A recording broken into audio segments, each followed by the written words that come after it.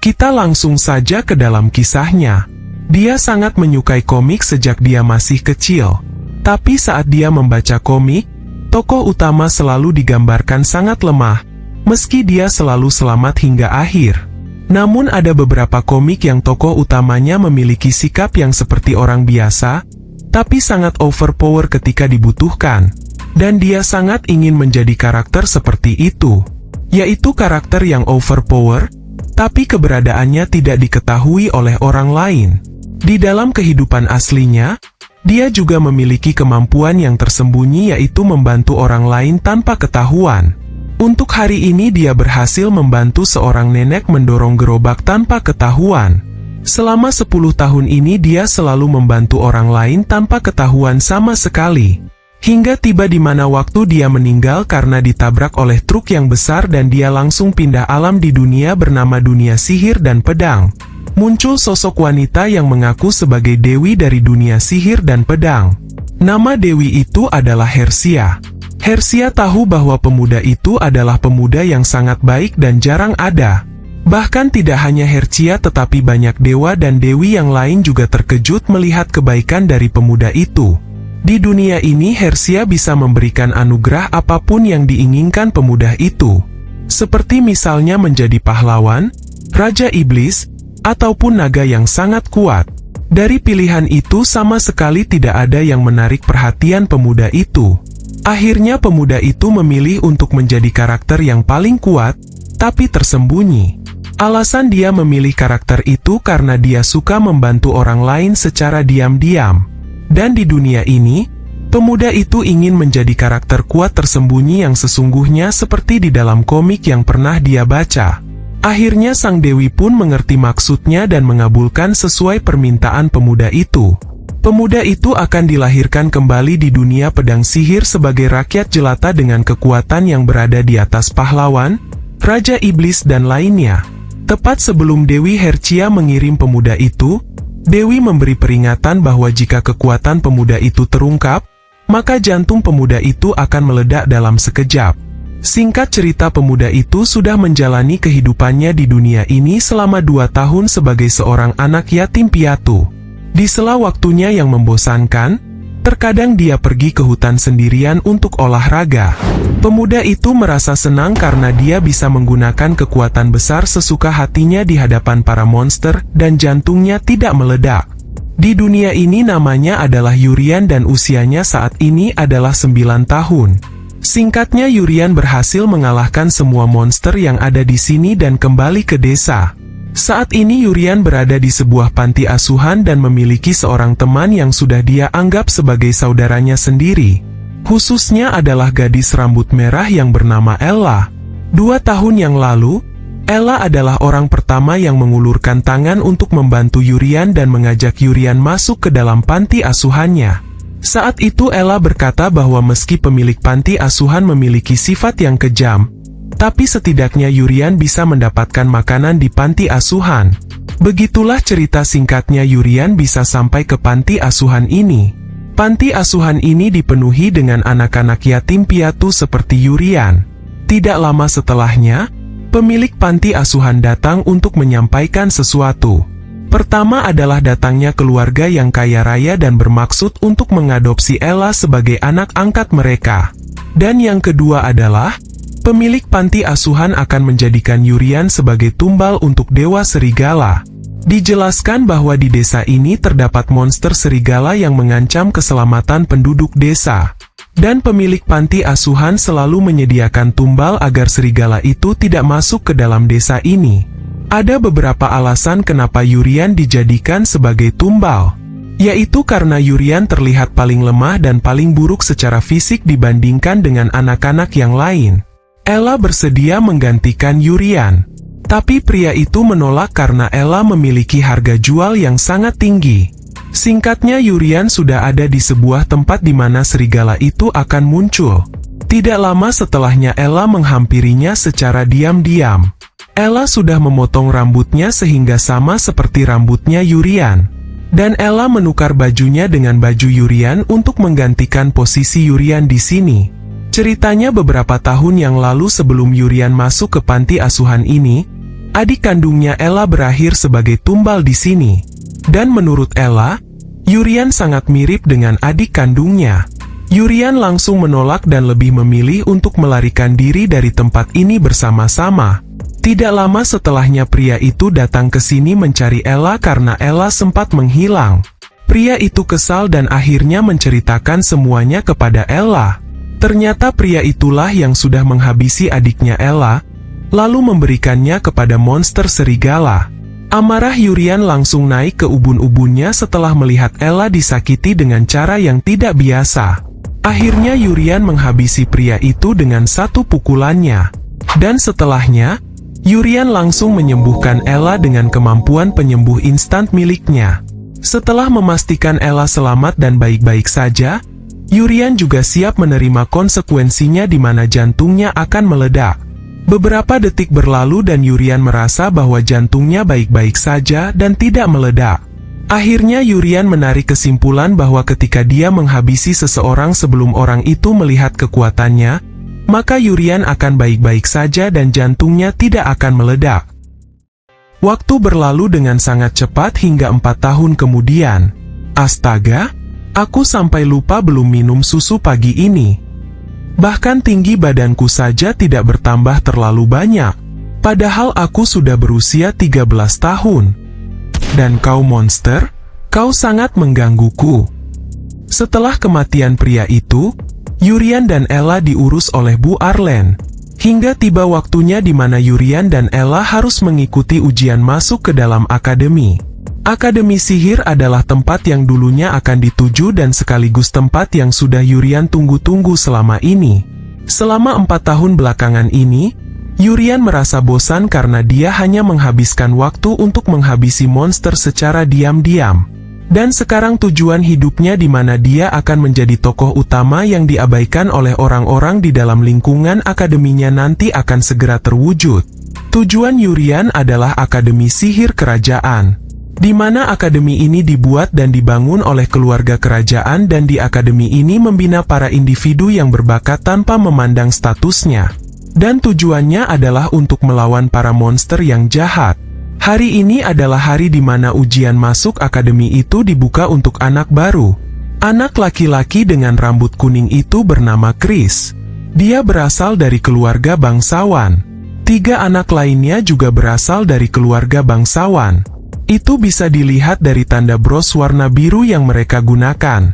Dan bros berwarna merah adalah tanda bahwa anak itu berasal dari keluarga kerajaan.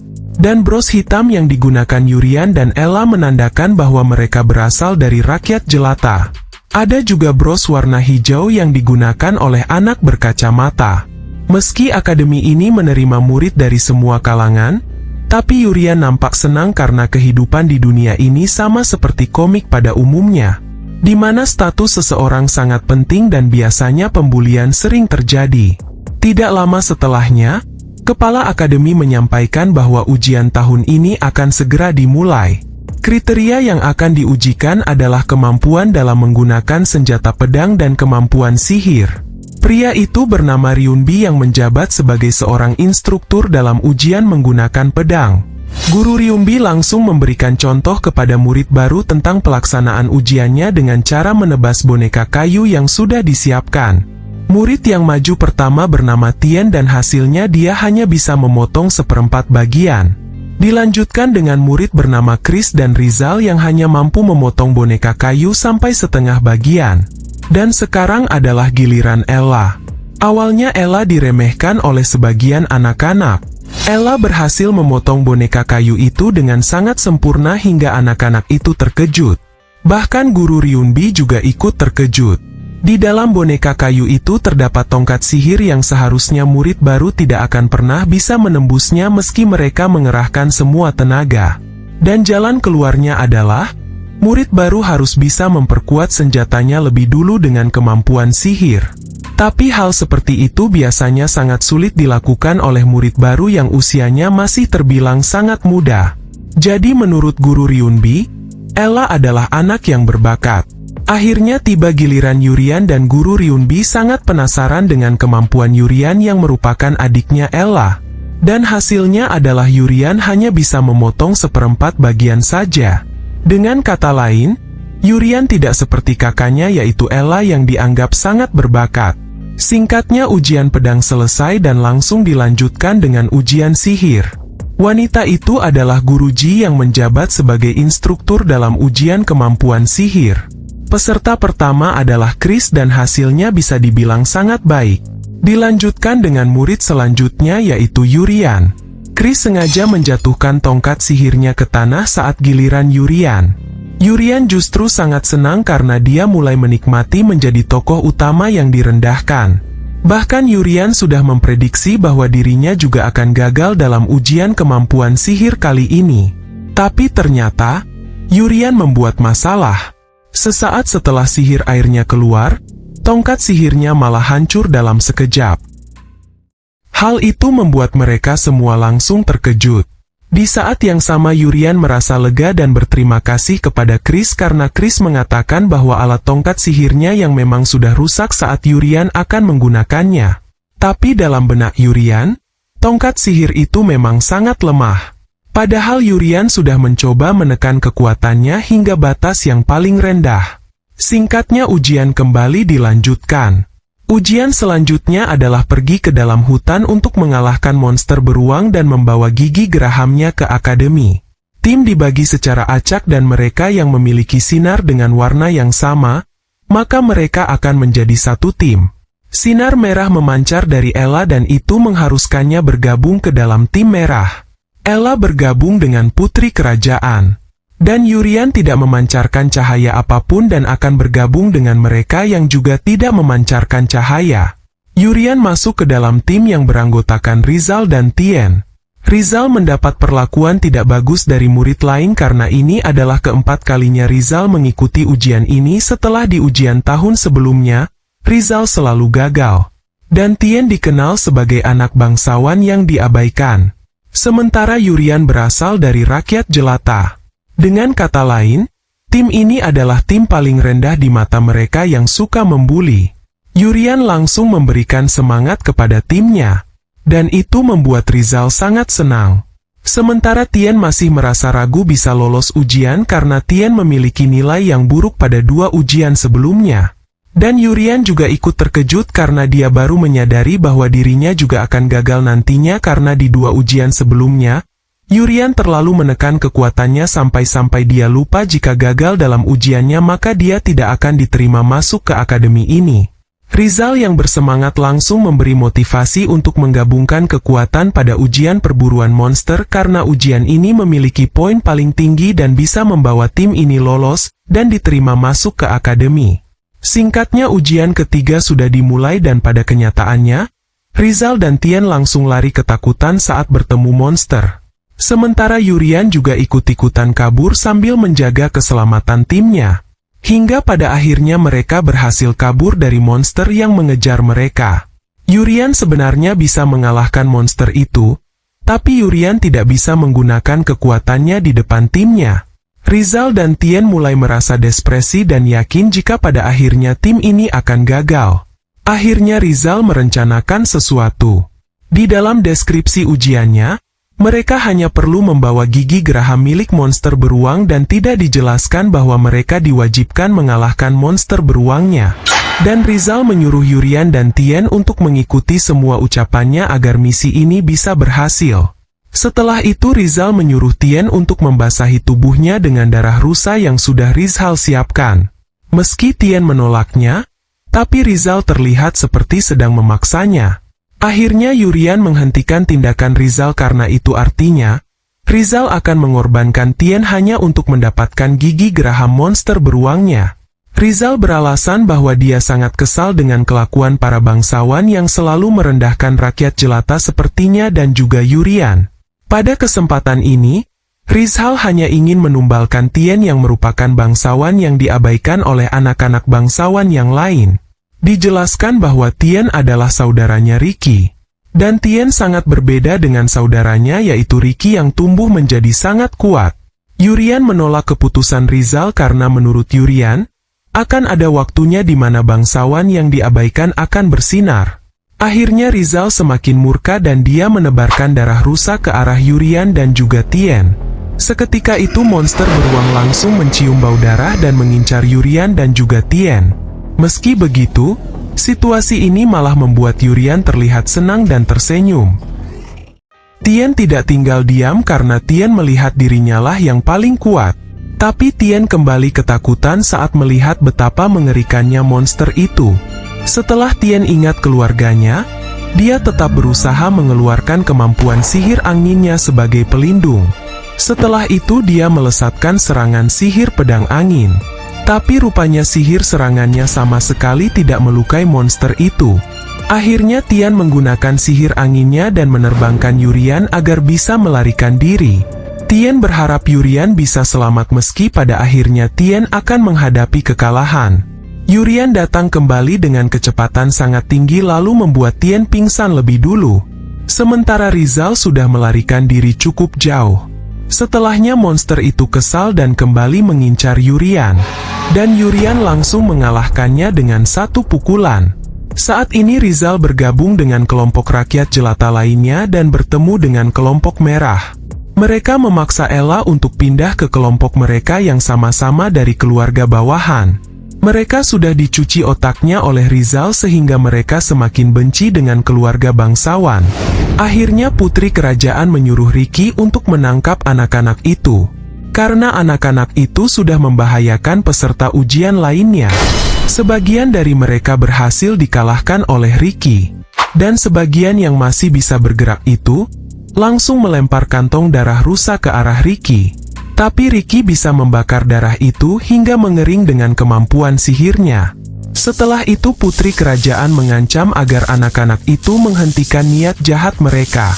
Tapi Rizal sudah bertekad dengan rencananya. Rizal melukai dirinya sendiri hingga memancing kedatangan kawanan monster beruang itu. Tapi Ricky berhasil mengatasi monster beruang itu hanya dengan satu serangan sihir pedang anginnya. Akhirnya Rizal dan teman-temannya diikat agar tidak kabur. Ricky juga ingat bahwa adiknya yang bernama Tien sebelumnya bergabung dengan kelompok Rizal. Rizal langsung mengatakan bahwa Tien dan Yurian sudah mati dan dimakan monster itu. Ricky langsung melesat dan mencari keberadaan adiknya yaitu Tien. Ella juga berencana pergi untuk memastikan apakah Yurian baik-baik saja. Tapi putri kerajaan menghentikan Ella dan menyuruh Ella agar tetap di sini bersamanya. Alasan putri cukup masuk akal. Di lokasi Tien dan Yurian akan sangat berbahaya karena banyak darah di sana. Menurut putri, hanya Ricky saja sudah cukup untuk mengatasi puluhan beruang yang ada di sana. Jika Ella ikut, maka Ricky akan kerepotan bertarung karena nantinya Ricky juga berusaha melindungi Ella saat bertarung. Singkatnya Ricky sudah sampai di lokasi adiknya yaitu Tien yang tidak sadarkan diri. Dan di lokasi itu juga Ricky melihat seorang anak dengan bros hitam yang menggunakan sebuah topeng yang sebenarnya itu adalah Yurian. Terjadilah kesalahpahaman mulai dari sini. Ricky mengira bahwa anak bertopeng itu adalah kelompoknya Rizal. Ricky langsung melesatkan serangan tanpa mendengar penjelasan lebih dulu dari anak bertopeng itu.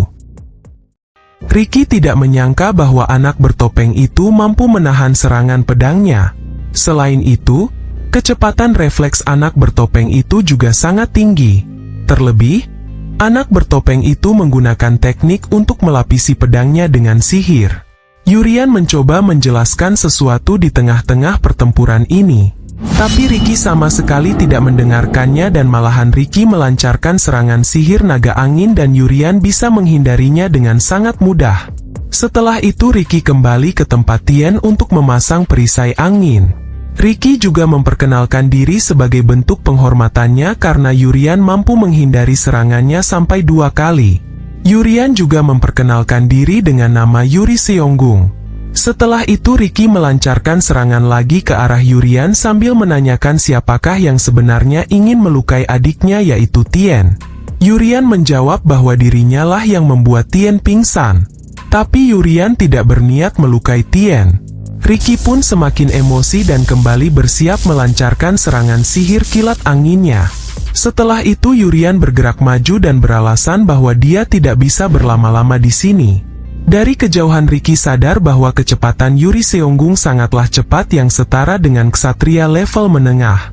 Tapi Ricky masih bisa melihat gerakan Yuri Seonggung dan menurutnya, Yuri Seonggung tidak akan bisa menghindari serangan pedang dari jarak yang sangat dekat. Tapi faktanya hal itu sangat mudah bagi Yurian. Yurian bisa menghindar bahkan seolah-olah langsung menghilang dari hadapan Ricky. Ternyata Yurian berada di belakang Ricky dan langsung membuat Ricky tidak sadarkan diri. Singkatnya ujian ketiga sudah berakhir. Dan di saat yang sama pihak akademi sedang menyelidiki kasus penyerangan yang dilakukan peserta kepada peserta lain saat ujian berlangsung. Di lokasi ruangan di mana para guru berkumpul, Guru Ji menyampaikan bahwa murid tahun ini sangat berbakat. Tapi pria rambut merah yaitu Guru Jerry berkata bahwa murid tahun ini sangat buruk karena digabung antara bangsawan dengan rakyat jelata. Guru Ji dan Guru Jerry sempat berdebat. Guru Ji tidak membedakan status anak murid. Sementara Guru Jerry sangat jelas bahwa akademi ini hanya untuk anak dari keluarga bangsawan. Setelah itu kepala akademi menghentikan mereka dan mereka langsung diam seketika. Singkatnya hasil ujian sudah diumumkan di papan pengumuman. Ada 29 murid yang dinyatakan lolos ujian dan bisa masuk ke dalam akademi. Peringkat 1 adalah gadis bernama Seruti. Yang tidak lain tidak bukan adalah putri kerajaan. Peringkat 2 adalah Ricky dengan kemampuan roh anginnya. Peringkat 3 adalah Jet dengan kemampuan pedang sihirnya. Peringkat keempat dan 5 adalah saudara kembar. Masing-masing dari mereka adalah Sia sebagai adik, dan Mui sebagai kakak. Ella berhasil meraih peringkat ke-6 dalam ujian. Peringkat ke-7 adalah Chris yang merupakan putra dari Menteri Dalam Negeri. Peringkat ke-8 adalah Raizo dengan kemampuan kegelapan. Peringkat 9 adalah Haina. Peringkat 10 adalah Goliath yang dikenal sebagai si mata sipit dan peringkat ke-24 adalah Tien. Yurian merasa cemas karena dirinya gagal untuk masuk ke dalam akademi. Setelah itu Ella menghampiri Yurian dan berkata bahwa dia ingin ikut ujian lagi tahun depan bersama Yurian yang jelas gagal tahun ini. Karena Ella merasa bahwa janji pertama yang dibuat adalah masuk ke dalam akademi secara bersama-sama. Di saat yang sama di ruang guru, Guru Ji protes jika Yurian gagal dan tidak diloloskan dalam ujian karena menurut Guru Ji, Yurian memiliki bakat sihir. Menurut Guru Ji, Yurian memiliki mana sihir yang sangat cukup hingga membuat tongkat sihir itu meledak. Selain itu dari pengamatan Guru Ji, Yurian itu mampu mengendalikan kekuatannya dengan sangat cepat dan mencegah insiden lebih besar terjadi. Melepaskan Yurian juga akan merugikan kerajaan. Dan pengalaman bisa Yurian dapatkan di akademi ini. Tapi lagi-lagi Guru Jerry menolak dengan alasan bahwa Yurian tidak pantas di akademi ini. Guru Ji menjawab bahwa yang sebenarnya tidak pantas berada di akademi ini adalah Guru Jerry yang selalu mendiskriminasi murid-murid dari kalangan bawah. Barulah kepala akademi angkat bicara dan berkata bahwa akademi adalah tempat untuk mengembangkan bakat seseorang tanpa membedakan latar belakang ataupun status. Selain itu, kepala akademi juga sangat percaya kepada Guru Ji karena Guru Ji adalah salah satu penyihir yang berbakat di kerajaan ini. Akhirnya kepala sekolah menerima Yurian secara khusus sebagai murid di jurusan sihir. Kembali di lokasi para murid di mana pengumuman dadakan disampaikan bahwa Yurian diloloskan melalui jalur khusus. Tidak lama setelahnya Ricky datang karena pria bertopeng itu memiliki tinggi badan yang hampir mirip dengan tinggi badan Yurian. Tapi setelah mengingat hasil ujian Yurian yang tidak bagus, akhirnya Ricky merasa ragu jika pria bertopeng itu adalah Yurian. Yurian bersyukur karena sepertinya identitas dirinya sebagai Yuri Seonggung masih belum terungkap.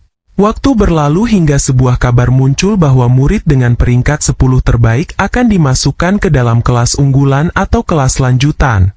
Termasuk Ella dan Yurian, mereka berdua dimasukkan ke dalam kelas lanjutan. Tidak lama setelahnya Raizo datang dan menyuruh Ella untuk minggir dari tengah pintu. Suasana menjadi semakin panas karena rupanya, Chris dan Raizo memiliki sikap yang tidak cocok satu sama lain. Chris memiliki sifat anti rakyat jelata.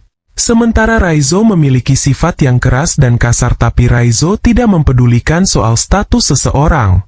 Akhirnya Chris dan Raizo berkelahi dengan saling adu argumen. Setelah itu Ella dan Yurian mencari tempat duduk yang aman dan nyaman.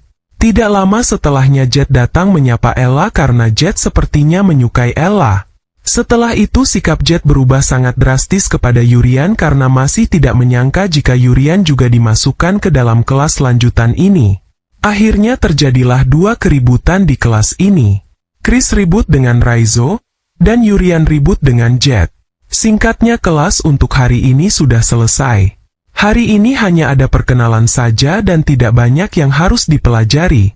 Tidak lama setelahnya mereka berdua dihampiri oleh dua murid yang merupakan senior kelas 2. Senior kelas 2 itu mulai mencari masalah karena tidak terima melihat orang dari keluarga bawahan masuk ke dalam akademi, terlebih adalah kelas lanjutan. Bahkan senior itu mencoba mengangkat Yurian. Tapi senior itu tidak bisa mengangkatnya karena Yurian terasa sangat berat. Tidak lama setelahnya Jet datang dan menegur senior itu. Di saat yang sama, Ella juga mencoba menghentikan senior itu. Karena tidak terima, senior itu langsung memukul Ella dan membuat Yurian langsung murka. Di saat yang sama di ruangan kepala akademi. Kepala akademi dikunjungi oleh pahlawan bernama Hiwon. Hiwon bersedia menjadi wali kelas di kelas lanjutan karena kebetulan Hiwon sedang menganggur. Kepala akademi berkata agar Hiwon bisa berbangga diri karena kelas lanjutan tahun ini memiliki banyak makna, terutama soal kakak adik bernama Ella dan Yurian. Hiwon mengerti jika Ella diterima di kelas lanjutan. Hanya saja Hiwon merasa heran dengan adiknya yang bernama Yurian yang juga dimasukkan ke dalam kelas lanjutan. Menurut kepala akademi ini seharusnya bukan menjadi ajang batu loncatan bagi bangsawan saja melainkan juga melatih bakat seseorang tanpa melihat status keluarganya. Dan Hiwon paham dengan apa yang dimaksud oleh kepala akademi. Bicara soal makna, kepala akademi tidak sengaja melihat keributan di bawah. Dan secara kebetulan, anak yang dibuli adalah anak yang baru saja dibicarakan. Awalnya kepala sekolah ingin menghentikannya. Tapi Hiwon melarangnya dan melihat dulu situasinya akan menjadi seperti apa. Karena Hiwon juga sangat penasaran dengan anak bernama Yurian itu. Jet datang untuk menangani para senior. Sementara Yurian disuruh membawa Ella ke ruang perawatan akademi. Senior berbadan besar itu terkejut karena dia sama sekali tidak menyadari bahwa Yurian berhasil melepaskan diri dari genggamannya. Sebenarnya Yurian ingin membalas senior itu. Tapi Yurian tidak bisa menunjukkan kekuatannya begitu saja. Di saat yang sama, Jet sedang bertarung melawan senior itu. Setelah itu Yurian memberikan penyembuhan instan kepada Ella dan menyuruh Jet agar segera menjauh dari senior itu. Dan dalam sekejap saja Ella langsung sembuh secara total dan hal ini langsung membuat Jet, senior, bahkan kepala akademi dan Hiwon juga langsung terkejut. Setelah itu Yurian berencana menunjukkan kekuatannya dengan metode lain yang sudah dia kembangkan untuk menyerang senior itu. Tapi Yurian menjadi keheranan setelah melihat reaksi senior itu. Jet bertanya tentang apa yang sudah Yurian lakukan karena Ella bisa langsung pulih dengan sangat cepat. Yurian menjawab, "Tentu saja aku menyembuhkan Ella. Kenapa kau menanyakan hal seperti itu? Apa kau bodoh?" Inilah alasan kenapa mereka semua terkejut meski sebenarnya mereka tahu bahwa Yurian menggunakan sihir penyembuh. Dijelaskan, bahwa di dunia ini sihir penyembuh adalah sihir yang bisa menyembuhkan seseorang. Tapi itu juga tergantung dengan kemampuan seorang penyembuhnya. Biasanya secara umum dan secara normalnya, waktu yang dibutuhkan untuk menyembuhkan seseorang berkisar 5 menit sampai 15 menit. Seorang penyembuh terbaik di dunia ini hanya bisa melakukan penyembuhan paling cepat dalam waktu 5 menit. Dan penyembuhan secara instan yang baru saja Yurian lakukan adalah salah satu hal yang sangat tidak masuk akal. Dan Yurian baru ingat akan hal itu. Tidak lama setelahnya Hiwon muncul untuk menghentikan keributan. Dan Yurian juga tahu ternyata selama ini orang yang secara diam-diam mengawasi dirinya adalah Hiwon. Singkatnya Ella dan Yurian masuk ke dalam kamar pribadi kelas lanjutan. Yurian senang karena kamar kelas lanjutan sangatlah mewah. Tapi Ella terlihat diam saja dan berkata bahwa dia baru sadar bahwa Yurian sangat berbakat dengan kemampuan penyembuhan secara instan. Yurian beralasan bahwa dia juga baru menyadarinya saat itu. Ella sedih karena dia merasa akan terpisah dengan Yurian. Dengan kemampuan Yurian itu, ada kemungkinan jika Yurian akan dipindahkan ke tempat yang lebih bagus yang terpisah dengan Ella. Tapi setelahnya, Ella kembali ceria dan memotivasi dirinya agar bisa menjadi hebat seperti Yurian. Keesokan harinya kelas dimulai dengan Hwon yang memperkenalkan diri sebagai wali kelas di kelas lanjutan ini. Setelah itu Hwon berkata bahwa fasilitas kelas lanjutan memang diberikan secara mewah bagi murid kelas lanjutan. Dengan kata lain, jika para murid bisa bertahan di kelas lanjutan sampai kelas 3 nanti, maka mereka akan terus menikmati fasilitas yang mewah itu. Tapi ada peraturan penurunan atau eliminasi di kelas lanjutan ini. Di kelas 1 ini para murid bisa masuk kelas lanjutan melalui hasil ujian. Dan untuk bisa naik ke kelas lanjutan di kelas 2, para murid harus bekerja keras untuk mendapatkan nilai yang bagus. Karena jika tidak, maka murid itu akan turun ke kelas biasa pada tahun depannya. Yurian sangat penasaran apakah dirinya bisa bertahan di kelas unggulan ini sampai tahun depan. Setelah itu Hwon mulai mengajarkan pelajaran perhitungan. Chris melontarkan pertanyaan kenapa di sekolah sihir ini, murid harus belajar matematika. Hwon menjawab bahwa untuk menjadi kuat, seseorang juga membutuhkan yang namanya pengetahuan tentang dunia. Seseorang bisa melebihi kemampuan aslinya dengan pengetahuan. Hwon menunjukkan contoh secara langsung. Dia membuat sihir api kecil dan melontarkan pertanyaan tentang bagaimana cara agar api itu bisa membesar. Chris menjawab menambahkan mana sihirnya dan Hwon membenarkannya. Tapi kadangkala seseorang tidak memiliki mana sihir yang cukup untuk membuat apinya menjadi besar. Hwon melontarkan pertanyaan yang sama dengan posisi di mana seseorang itu tidak memiliki mana sihir yang cukup. Murid gadis bernama Haina itu menjawab, tapi masih kurang tepat. Hwon langsung memberikan jawaban yang tepat kepada semua murid. Hwon menambahkan unsur angin ke dalam api yang kecil itu dan api itu langsung membesar dan biasanya hal ini disebut dengan reaksi pembakaran. Inilah alasan mengapa murid tidak boleh hanya terfokus kepada peningkatan mana, tetapi juga harus fokus menambah pengetahuannya. Singkatnya, Hwon memberikan beberapa pertanyaan tertulis dan murid harus menjawabnya. Waktu berlalu hingga tiba saatnya Hwon memeriksa hasil jawaban dari para murid.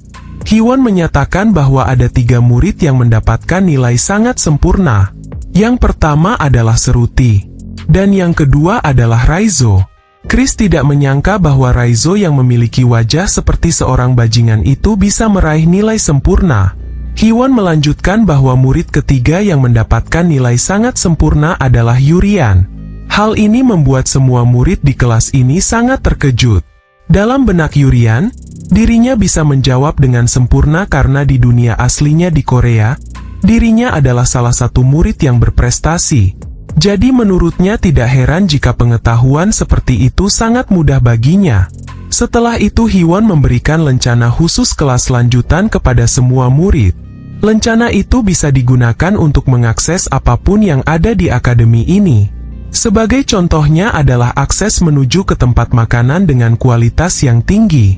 Setelah para murid kenyang dengan makan siangnya, Hwon kembali melanjutkan pelajarannya. Hwon berkata bahwa pelajaran kali ini adalah pelajaran berburu monster. Dalam pelajaran berburu monster, akan sangat berdampak kepada nilai. Dalam skenario terburuknya, murid bisa turun kelas jika nilainya buruk di pelajaran berburu monster. Karena murid kelas 1 adalah pemula, jadi mereka harus ditemani oleh senior kelas 2 untuk berburu monster. Yurian satu tim dengan Ella dan Jet. Dan secara kebetulan, mereka juga satu tim dengan senior kelas 2 yang sebelumnya sudah membuat masalah. Yurian memiliki firasat buruk bahwa senior itu akan merusak nilainya. Setelah itu Yurian menantang senior itu untuk membuat sebuah taruhan. Yurian menyerahkan jenis taruhannya kepada senior.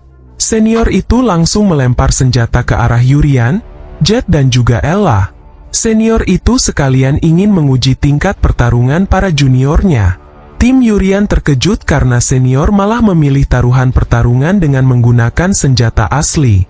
Tim Yurian langsung merasa lega dan dengan senang hati menerima taruhan ini. Ekspresi senior itu seperti keheranan melihat juniornya yang malah semangat memilih senjata. Singkatnya pertarungan dimulai. Anak besar itu melancarkan serangan dan Ella mampu menahannya dengan pedang yang sudah dia lapisi dengan sihir. Anak kurus itu membantu rekannya dengan sihir pelindung. Di saat yang bersamaan, Jet meluncur dari arah belakang dan berhasil memotong tongkat sihir milik anak kurus itu dengan pedang hitamnya. Anak besar itu mulai merubah targetnya. Dia mulai mengincar Yurian. Tapi saat dia mendekati Yurian, dia melihat sosok monster di belakang Yurian. Ella langsung bergegas dan menyelamatkan Yurian. Tapi akibatnya, punggung Ella terluka parah. Jet langsung memanggil pedang hitamnya dan monster itu kalah dalam satu serangan.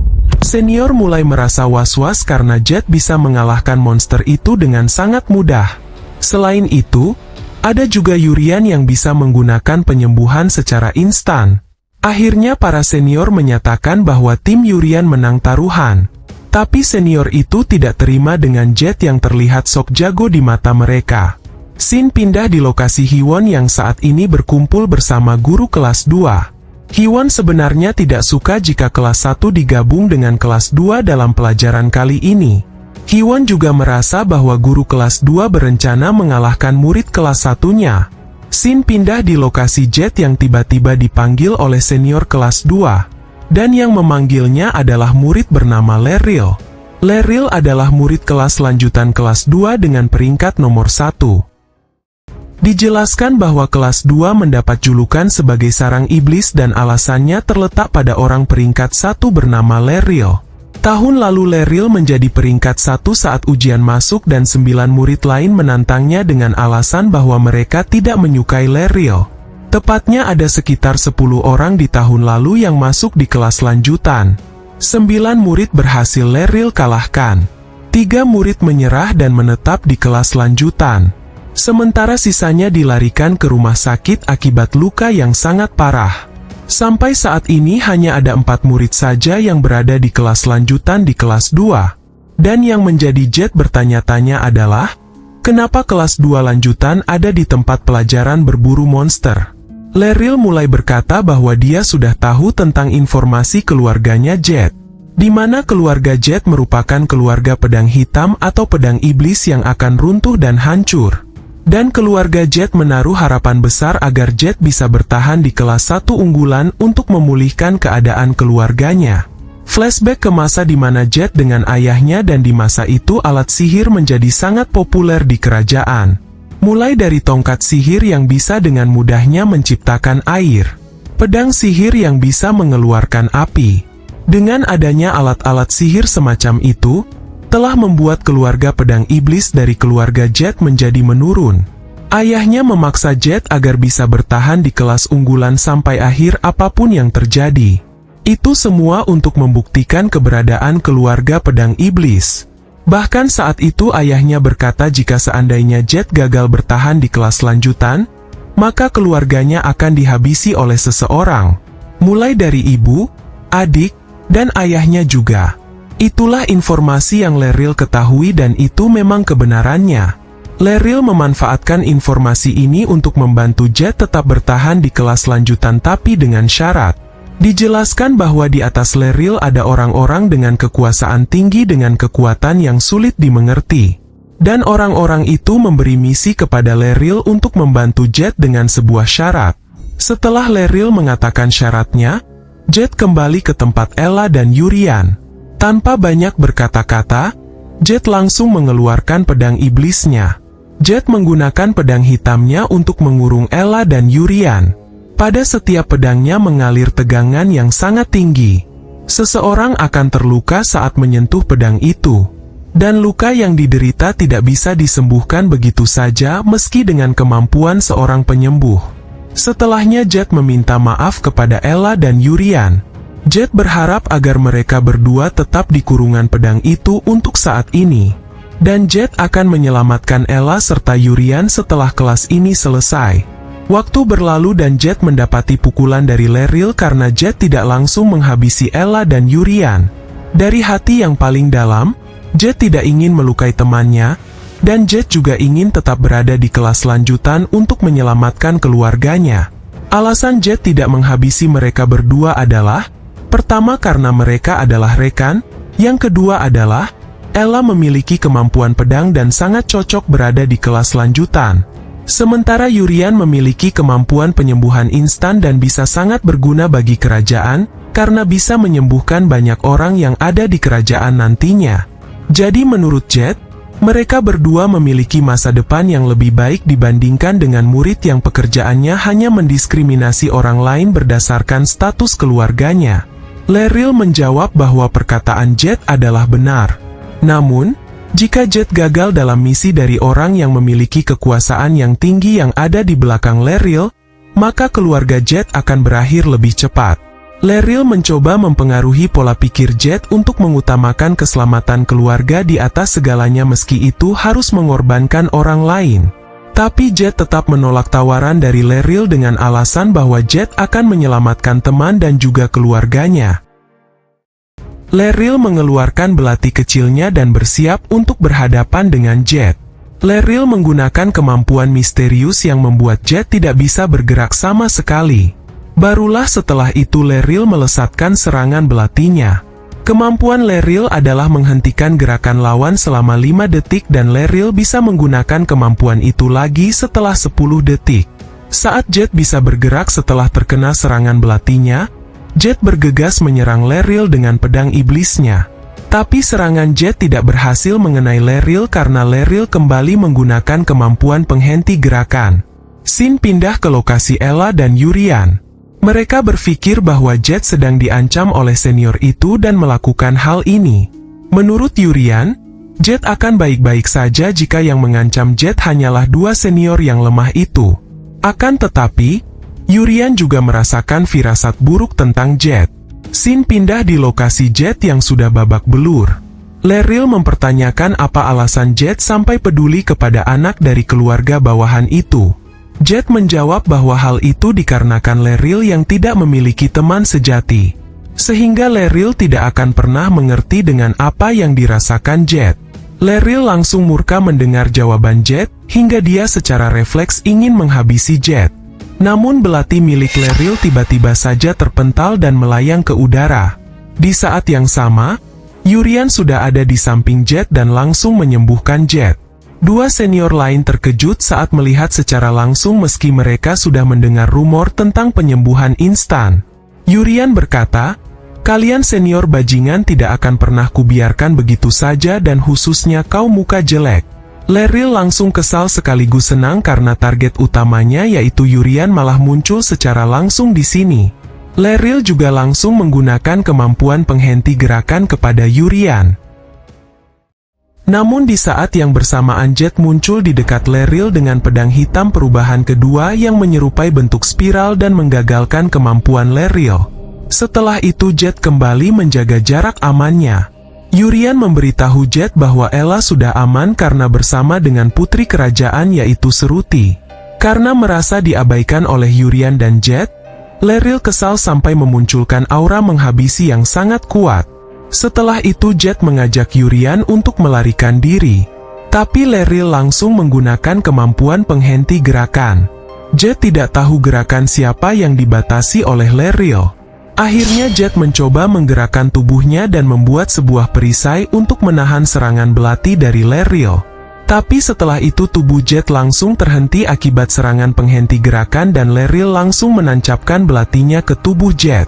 Setelah itu Yurian mengintimidasi Leril agar tidak berbuat berlebihan lagi. Dan insting Leril merasakan bahaya dan perasaan takut terhadap aura intimidasi itu. Yurian mendekati Jet dan kembali menyembuhkan Jet secara instan. Leril mengizinkan 3 anak buahnya untuk bertindak mulai dari sekarang. Dan 3 bawahan itu merasa sangat senang karena sebelumnya mereka merasa bosan hanya diam dan melihat saja. Jet langsung berpikir keras tentang tindakan selanjutnya. Akhirnya Jet memilih untuk melawan mereka semua. Tapi Yurian langsung membuat Jet pingsan dan memindahkan Jet ke tempat yang aman. Shin pindah ke lokasi Ella yang saat ini bersama dengan Shruti dan juga Ricky. Menurut Ricky, Yurian sudah pergi sangat lama. Padahal hanya berpamitan untuk menjemput Jet. Kembali ke lokasi Leril di mana Leril dan anak buahnya sedang mengejar Yurian yang kabur sambil membawa Jet. Setelah Yurian berhasil mengamankan Jet, Yurian kembali menghampiri Leril. Tapi Yurian kembali dengan topeng dan baju khusus yang sudah Yurian persiapkan sebelumnya. Yurian juga memperkenalkan dirinya sendiri sebagai Yuri Seongung, sang master pedang yang jenius. Dari pihak Leril ada Zingkang dengan kemampuan fisik yang kuat. Selanjutnya ada Alo dengan kemampuan aneh dan sifat seperti orang edan. Dan yang terakhir adalah Deli yang paling lemah di antara teman-temannya, tapi Deli adalah orang yang paling setia kepada tuannya. Leril senang memiliki bawahan yang sangat cocok dengan kepribadiannya. Tapi perasaan senang itu hanya bertahan sementara. Karena Yuri Seongung berhasil mengalahkan mereka bertiga sekaligus dalam sekejap. Yuri Seongung memberitahu Leril bahwa kemampuan penghenti gerakan itu tidak mempan padanya. Bahkan Yuri Seongung menyebut kemampuan Leril hanyalah trik yang konyol. Leril langsung kesal seketika karena tidak terima. Leril tidak peduli dan tetap menggunakan kemampuan penghenti gerakan. Di setelahnya Leril melesat sangat cepat sambil menghunuskan belatinya. Tapi Yuri Seongung berhasil menahan belati itu hanya dengan 2 jarinya. Leril melesatkan serangan kedua secara bertubi-tubi dan berkata, "Kenapa kau hanya bertahan dan tidak menyerangku? Apa kau ingin kalah begitu saja?" Akhirnya Yuri Seongung mematahkan belatinya Leril. Leril tersenyum karena dia masih memiliki senjata pedang panjang. Dan setelah itu Leril melesatkan serangan pedangnya hingga darah nampak di bagian lengan kirinya Yuri Seongung. Yang baru saja digunakan Leril adalah kemampuan peningkatan kecepatan dan sampai saat ini belum pernah ada murid yang bisa menandingi kecepatannya itu. Dan alasan Leril masih dibolehkan untuk tetap di akademi karena Leril memiliki kemampuan yang berguna untuk kerajaan meski Leril memiliki sifat yang buruk. Leril bisa bernafas lega karena dia berhasil melukai Yuri Seongung. Tapi Yuri Seongung menjawab bahwa darah yang ada di lengan kirinya itu bukanlah darahnya. Leril terkejut hingga membuatnya terjatuh ke tanah saat melihat badannya yang sudah terluka dan mengeluarkan banyak darah. Shin pindah di lokasi Ella, Shruti dan juga Ricky. Mereka merasakan energi gelap secara tiba-tiba. Ricky kenal dengan energi dan aura ini. Menurut Ricky, aura ini adalah milik anak bertopeng yang mengaku sebagai Yuri Seongung. Ricky langsung menuju ke lokasi aura gelap itu berada. Singkatnya Ricky sampai di lokasi Yuri Seongung di mana di tempat Ricky juga melihat Leril yang sudah pingsan. Yuri Seongung meminta agar Ricky memanggil cukup dengan nama Yurisu saja. Jadi selanjutnya Mimin juga akan panggil Yuri Seongung dengan panggilan Yurisu. Ricky tahu bahwa Yurisu tidak ada niatan untuk menghabisi murid.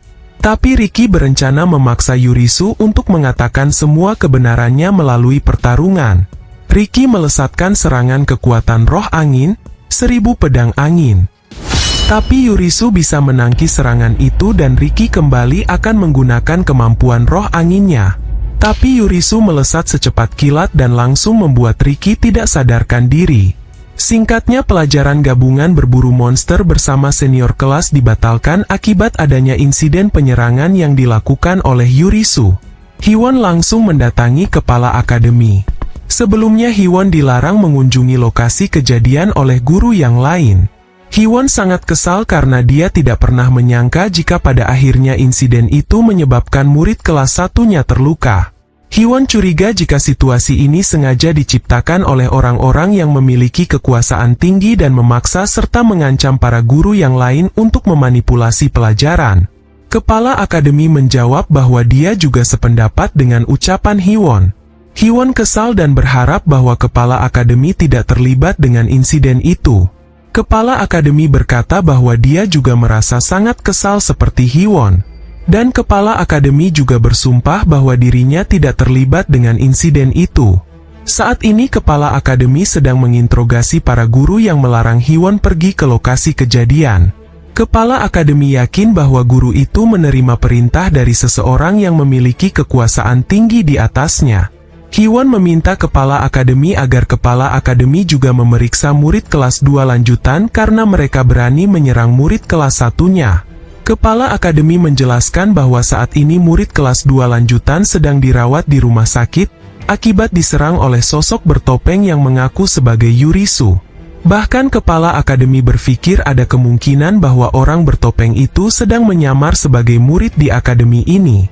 Kita pindah ke lokasi Yurian dan Ella yang sedang menikmati makan siang mereka.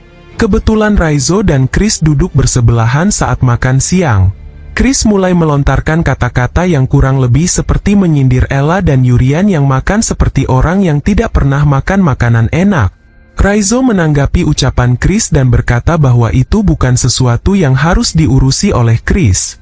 Hingga akhirnya Raizo dan Chris kembali bertengkar di jam makan siang ini. Sebagian murid merasa iri dengan kemampuan penyembuhan instan milik Yurian. Karena berkat kemampuan itu, Ella, Yurian, dan juga Jet terlihat baik-baik saja meski mereka menjadi target penyerangan. Tidak lama setelahnya Jet datang untuk menyapa Ella dan Yurian. Ella berterima kasih kepada Jet karena sudah rela menyelamatkannya dari incaran anak kelas 2 lanjutan. Jet tersipu malu dan menganggap Ella serta Yurian adalah teman yang berharga. Di sela-sela itu Yurian ikut berbicara dan berkata bahwa prioritas utama Ella tetaplah Yurian sebagai adiknya. Lalu makan siang, barulah yang terakhir adalah Jet. Ucapan itu membuat Jet dan Yurian berkelahi dan di jam makan siang ini kembali terjadi dua keributan. Waktu berlalu sangat cepat hingga ujian selanjutnya akan segera dimulai. Kepala sekolah memberitahu Yurian jika gagal pada ujian kali ini, maka Yurian akan dikeluarkan. Kepala akademi menyampaikan alasannya yaitu pada umumnya, seorang murid dengan kemampuan sihir yang spesial seperti Yurian, jika mendapatkan nilai yang rendah maka akan dikeluarkan.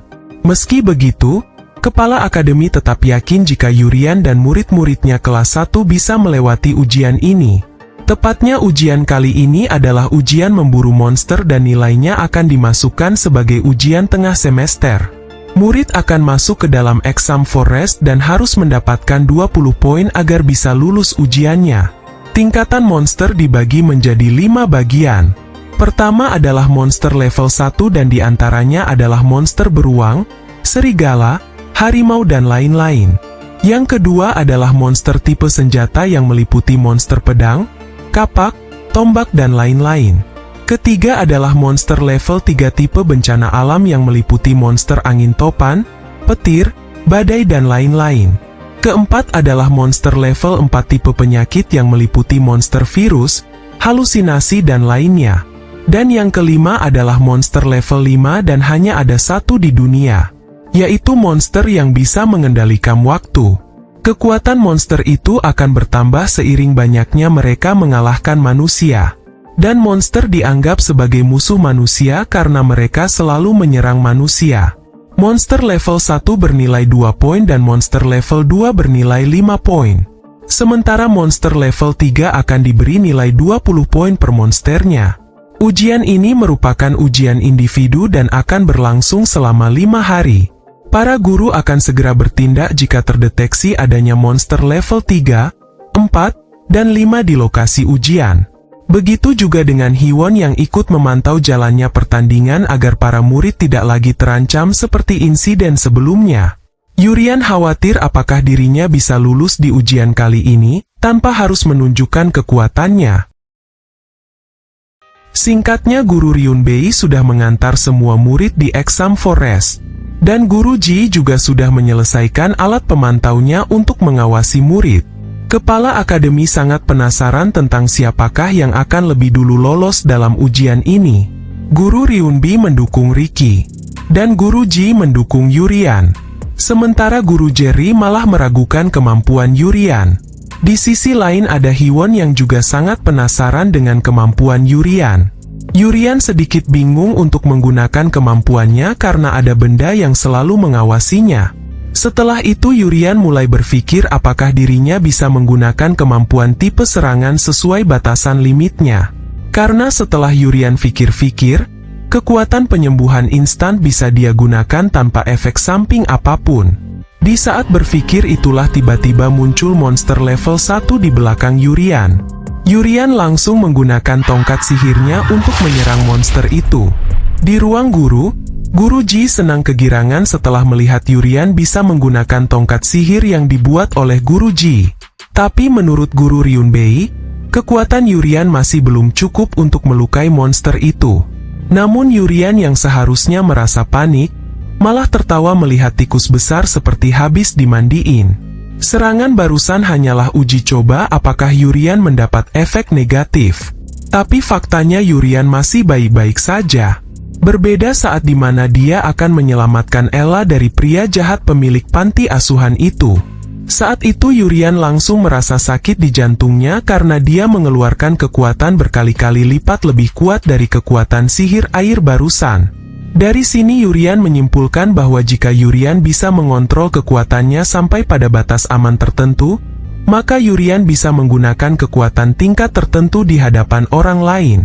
Berbeda jika di hadapan monster di mana Yurian bisa menggunakan tingkat kekuatannya sampai batas maksimalnya. Saat ini Yurian mulai dikepung oleh 3 monster tikus. Tapi setelahnya, muncul monster level 2 dan monster level 2 itu melesatkan serangan ke arah Yurian dan juga ke monster level 1. Tapi Yurian masih baik-baik saja karena dia menggunakan kemampuan penyembuhan instan. Guru Ji kembali merasa bangga saat melihatnya. Sementara Guru Jerry tidak menyangka bahwa Yurian bisa menggunakan penyembuhan instan secara cepat di saat Yurian terkena serangan langsung dari monster level 2. Pindah di lokasi Ella dan Jet yang saling membantu. Di sini murid bisa saling membantu, tapi untuk poinnya secara otomatis akan masuk kepada murid yang menghabisi monsternya. Ella dan Jet berencana menghabisi monster itu dengan cepat dan setelahnya mencari Yurian untuk saling bekerja sama. Monster itu langsung melancarkan serangan dan Jet berhasil menahannya dengan perisai hitam miliknya. Jet merasa bahwa kekuatan monster level 2 saja bisa dikatakan setara dengan kekuatannya. Ella datang membantu dan Jet langsung menghancurkan serangan monster level 2. Meski begitu, Ella merasa tangannya seperti mati rasa saat ikut menahan serangan barusan. Ella merasa khawatir dengan Yurian yang tidak akan sempat melakukan penyembuhan diri saat terkena serangan seperti ini. Tapi Ella kembali bersemangat untuk mengalahkan monster level 2, agar dia bisa segera mencari keberadaan Yurian. Tapi tidak lama setelahnya, muncul monster lainnya, yaitu monster level 3, tipe angin topan. Di saat yang sama di ruang guru ada kejadian di mana bola pengawas itu tiba-tiba saja retak dan para guru tidak bisa lagi melihat aktivitas para murid. Disusul dengan laporan yang mengatakan bahwa di masing-masing area ujian telah muncul monster level 3. Ini adalah hutan yang dibuat khusus untuk angkatan 1. Dan seharusnya hanya ada monster level 1 dan 2 saja. Tapi hari ini ada monster level 3 hadir di hutan itu. Para guru langsung bergegas menuju lokasi di mana monster level 3 itu berada. Kembali ke lokasi Ella dan Jet yang masih tidak menyangka dengan kehadiran monster level 3. Jet menyuruh Ella untuk tetap fokus dan bertahan sampai bantuan dari para guru itu tiba. Namun meski begitu, Ella masih memikirkan apakah Yurian akan baik-baik saja. Tidak lama setelahnya tubuhnya Ella melayang ke udara. Tapi Jet langsung menarik tangan Ella agar tidak tertarik ke atas. Di sisi samping mereka ada monster level 2 yang melesatkan serangan hingga membuat Ella dan Jet langsung terjatuh. Menurut Jet, untuk bisa melarikan diri, mereka harus bisa mengalahkan monster level 2 itu lebih dulu untuk membuka jalan pelarian. Monster level 2 kembali melesatkan serangan dan Jet berhasil menahan serangan itu. Di saat yang sama, Ella melesat ke atas dan mendaratkan serangan ke arah monster level 2. Tapi serangan Ella masih belum cukup untuk menghabisinya. Di saat yang sama, Jet ingat ucapan ibunya bahwa dia tidak perlu mengorbankan dirinya untuk keluarga. Ibunya berpesan agar Jet bisa menjaga keselamatan dirinya dulu dan teman-teman di sekitarnya serta masyarakat. Jet juga ingat saat dia melawan Leril saat itu, Jet masih belum mengeluarkan kekuatan penuhnya. Jet takut Leril terluka dan keluarganya akan terancam dalam bahaya. Itulah sebabnya saat itu Jet memilih untuk mengalah. Tapi untuk sekarang, Jet bisa mengerahkan kekuatan penuhnya. Jet langsung menggunakan pedang iblis tingkat pertama. Dan serangan Jet kali ini berhasil mengalahkan monster level 2 dalam sekejap. Pindah di lokasi Yurian di mana Yurian baru sadar bahwa alat yang memantaunya tiba-tiba saja rusak. Di saat Yurian sedang berpikir, monster tikus itu mencoba untuk menyergapnya dari belakang. Yurian kesal dan langsung menghempaskan monster itu. Dengan rusaknya benda itu, maka untuk saat ini tidak ada yang mengawasi Yurian. Padahal tadinya Yurian masih ingin mencoba menggunakan metode batas kekuatan yang aman untuk digunakan. Tapi sekarang itu tidak diperlukan. Karena monster level 2 masih diam dan bingung dengan apa yang terjadi, akhirnya Yurian sekalian saja menghabisi monster level 2 itu. Pindah di lokasi Guruji yang sedang mencoba memperbaiki bola pengawasnya. Tapi usaha itu memerlukan waktu yang cukup lama akibat keanehan yang terjadi di lokasi ujian.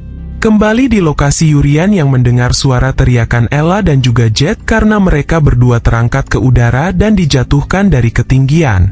Yurian langsung bergegas menuju ke arah mereka dan berhasil menangkap Ella dan Jet dengan sihir anginnya. Setelah itu Yurian mengajak mereka berdua untuk menangkap monster itu bersama-sama karena Yurian mengincar 20 poinnya. Monster itu tiba-tiba menyerang Jet dan menghempaskan Jet sangat jauh. Tapi Yurian langsung menyembuhkan Jet hingga Jet kembali pulih 100% dalam sekejap. Jet berpikir bahwa maksud dari ucapan Yurian untuk menangkap monster level 3, bukan berarti harus mengalahkan monster level 3. Menurut Jet, arti sebenarnya dari kata menangkap adalah mempersiapkan diri dengan niat untuk mengalahkan monster level 3. Itu juga bisa diartikan, melawan monster level 3 sembari menjaga satu sama lain. Itulah pemikiran Jet. Padahal sebenarnya maksud Yurian bukan seperti itu. Tidak lama setelahnya Ricky datang dan mengalahkan monster level 3 itu dengan satu serangan jarak jauhnya. Yurian menangis dalam hatinya karena Ricky datang dan mencuri 20 poinnya. Jet juga tidak terima dan menganggap kedatangan Ricky hanya untuk mencuri kill-nya. Tapi sebenarnya Jet kesal karena Ricky bertindak keren di depan Ella. Jet takut jika nantinya Ella malah lebih tertarik kepada Ricky. Ricky berkata bahwa dia bisa membagi poinnya kepada mereka bertiga karena menurutnya, tidak akan sia-sia membaginya kepada mereka yang akan berkontribusi terhadap kerajaan nantinya. Ricky juga merasa bahwa dirinya harus mengarahkan teman-temannya yang berbakat ini. Sebelum teman-temannya ini berbuat hal yang tidak diinginkan seperti misalnya menggunakan kemampuannya untuk melakukan kejahatan. Tidak lama setelahnya muncul monster yang bisa berbicara di belakang Ricky. Dan monster itu adalah monster level 4. Monster itu datang dan langsung mempengaruhi pikiran Ella, Jet dan juga Ricky untuk menghabisi diri sendiri. Tapi untungnya kecepatan penyembuhan milik Yurian tidak ada tandingannya sehingga ketiga temannya berhasil dia selamatkan. Selain itu, kemampuan pikiran monster level 4 sama sekali tidak mempan kepada Yurian. Itulah sebabnya Yurian tidak melakukan hal yang sama seperti ketiga temannya itu.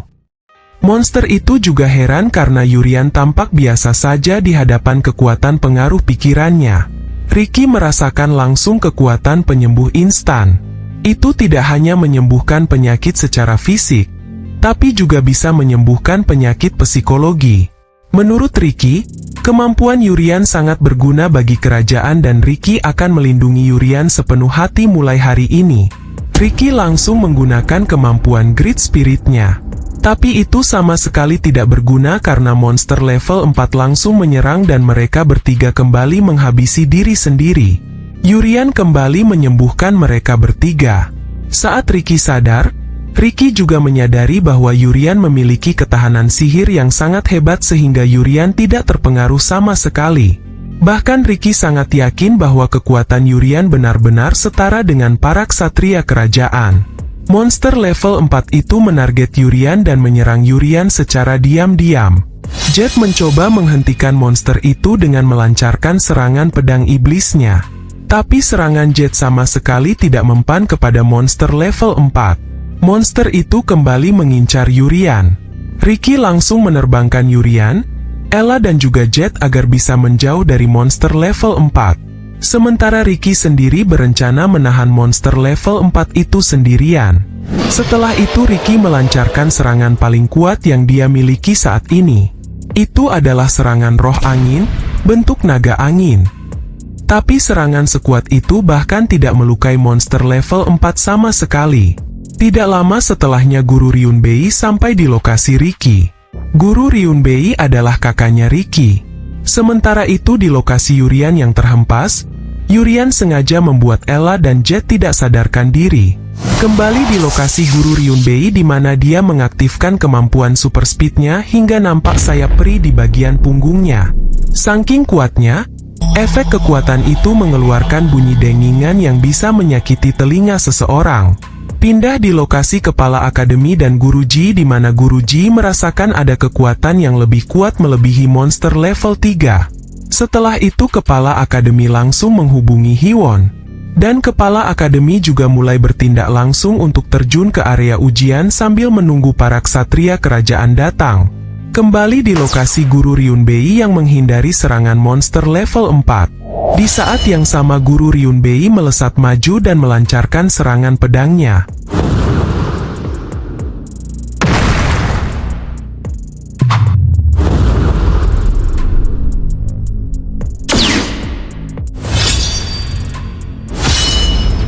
Setelah melancarkan banyak serangan, tiba-tiba saja Guru Ryunbei terkena serangan pikiran dan langsung menusuk kakinya sendiri.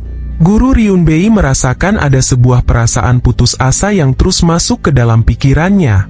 Guru Ryunbei masih mencoba untuk bangkit meski tubuhnya mulai melemah. Ricky yang khawatir mengajak kakaknya untuk melarikan diri selagi sempat. Guru Ryunbei juga berpikir bahwa keputusan Ricky untuk kabur memang benar. Karena tujuannya bukanlah menghabisi monster level 4. Selain itu belum ada murid yang menjadi korban jiwa sampai saat ini. Menurutnya pilihan terbaik adalah kembali dan melaporkan kejadian ini. Tapi itu terlambat karena Ricky dan Guru Ryunbei kembali terkena serangan pikiran yang lebih kuat. Mereka mencekik diri mereka sendiri hingga tidak sadarkan diri dan setelahnya, monster itu melesatkan serangan akhir untuk menghabisi mereka berdua. Namun muncul roh angin yang menghentikan serangan monster level 4. Roh angin itu sangat kuat. Satu serangannya langsung menghancurkan sebagian tubuh monster level 4. Monster itu sedikit ketakutan dan menanyakan apa alasan roh angin ikut campur dalam masalah ini. Dijelaskan, ada 4 roh suci yang mengatur tatanan alam dan kehidupan di dunia ini. Dari 4 roh suci itu, ada satu roh yang paling egois dan tidak terikat oleh aturan. Dan roh itu adalah The Great Spirit of Wind. Roh angin itu mencoba bernegosiasi agar monster level 4 tidak mengganggu dua pria yang ada di belakangnya. Dan sebagai gantinya, roh angin tidak akan ikut campur jika monster level 4 itu menghabisi manusia yang lainnya. Roh angin beralasan bahwa dirinya hanya tertarik dengan pria tampan yang ada di belakangnya. Tapi tidak tertarik sama sekali dengan monster level 4 yang jelek itu. Roh angin meminta agar monster level 4 segera memberi keputusan apakah dia menerima negosiasi atau malah ingin menjadi musuhnya roh angin. Tapi rupanya monster level 4 menolak tawaran dan berniat menghabisi dua pria itu yaitu Ricky dan juga Guru Ryunbei. Roh angin melesatkan beberapa serangan menyakitkan tapi tidak sampai menghabisi monster level 4 itu sebagai peringatan. Roh angin mempertegas bahwa dia bisa saja menghabisi monster level 4 saat ini. Akhirnya monster level 4 ketakutan dan menerima negosiasinya. Dia langsung kabur untuk mencari mangsa lain. Setelah monster itu pergi, roh angin mengecilkan bentuk tubuhnya dan menghampiri Ricky untuk memastikan apakah Ricky baik-baik saja. Pindah di lokasi monster level 4 yang saat ini sudah sampai di hadapan Ella dan Jet yang belum sadarkan diri.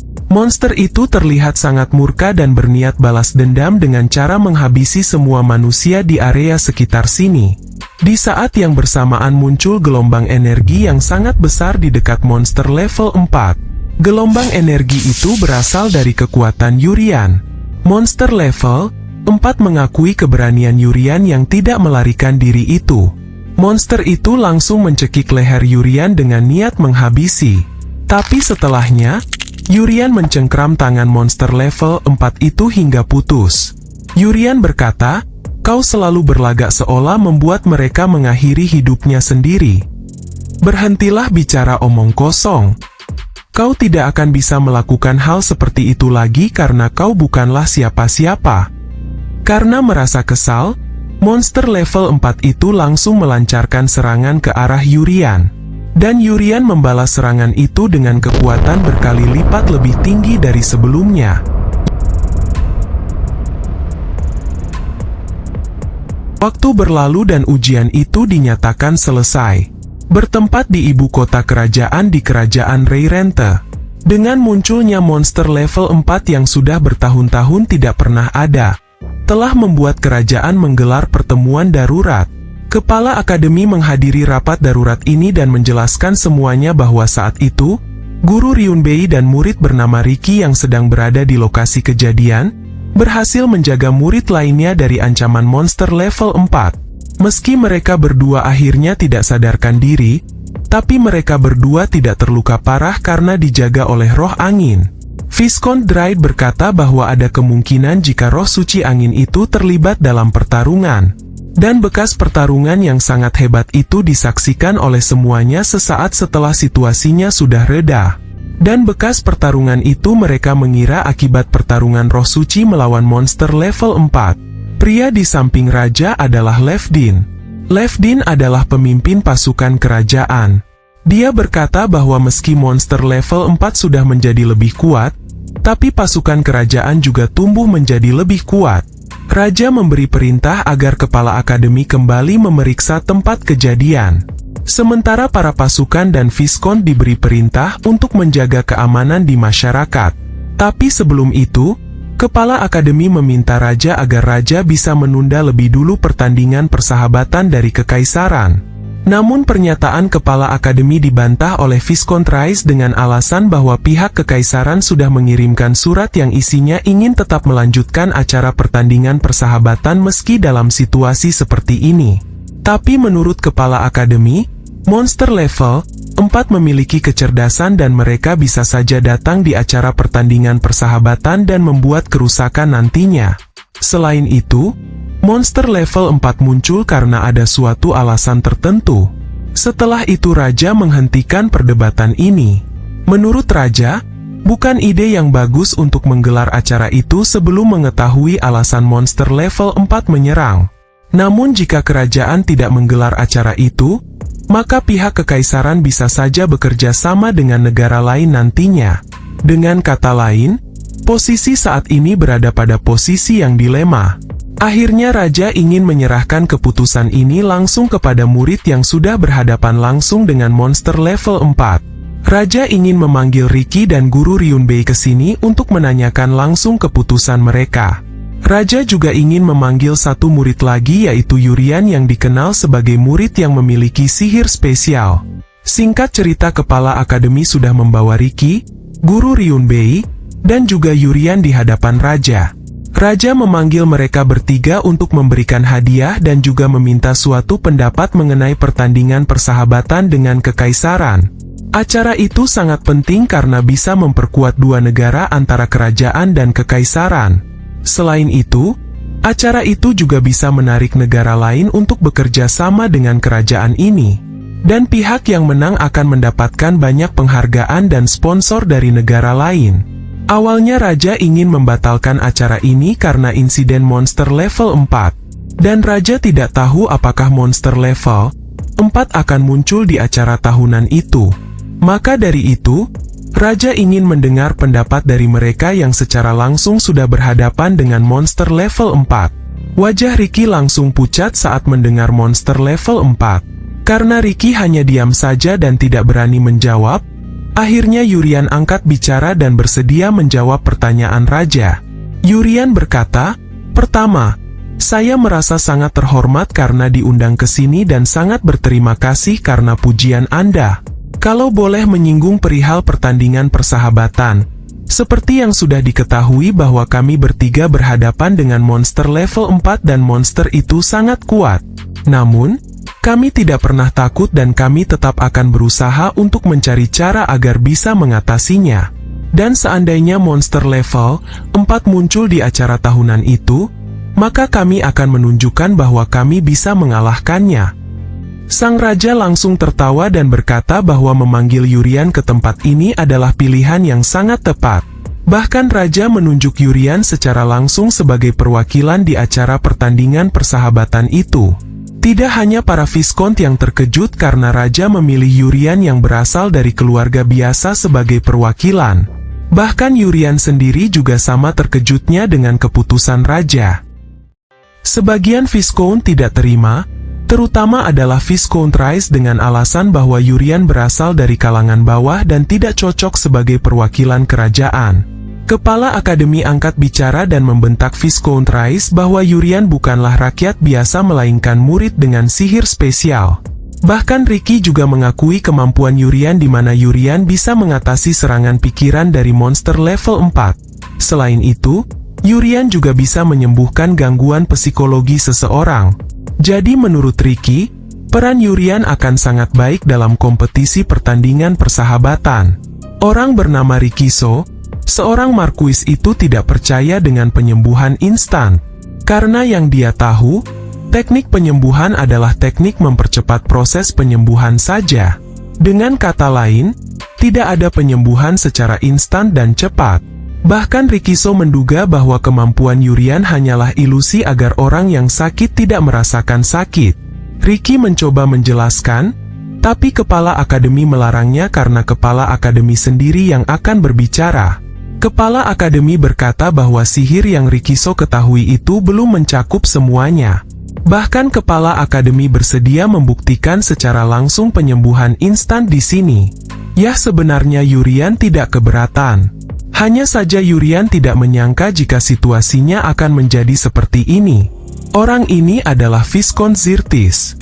Dia mengalami luka 4 tahun yang lalu. Meski lukanya sudah mengecil, tapi bekas luka itu nampak permanen. Beberapa tahun ini dia juga sudah mencoba berbagai penyembuhan. Namun tidak ada satupun yang benar-benar bisa menyembuhkan secara total. Kepala akademi khawatir karena kemampuan Yurian hanyalah menyembuhkan luka, bukan menyembuhkan bekas luka. Menurut Ricky So, jika itu benar penyembuhan instan total, maka bekas luka juga masuk dalam kategori yang seharusnya bisa disembuhkan. Akhirnya Yurian ingin mencobanya karena Yurian sendiri juga sangat penasaran, apakah kemampuan miliknya juga bisa menyembuhkan bekas luka. Tanpa berlama-lama, Yurian langsung menggunakan kemampuannya dan hanya dalam sekejap mata, bekas luka di tangan Zirtis langsung menghilang. Bahkan kulitnya langsung mulus seperti kulit bayi usia 3 tahun. Bukan hanya bekas luka, tapi rasa yang tidak enak di tenggorokannya juga langsung menghilang. Dan Zirtis sangat yakin bahwa itu bukanlah ilusi apalagi delusi, tapi sungguhan penyembuhan instan. Menurut Levdin, itu bukan hanya mengejutkan, tetapi juga merupakan sebuah revolusi yang baru di dunia ini, dan bisa memberikan dampak yang cukup besar kepada peperangan maupun kehidupan sehari-hari. Bahkan itu juga bisa memperkuat teknologi kesehatan masa depan. Viskont Rise bertanya, dalam sehari Yurian bisa menggunakan kemampuan itu berapa kali? Sebenarnya Yurian sendiri mengira bahwa kemampuan itu tidak ada batasnya. Dengan kata lain, dia bisa menggunakan kemampuan itu sesuka hatinya sebanyak apapun itu.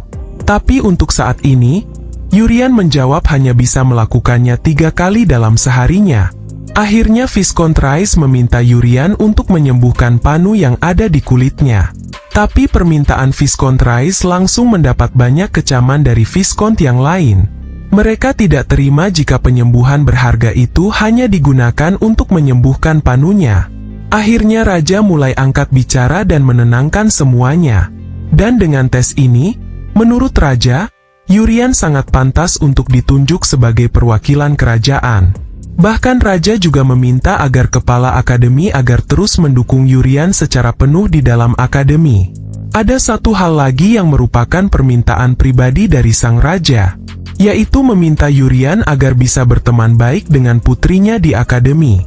Waktu berlalu hingga keesokan harinya di mana berita tentang Yurian yang ditunjuk langsung oleh raja menyebar di akademi. Tapi murid bernama Chris masih tidak terima dan menantang Yurian untuk berduel.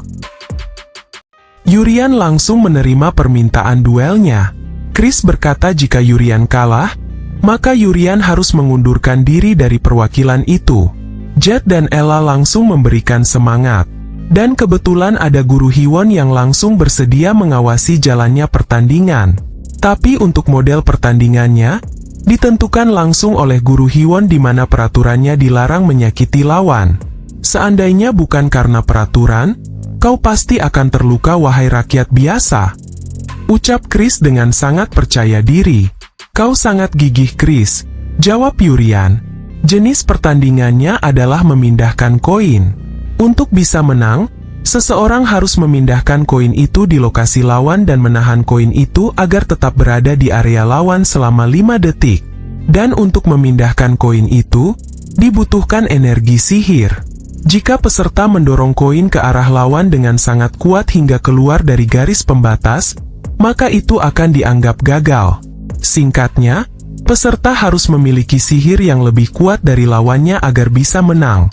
Namun, menggunakan sihir yang terlalu kuat hingga mendorongnya keluar pembatas juga akan gagal. Bahkan, peserta juga bisa saja mengurangi kekuatan sihirnya agar koin yang didorong lawan bisa terus maju dan keluar pembatas. Terlihat sederhana tapi membutuhkan daya kontrol sihir yang sangat mumpuni untuk bisa menang. Pertandingan dimulai dengan koin berada di tengahnya. Raizo yakin jika Chris akan langsung mendorong koin itu dengan sangat kuat karena biasanya bangsawan memiliki jumlah sihir yang lebih besar dibandingkan rakyat biasa. Namun pada faktanya, koin itu tiba-tiba saja sudah terdorong masuk ke areanya Chris. Jika koin itu tidak bergerak selama 5 detik di area Chris maka Yurian akan menang.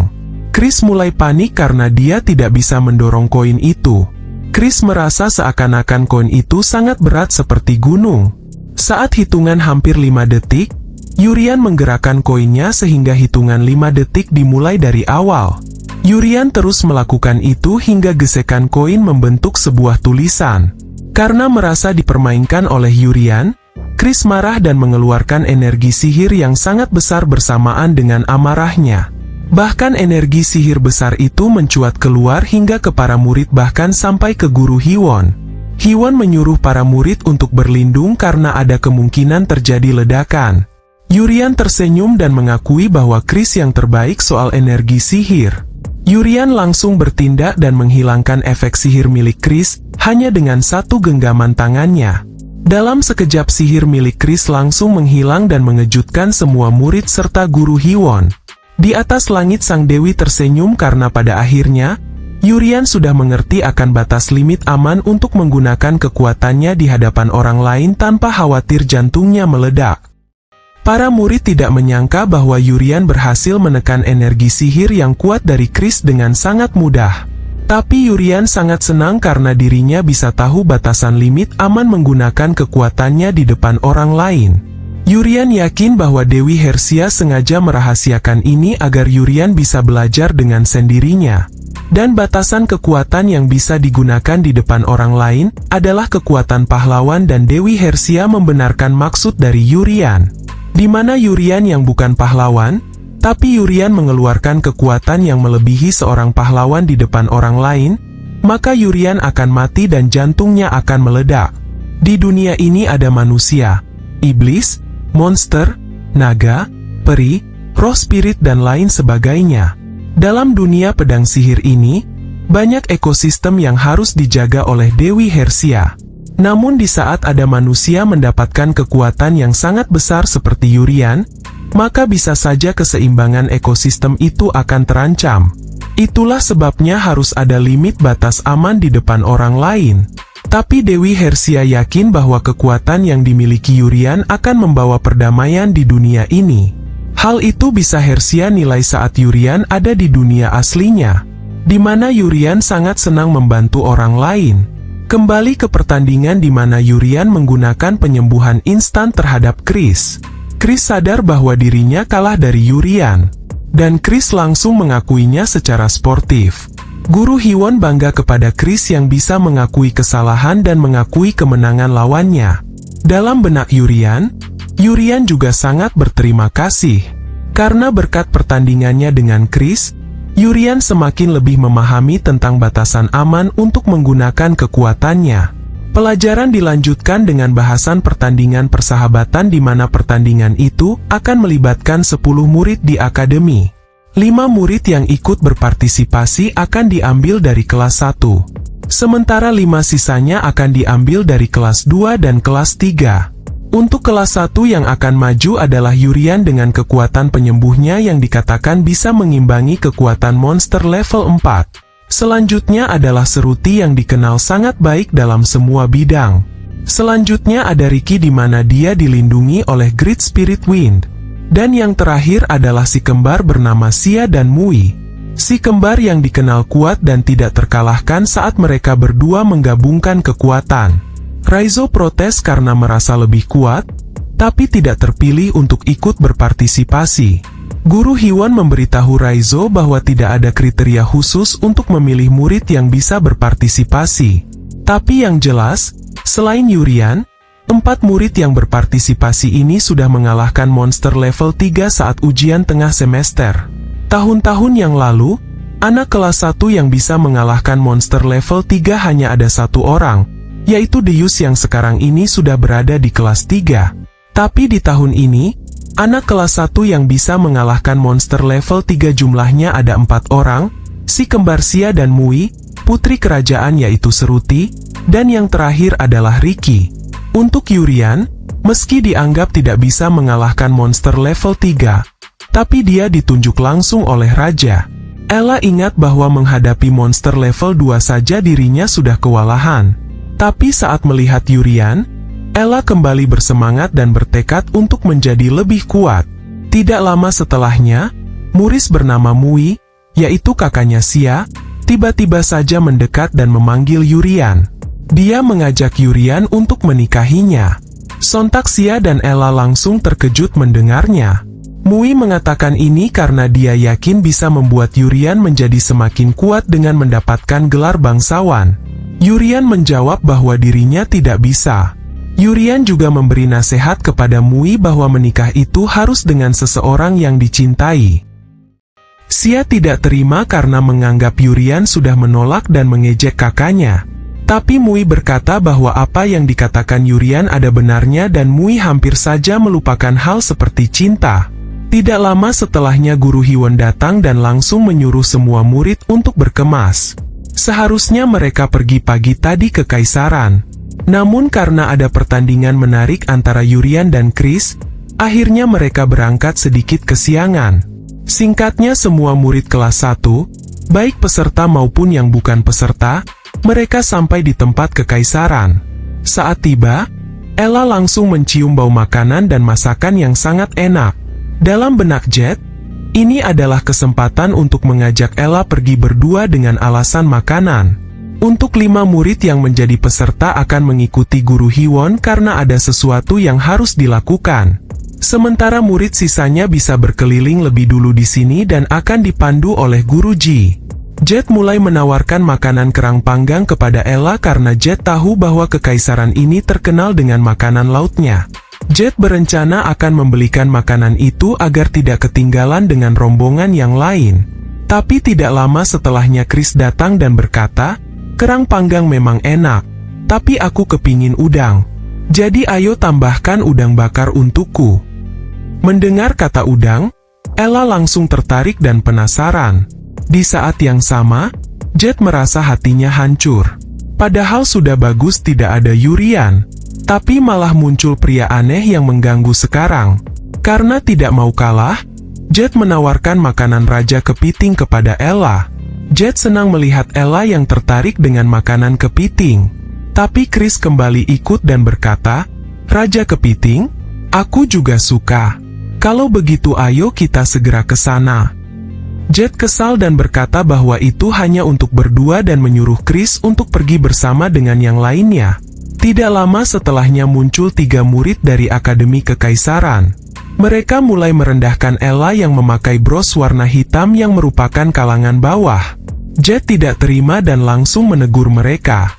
Anak poni tengah bernama Irtel, peringkat 9. Si kacamata itu bernama Jeris, peringkat 6. Dan anak yang memakai penutup kepala bernama Bahru, peringkat 3. Dan mereka semua adalah murid kelas 1 dari Akademi Kekaisaran.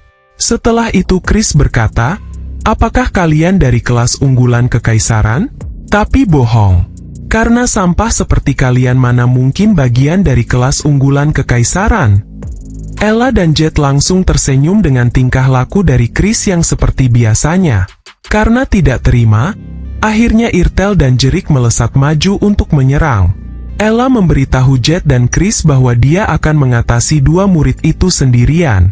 Dalam sekejap saja, Ella berhasil mendaratkan pukulan ringan ke wajah anak-anak itu hingga mereka mimisan. Akhirnya Bahru turun tangan dan langsung mengeluarkan dua pedang batunya. Jet langsung bersiap dengan pedang iblisnya dan berkata, "Jika ini hanya pertengkaran biasa, maka kami akan menerimanya. Tapi jika kalian melakukan hal aneh yang berlebihan, maka aku tidak akan tinggal diam." Bahru langsung ketakutan dan mengalihkan pembicaraan. Bahru berkata, Kenapa kalian tidak bersama dengan para peserta perwakilan?" Ella menjawab bahwa Akademi Kerajaan masih memiliki murid berbakat lainnya yang lebih hebat. Dalam benak Bahru dirinya merasa kesal karena informasi yang Bahru terima, mengatakan bahwa murid kerajaan semuanya sangat payah. Padahal aslinya menakutkan. Tidak lama setelahnya muncul gadis dengan penutup satu mata. Dia bernama Ryushi yang merupakan peringkat 1 di kelas 1 dari Akademi Kekaisaran. Ryushi kesal kepada Bahru, Jeris dan juga Irtel karena takut kepada murid kerajaan dan membuat malu murid dari Kekaisaran. Ryushi langsung menyerang mereka bertiga untuk memberi pelajaran. Tapi Jet langsung menahan serangan itu dengan perisai hitam bentuk ke-8. Jet berkata bahwa tindakan Ryushi sangat berlebihan meskipun itu ditujukan kepada rekannya sendiri. Bahru sendiri tidak menyangka bahwa Jet malah akan melindunginya. Karena tidak terima, Ryushi kembali melancarkan serangan yang lebih kuat ke arah Jet. Serangan Ryushi selanjutnya lebih kuat dari serangan yang sebelumnya. Jet berusaha menahannya dengan perisai bentuk ke-8. Chris juga ikut membantu untuk memperkuat perisai yang dikeluarkan oleh Jet. Namun meski begitu, serangan Ryushi mampu menghancurkan perisai hitamnya Jet. Setelah itu Ryushi kembali melancarkan serangan ketiga. Di saat yang sama, Ricky muncul dan menangkis serangan dari Ryushi. Dan di saat yang sama juga, Yurian menekan energi sihir milik Ryushi. Ryushi terkejut karena dia merasa kehilangan kekuatan sihirnya dalam beberapa detik. Ricky langsung memukul mundur Ryushi dengan sihir angin topan. Meski Ricky yang mengaku bahwa Ricky yang menekan sihir Ryushi, namun Ryushi sama sekali tidak mempercayainya. Karena Ryushi merasakan energi sihir yang begitu berat yang berasal dari anak lain. Akhirnya Ryushi kembali melancarkan serangan dan menargetkan Yurian. Tapi Guru Hiwon muncul di samping Ryushi dan langsung menghentikannya. Barulah setelah itu Ryushi pergi karena ketakutan. Kembali di lokasi Yurian di mana dia membantu Jet untuk berdiri. Jet sendiri juga bisa merasakan bahwa bukan hanya kekuatan Ryushi saja yang menghilang, tetapi juga kekuatan Jet yang menghilang secara tiba-tiba. Jet ingat kejadian di mana Yurian melakukan hal yang sama saat berhadapan dengan Chris sebelumnya, di mana Yurian berhasil menekan dan menghilangkan sihir miliknya Chris. Sementara itu, Ricky terkejut bahwa pedangnya langsung rusak saat dia gunakan untuk menahan serangan dari Ryushi. Singkatnya, para peserta dari Akademi Kerajaan dan dari Akademi Kekaisaran sudah berkumpul di aula pertandingan persahabatan untuk sambutan dan perkenalan. Di sini juga sudah ada Deus dari Akademi Kerajaan kelas 3 peringkat 1 dan merupakan satu-satunya murid yang ada di kelas 3 lanjutan. Karena teman-temannya tidak ada yang bisa bertahan di kelas 3 lanjutan. Dari kelas 2 ada 4 peserta yang ditunjuk untuk berpartisipasi. Dan total semuanya ada 10 murid dari kelas 1 hingga kelas 3. Sambutan dari Kekaisaran diwakili oleh Profesor Kizar. Sementara sambutan dari kerajaan diwakili oleh Guru Jerry. Masing-masing dari mereka memberi sambutan yang saling menyindir satu sama lain. Kepala akademi antusias dengan sambutan guru Jerry. Setelah sambutan selesai, diinformasikan bahwa pertandingan persahabatan akan dimulai 2 hari lagi. Asik, sambutan yang membosankan sudah selesai. Saatnya kita pergi untuk menikmati hidangannya, ucap Yurian yang tidak sabar menikmati makanan yang disajikan. Tidak lama setelahnya, murid kelas 2 biasa mengeluh kepada guru Hiwon. Mereka khawatir tidak bisa menang karena murid kelas 2 lanjutan masuk rumah sakit semua setelah dihajar oleh pria bertopeng bernama Yurisu. Dan akhirnya murid kelas 2 tingkat biasa maju untuk mewakili kelas 2 lanjutan. Yurian langsung ikut menjawab bahwa kelas 1 dan kelas 3 pasti akan menang dan menutupi kekalahan kelas 2 jika kelas 2 nantinya kalah. Ucapan Yurian dan juga guru Hiwon langsung membuat murid kelas 2 merasa terharu dan bersemangat. Waktu berlalu hingga 2 hari kemudian di mana pertandingan persahabatan akan segera dimulai. Pertandingan pertama adalah pertandingan kelas 3. Pertandingan 1 lawan 1 di mana Deus dari kerajaan akan melawan Nuzak dari kekaisaran. Sama seperti tahun sebelumnya di mana Deus bertemu Nuzak sebagai lawannya. Tapi tahun lalu Deus berhasil memenangkan pertandingan. Pertandingan dimulai dan Nuzak langsung menggunakan kemampuan buff sihir yang bisa meningkatkan 8 kemampuan. Mulai dari peningkatan ketahanan sihir, ketahanan fisik, kecepatan gerakan, kulit baja, dan lain-lain. Normalnya seseorang hanya mampu menahan 3-5 buff saja. Jika lebih dari itu, maka tubuhnya tidak akan mampu menahannya.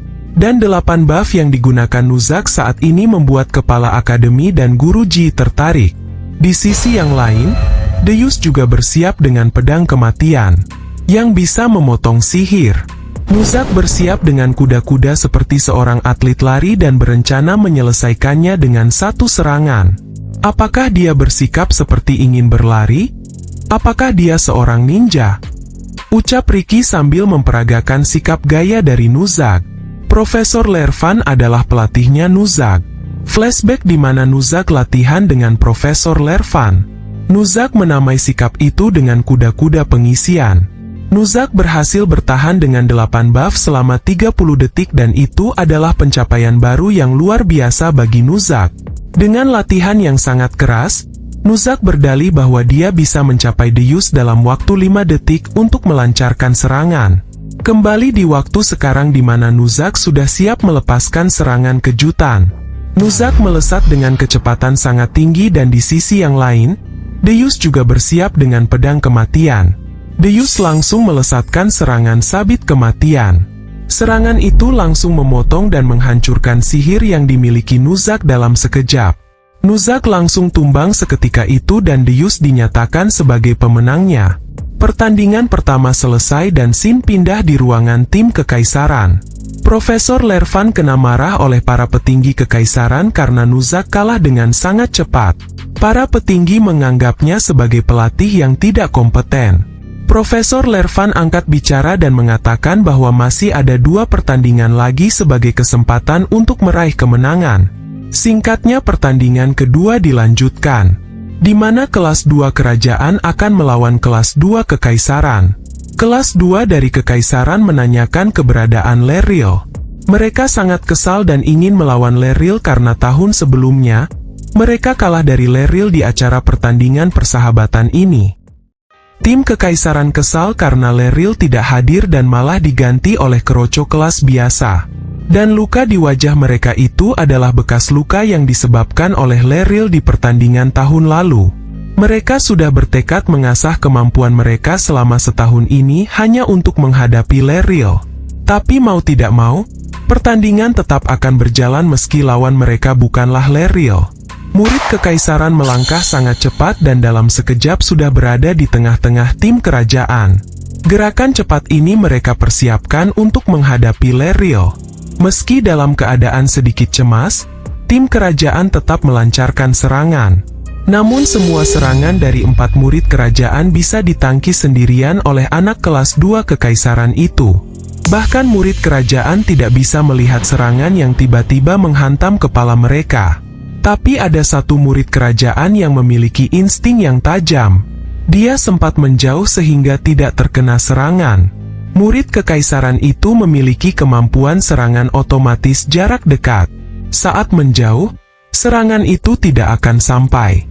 Sementara 3 murid kekaisaran yang lain masih belum mendapat perintah untuk maju karena ketua mereka saja sudah cukup, kata pelatih mereka. Akhirnya tim kerajaan mulai menyusun rencana penyerangan karena lawan yang maju hanya satu yang merupakan keuntungan bagi mereka. Tapi murid kekaisaran itu malah menantang balik bahwa dia bisa mengalahkan tim kerajaan hanya dalam waktu 30 detik saja. Tidak menunggu lama, tim kerajaan langsung melesatkan serangan mereka. Tapi saat mereka berada dekat dengan murid kekaisaran itu, mereka bertiga langsung terhempas seketika. Tersisa satu murid kerajaan di belakang. Tapi murid kekaisaran itu langsung menghampirinya dan menyerangnya. Murid kekaisaran itu menghajar habis-habisan murid kerajaan. Satu murid kerajaan masih berusaha bangun, tapi dia kembali terlempar setelah terkena pukulan yang sangat keras. Murid dari kekaisaran itu terus melesat maju dan kembali akan melancarkan pukulannya. Dalam sekejap Yurian langsung masuk ke arena dan menghentikan gerakan murid kekaisaran itu. Akhirnya pertandingan dihentikan dan kelas 2 dari Akademi Kekaisaran dinyatakan sebagai pemenangnya. Tapi ketua tim itu merasakan ada yang aneh. Dia merasa bahwa pukulannya terhenti dengan sendirinya tadi. Seakan-akan sihirnya lenyap dalam sekejap saat anak dengan bros hitam itu muncul ke arena. Bahkan Jet juga bisa melihat dengan jelas bahwa Yurian melakukan itu lagi. Di mana Yurian menekan sihir orang lain sampai lenyap. Menurut Jet, Yurian itu secara diam-diam sudah memiliki kekuatan yang bisa melenyapkan sihir orang lain, di mana itu adalah kemampuan yang sangat luar biasa. Setelah itu Yurian berkata bahwa dia terkesan dengan penampilan murid kelas 2. Setelah itu murid kelas 2 itu pingsan dan panitia langsung memanggil tim medis. Saat Yurian akan menyembuhkannya, Viscount Rice muncul dan melarang Yurian. Viscount Rice beralasan bahwa penyembuhan Yurian ada batasnya 3 kali dan menyuruh Yurian untuk menyimpan dan menggunakannya di pertandingan selanjutnya. Viscount Rice menyerahkan murid yang terluka kepada tim medis yang sudah disiapkan. Tim medis langsung bertindak cepat untuk menyembuhkan murid yang terluka. Di sisi yang lain, Hwon terlihat sangat murka dengan tindakan Viscount Rice. Beberapa saat setelahnya, tim medis memberitahu bahwa kemampuan penyembuhan mereka tidak bekerja dengan baik. Sementara murid yang terluka kondisinya semakin memburuk. Ketua tim medis kerajaan tidak menyangka bahwa tim medisnya kesulitan menyembuhkan luka dari serangan murid kekaisaran. Akhirnya Yurian bertindak meski Viscount menentangnya. Yurian akhirnya bisa menyembuhkan mereka secara instan. Seruti datang menghampiri Yurian dan berkata bahwa dia hampir kecewa jika saja Yurian tidak bertindak menyembuhkan mereka tadi. Selain itu, Mui juga menghampiri Yurian dan semakin tertarik serta mengajak Yurian untuk menikahinya. Setelah itu, Hwon mengancam dan menyuruh Viscount keluar dari arena karena akan mengganggu jalannya pertandingan. Singkatnya pertandingan selanjutnya langsung segera dimulai. Dan masing-masing tim sudah bersiap di arena. Di tim kekaisaran, hanya Bahru saja yang menyadari bahwa kekuatan tim kerajaan sangat kuat. Ada si kembar dari kekaisaran, yang terlihat ceria namanya Han. Peringkat 4 terbaik. Si kembar yang loyo namanya adalah Jin. Peringkat 5 terbaik. Dan anak rambut merah adalah Lee Hebi. Peringkat 2 terbaik. Guru Ji sangat yakin bahwa akademinya akan menang soal kekuatan. Tapi Guru Ji curiga jika pihak kekaisaran sedang merencanakan sesuatu yang licik. Tidak lama setelahnya muncul seorang pria bernama Lee Ales yang menjabat sebagai sekretaris jenderal dari pertandingan persahabatan ini. Pihaknya akan menambahkan aturan spesial dalam pertandingan putaran terakhir ini. Mereka langsung memunculkan menara khusus seperti labirin yang terdiri dari beberapa lantai. Dan tujuan akhir pertandingan ini adalah menarik pedang yang sudah disiapkan di bagian paling atas menara. Lantai paling bawah terbagi menjadi 5 ruangan. Satu pemain masing-masing dari kekaisaran dan kerajaan akan ditempatkan di masing-masing ruangan. Satu ruangan akan diisi oleh satu murid kekaisaran dan satu murid kerajaan sebagai lawan bertanding. Murid yang menang akan diizinkan naik ke lantai berikutnya. Sormini protes karena peraturan ini tidak diberitahukan sejak awal.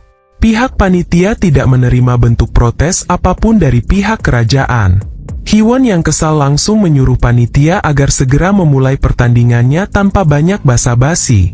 Akhirnya pertandingan dimulai dan para murid mulai memasuki menaranya. Pindah di lokasi ruangan para petinggi Akademi Kekaisaran. Petinggi Akademi Kekaisaran sengaja memisahkan tim kerajaan.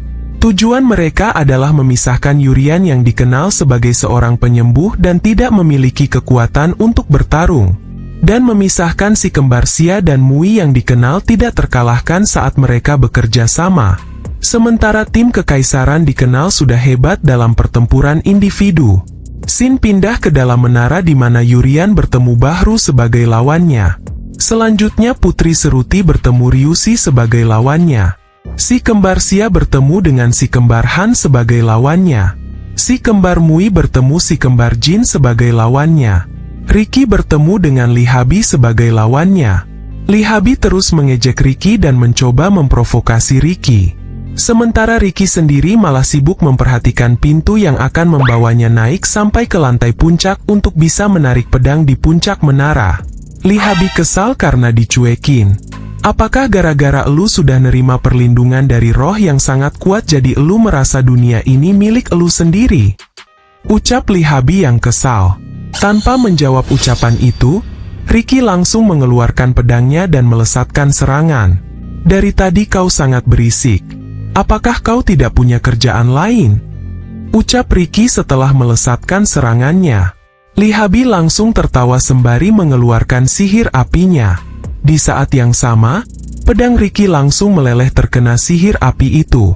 Sambil tertawa Li Habi berkata, bukan cuman elu yang nerima perlindungan roh yang hebat. Ucap Li Habi yang seakan-akan memberitahu bahwa Li Habi juga memiliki roh api yang melindunginya.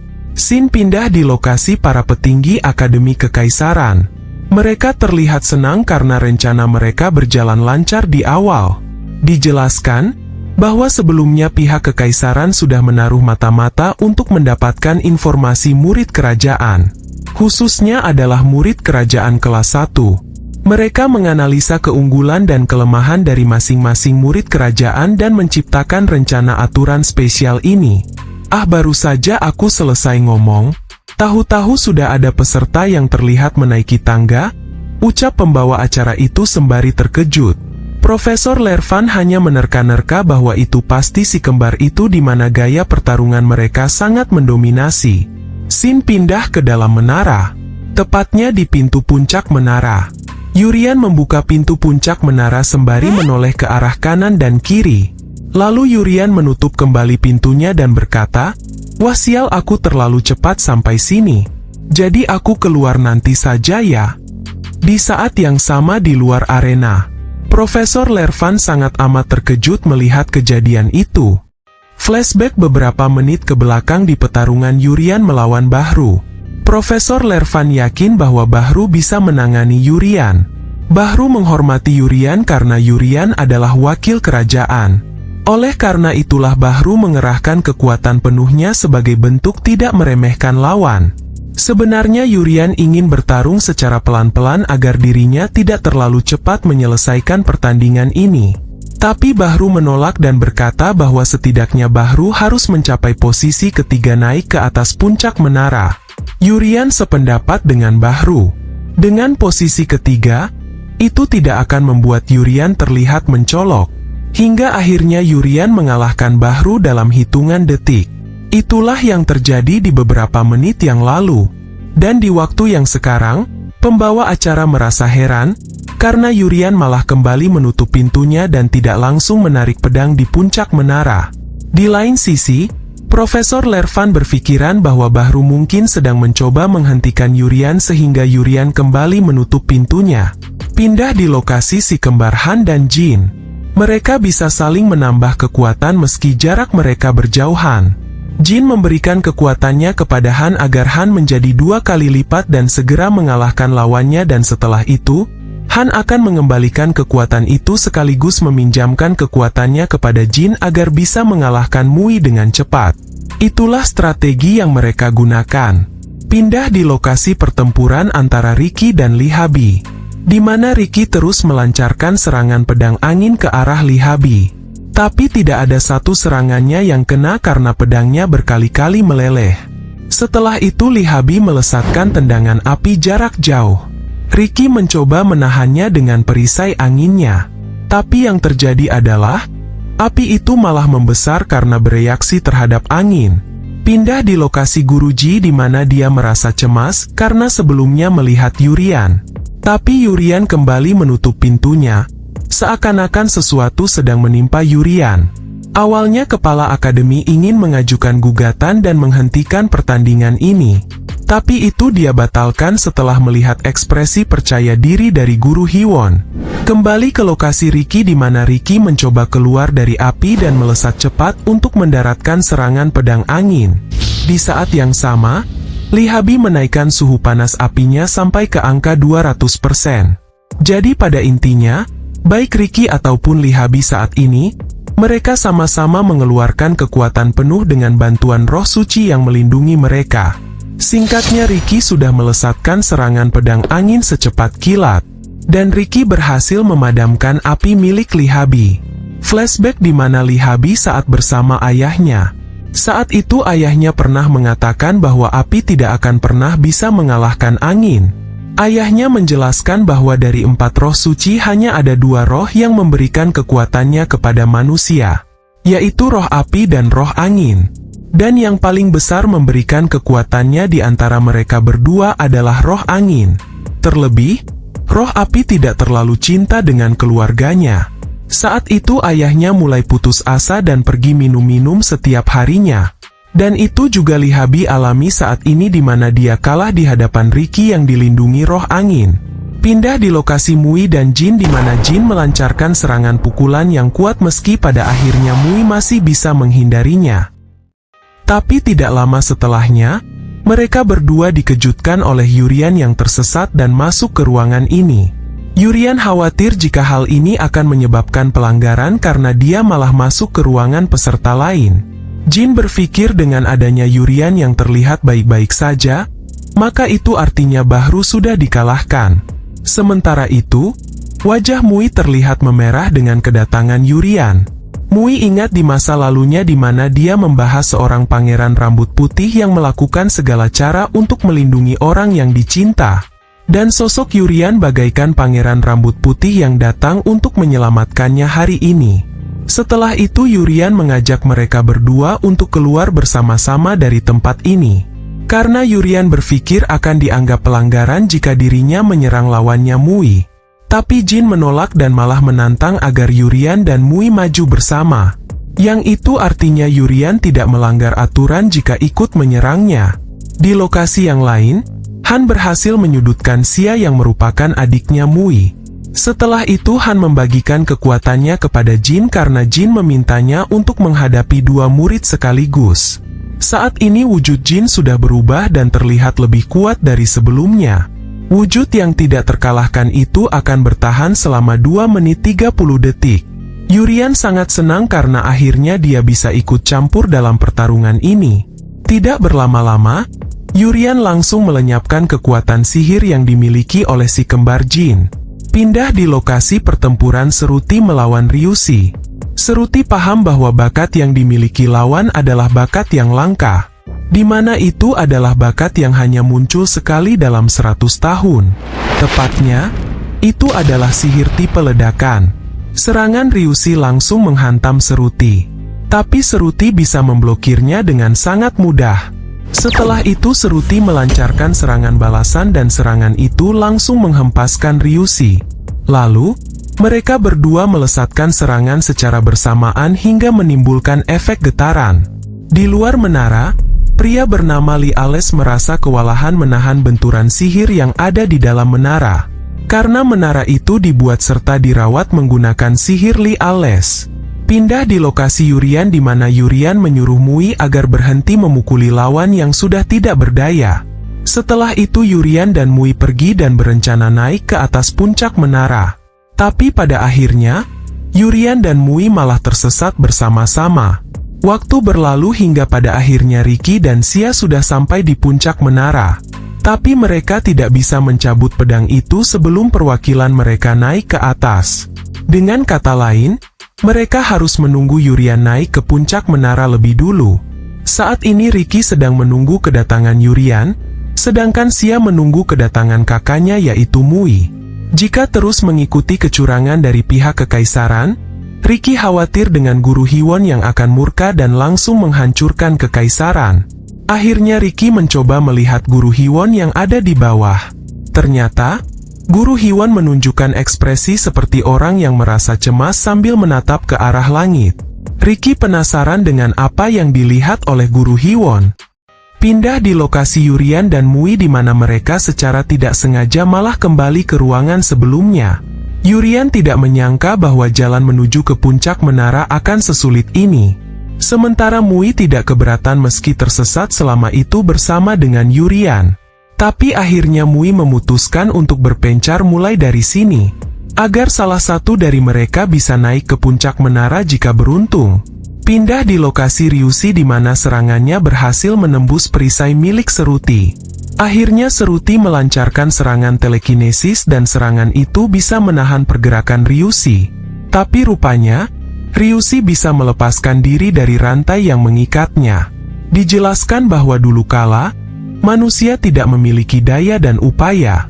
Meskipun seiring berjalannya waktu manusia bisa berkembang dan berkelompok, tapi manusia tetaplah lemah jika dibandingkan dengan ras lain.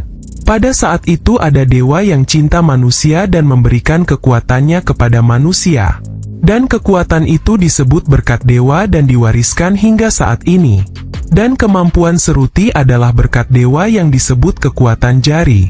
Seruti melancarkan serangan pelemahan jari tengah dan lawan yang terkena serangan akan langsung bisa merasakan efeknya seperti mati rasa. Tapi sebelum terkena serangan itu lagi, Ryushi melesat dengan cepat dan menyerang Seruti dari titik butanya. Seruti menyadari gerakan Ryushi dan Seruti langsung melancarkan serangan dominasi ibu jari. Ryushi terkena serangan itu sehingga pukulan Ryushi bergeser sedikit ke arah samping. Seruti kembali melancarkan serangan kekuatan jari telunjuk dan berhasil menghempaskan Ryushi. Saat mereka berdua mulai serius, tiba-tiba saja pintu ruangan terbuka, dan Ryushi mengira bahwa ada orang yang tersesat sehingga dia masuk ke ruangan ini. Tapi rupanya, yang datang adalah monster level 4. Flashback ke beberapa menit yang lalu di mana Hiwon menyadari kehadiran monster level 4 lebih cepat dari siapapun. Tapi saat itu Hiwon tidak bisa menggerakkan badannya. Dan setelah itu kekuatan yang misterius muncul dari langit. Kekuatan yang menakutkan itu langsung membuat orang-orang seakan kehilangan kerasionalan mereka.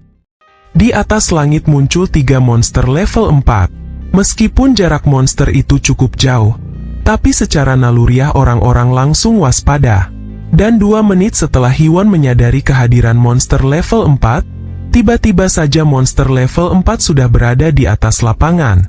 Di tengah-tengah keheningan itu, monster penyakit level 4 adalah yang pertama turun dan bergerak.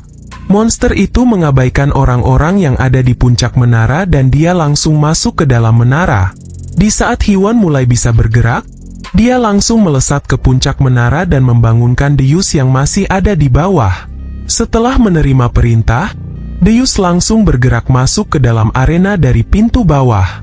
Hiwon mulai terkena sihir halusinasi di mana rekan setimnya yang sudah meninggal itu muncul kembali. Hiwon sadar bahwa itu adalah monster yang mencoba menyerang pikirannya. Dan halusinasi itu langsung pecah karena Hiwon tahan serangan pikiran. Monster itu berkata bahwa mereka datang tidak untuk bertarung dan menyuruh Hiwon agar diam saja selama 5 menit. Dijelaskan bahwa semakin tinggi level monsternya, maka semakin sedikit jumlah mereka. Ada sekitar 8 monster level 4, dan biasanya ada 2 jenis monster yang sama. Seperti misalnya monster level 4 jenis penyakit. Tapi saat ini, monster jenis itu hanya ada 1. Dengan kata lain, 1 monster sudah lenyap. Yang menjadi pertanyaan Hiwon adalah, Siapakah orang yang sudah melenyapkan monster level 4 bernama Winim? Monster di hadapan Hiwon terus-menerus mengatakan agar Hiwon diam selama 5 menit dan tidak melakukan serangan apapun. Monster itu juga mengancam akan menghabisi rekan dan murid Hiwon jika Hiwon tidak menurutinya. Ricky mencoba meminta bantuan roh angin. Tapi roh angin tidak bisa melakukannya karena sebelumnya roh angin sudah membuat negosiasi agar tidak ikut campur. Pindah di lokasi Seruti dan Ryushi di mana monster level 4 melontarkan pertanyaan tentang siapakah putri di antara mereka berdua. Ryushi mengaku bahwa dia adalah putri. Tapi rupanya monster level 4 tidak langsung percaya. Ryushi berkata, "Jika kau tidak percaya padaku, kenapa kau tidak mencari tahu siapakah putri yang sebenarnya?" Monster itu menjawab, "Karena aku tidak tahu siapa putri yang sebenarnya di antara kalian, jadi aku akan menghajar kalian lalu membawa kalian bersamaku." Setelah itu Ryushi memberi 2 pilihan kepada Seruti.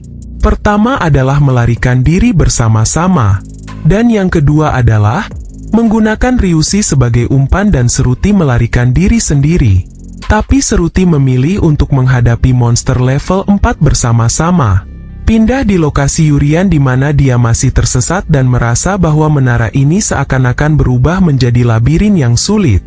Yurian juga merasa bahwa pihak kekaisaran dengan sengaja mencegah Yurian agar tidak bisa naik ke puncak menara. Pindah ke lokasi Seruti dan Ryushi di mana monster level 4 itu sedang melancarkan serangan. Tapi Ryushi berhasil menghindar sekaligus menyelamatkan Seruti. Setelah itu Seruti melancarkan serangan berkat dewa untuk melemahkan monster itu. Di saat yang sama Ryushi melancarkan serangan ke arah dinding untuk menciptakan jalur pelarian. Tapi setelahnya, monster itu menyerang dan merusak lengan kanan Ryushi. Seruti tidak tinggal diam. Dia langsung menghempaskan monster itu dengan telekinesisnya. Setelah itu Ryushi mengajak Seruti agar bergegas pergi melewati lubang dinding itu. Tapi hal mengejutkan terjadi di mana Seruti dan Ryushi langsung mimisan. Itu karena mereka berdua mendapat serangan kejutan dari monster level 4. Scene pindah di luar menara di mana lapangan acara pertandingan persahabatan itu telah tertutup oleh penghalang gelap. Efeknya bisa meningkatkan rasa takut yang berlebihan sehingga hampir semua orang yang ada di sini tidak bisa menggerakkan badannya. Monster itu menjadikan orang-orang sebagai sandera untuk membatasi gerakan Guru Hiwon. Guru Hiwon berencana melesatkan serangan cepat agar monster itu tidak menghabisi para sandera. Guru Hiwon mengeluarkan pedangnya dan dalam sekejap dia berhasil memisahkan kepala monster itu dari tubuhnya. Tapi rupanya, monster itu masih hidup dan menyambungkan kembali kepalanya ke badannya. Dan monster level 4 yang di atas sana, menggunakan kemampuannya untuk menyebarkan penyakit menular karena Hiwon berani melancarkan serangan. Guru Hiwon pun berkata, "Jika kalian ingin menghabisiku dan orang-orang yang lain, setidaknya kalian harus membawa monster level 5. Setelah mengatakan itu, Guru Hiwon melesat sangat cepat dan berhasil melukai 2 monster itu sekaligus. Ricky dan Mui terkejut melihat kemampuan Guru Huon yang bisa mengatasi 2 monster level 4 sekaligus. Tapi setelahnya, Guru Hiwon mimisan setelah terkena serangan monster itu. Monster level 4 yang tadinya hancur, kini kembali utuh. Pindah di lokasi Seruti dan Ryushi di mana mereka merasakan serangan jantung dan tubuh mulai terasa dingin. Menurut Ryushi, jika monster itu serius sejak awal, mungkin dirinya dan Seruti sudah pindah ke alam lain. Ryushi yakin bahwa tujuan monster itu yang sebenarnya adalah menangkap putri. Menurut Ryushi, sebelum monster itu menyadari siapa putri yang sebenarnya, alangkah baiknya jika ada satu orang mengorbankan diri agar putri Seruti bisa selamat. Flashback ke masa di mana Seruti masih kecil. Seruti memiliki seorang kakak yang hebat. Saat itu Seruti ingin menjadi hebat seperti kakak laki-lakinya. Namun kakaknya melarangnya dan berkata bahwa Seruti tidak perlu belajar mengenai kekuatan dan pertarungan. Seruti ingin merubah hidupnya karena dia ingin mandiri dan tidak dilindungi secara terus-menerus seperti anak manja. Bahkan ayahnya juga sempat melarang Seruti agar tidak masuk ke akademi sihir. Menurut ayahnya, Seruti lebih cocok belajar di akademi soal pengetahuan dan administrasi.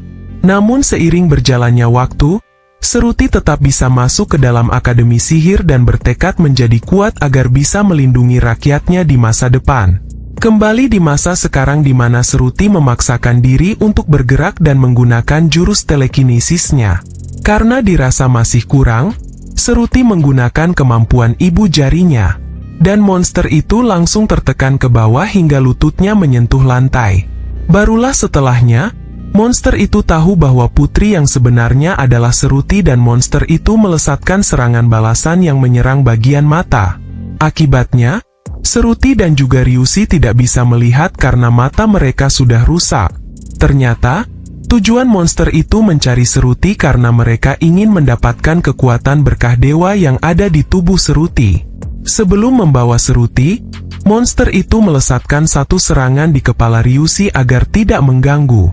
Perlahan tapi pasti, Seruti mulai merasa semakin gelap dan semakin lemah. Shin pindah ke lokasi Yurian di mana saat dia tersesat, dia bisa merasakan energi besar di balik dinding yang ada di ujung sana. Karena penasaran, Yurian langsung menuju ke arah sana. Yurian langsung masuk ke ruangan itu dengan menghancurkan dindingnya. Saat masuk ke ruangan itu, Yurian melihat monster itu. Monster itu heran, kenapa ada anak lain yang bisa masuk ke ruangan yang seharusnya tidak bisa dimasuki, di mana ruangan ini sudah dilapisi dengan sihir yang sangat kuat. Sementara itu, Yurian mengabaikan monster itu dan mendekati Seruti yang hanya diam sambil berdiri. Secara diam-diam, monster itu menyerang Yurian. Dia menunjuk ke bagian kepala untuk menyerang kepala Yurian.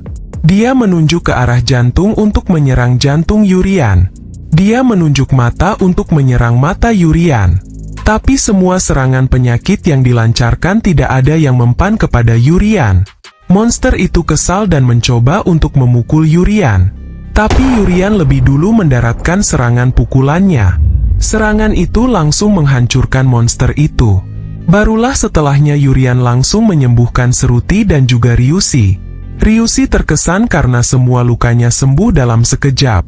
Seruti dan Ryushi terkesan karena ini adalah pertama kalinya mereka menerima penyembuhan instan di mana kondisi mereka sebelumnya mendekati kematian. Kemudian Yurian memuji Seruti karena berani melawan monster level 4. Tapi akibat pujian itu, wajah Seruti langsung memerah. Ryushi merasa ada yang aneh karena dia sudah tahu bahwa tujuan monster level 4 adalah mengambil berkah dewa milik Seruti. Tapi anehnya monster itu malah menghilang dan bersembunyi begitu saja tanpa mengambil kekuatan Seruti. Akhirnya Ryushi mengajak Seruti dan Yurian untuk kabur melalui lubang dinding yang sudah dia buat sebelum monster itu kembali lagi. Tapi betapa terkejutnya Ryushi saat melihat ada lubang yang lebih besar dari lubang yang Ryushi buat. Padahal untuk membuat lubang kecil itu, Ryushi harus menggunakan sihir pukulan 7 kali lipat peningkatan kekuatan.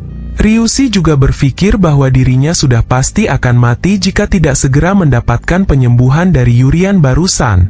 Ryushi mengakui bahwa Yurian sangat hebat dengan kemampuan penyembuhnya dan Yurian juga bisa bersikap sangat tenang meski monster itu sedang bersembunyi.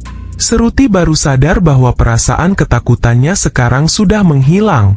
Menurut Seruti, Yurian itu tidak hanya menyembuhkan luka secara fisik, tetapi juga bisa menyembuhkan mental seseorang dalam sekejap.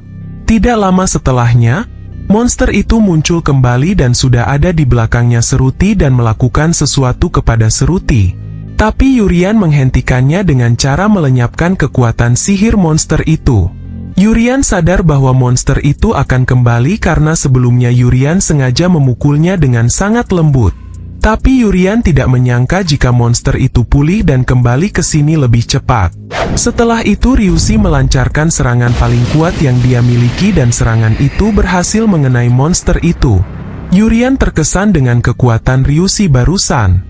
Tapi serangan itu sama sekali tidak menggores monster itu. Seruti dan Ryushi sudah mencoba yang terbaik. Menurut Seruti masih ada satu cara untuk melawan monster itu, yaitu dengan lawan alaminya. Dengan kata lain, penyakit harus dilawan oleh obat dan obat yang dimaksud Seruti adalah kemampuan penyembuh. Akhirnya Seruti dan Ryushi langsung menyerahkan monster itu kepada Yurian. Ryushi menyuruh Yurian agar segera menyiapkan mantar sihir serangan. Tapi Yurian menjawab bahwa dirinya tidak memiliki sihir seperti itu.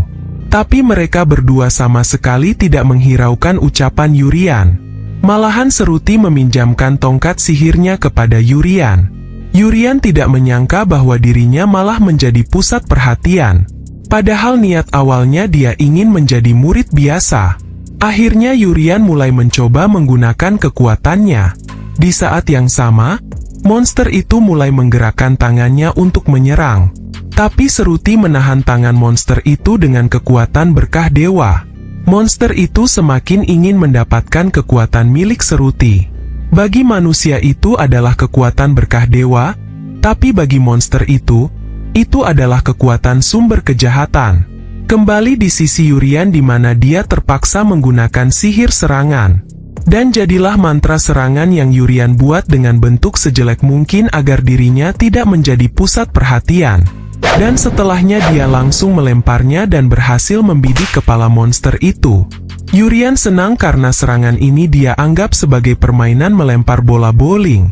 Seperti dugaan Yurian bahwa monster itu masih berdiri dan tidak terluka. Lalu setelahnya, Yurian pura-pura bersikap polos dan meminta maaf karena hanya bisa melancarkan serangan lemah seperti itu dengan alasan bahwa dia hanya seorang penyembuh. Yurian merasa bahwa aktingnya berjalan dengan lancar. Yurian yakin, pasti Seruti dan Ryushi akan kecewa dengan kemampuan Yurian. Memang terlihat seperti itu di mata Yurian. Tapi fakta mengatakan bahwa sebenarnya Seruti sangat amat terkejut, di mana Yurian berhasil membuat mantra sihir dengan bentuk bulat sempurna. Setahu Seruti, bahkan pengrajin kerajaan saja tidak bisa membuat bentuk bulat sempurna seperti Yurian. Dijelaskan bahwa sifat asli kekuatan sihir bisa diibaratkan bagaikan air yang akan terus mengalir tanpa henti. Jadi sangat mustahil untuk membentuk kekuatan sihir ke bentuk bulat sempurna. Tapi Yurian malah bisa membuatnya dengan mudah. Bahkan dia bisa langsung melemparnya begitu saja. Hal yang sama dirasakan oleh Ryushi di mana Yurian melempar bola sihir kuat bagaikan anak-anak yang sedang memainkan bola. Dan benar saja bola itu langsung menghancurkan kepala monster itu. Ryushi mulai yakin bahwa selama ini Yurian berbohong dengan mengaku sebagai seorang penyembuh saja. Yurian yang awalnya semangat, malah menjadi loyo. Tidak sesuai harapannya karena Seruti dan Ryushi malah memujinya. Setelah itu Yurian berkata, "Kalau begitu rambut keriting, kau pergi dulu dengan putri." Tapi di saat yang sama, monster itu muncul lagi dan langsung menghempaskan Yurian ke dinding dengan sangat kuat. Karena panik, Ryushi langsung membawa paksa Seruti untuk melarikan diri. Setelah Ryushi berhasil keluar melalui lubang yang ada di dinding, barulah Yurian mulai bertindak. Yurian langsung bangun dengan kostum topengnya dan melesatkan serangan kejutan. Serangan Yurian berhasil menghancurkan monster itu dan juga ruangan itu hingga menimbulkan efek ledakan energi. Pada akhirnya, monster itu benar-benar mati dan tidak akan pulih lagi seperti sebelumnya. Monster level 4 yang ada di atas langsung merasakan bahwa rekannya sudah mokat. Bahkan ledakan barusan hampir menghancurkan penghalang luar arena hingga monster level 4 ini menderita luka dalam. Menurutnya ledakan itu bukan berasal dari berkah dewa, tetapi kekuatan yang sangat berbeda. Di saat yang sama dengan ledakan yang terjadi barusan, Deus merasakan getaran hebat yang seakan-akan menaranya akan runtuh. Tapi faktanya getaran itu hanya sebentar.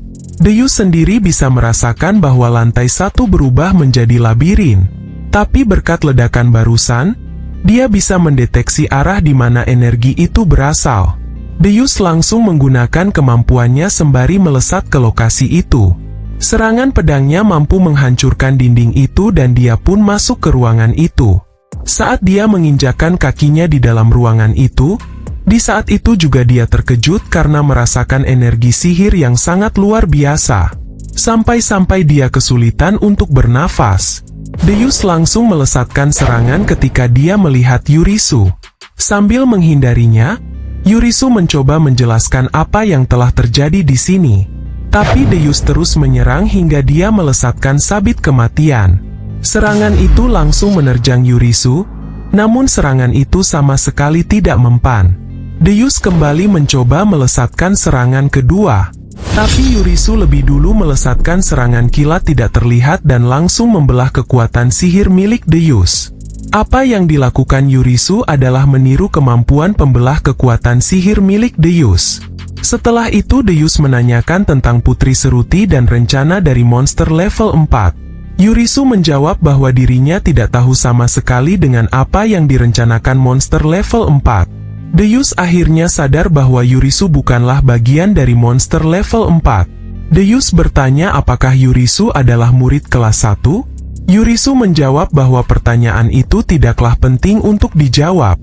Meski begitu, Deus yakin bahwa Yurisu lebih muda darinya karena itu bisa dinilai dari suara Yurisu dan bentuk fisiknya. Akhirnya Deus mencurigai bahwa Yurisu adalah monster yang sedang menyamar sebagai murid dari akademi. Bahkan Deus menyuruh Yurisu untuk melepas topengnya agar bisa memastikan bahwa Yurisu bukan monster. Karena Yurisu menolak, akhirnya dia berencana menggunakan kekuatan terkuat yang dia miliki saat ini dan serangan sabit kematian paling kuat langsung melesat ke arah Yurisu. Tapi Yurisu berhasil menahan serangan itu dengan sangat mudah. Lalu Yurisu berkata, "Jika aku adalah monster, mungkin kau sudah mokat dari tadi." Ucapan Yurisu masuk akal dan Deus langsung meminta maaf. Kemudian Yurisu memberitahu Deus bahwa Putri melarikan diri dan Yurisu menunjukkan arahnya. Deus berkata bahwa Yurisu juga harus segera pergi dari sini karena monster level 4 masuk ke dalam menara. Yurisu menjawab bahwa dirinya sudah memokatkan monster itu.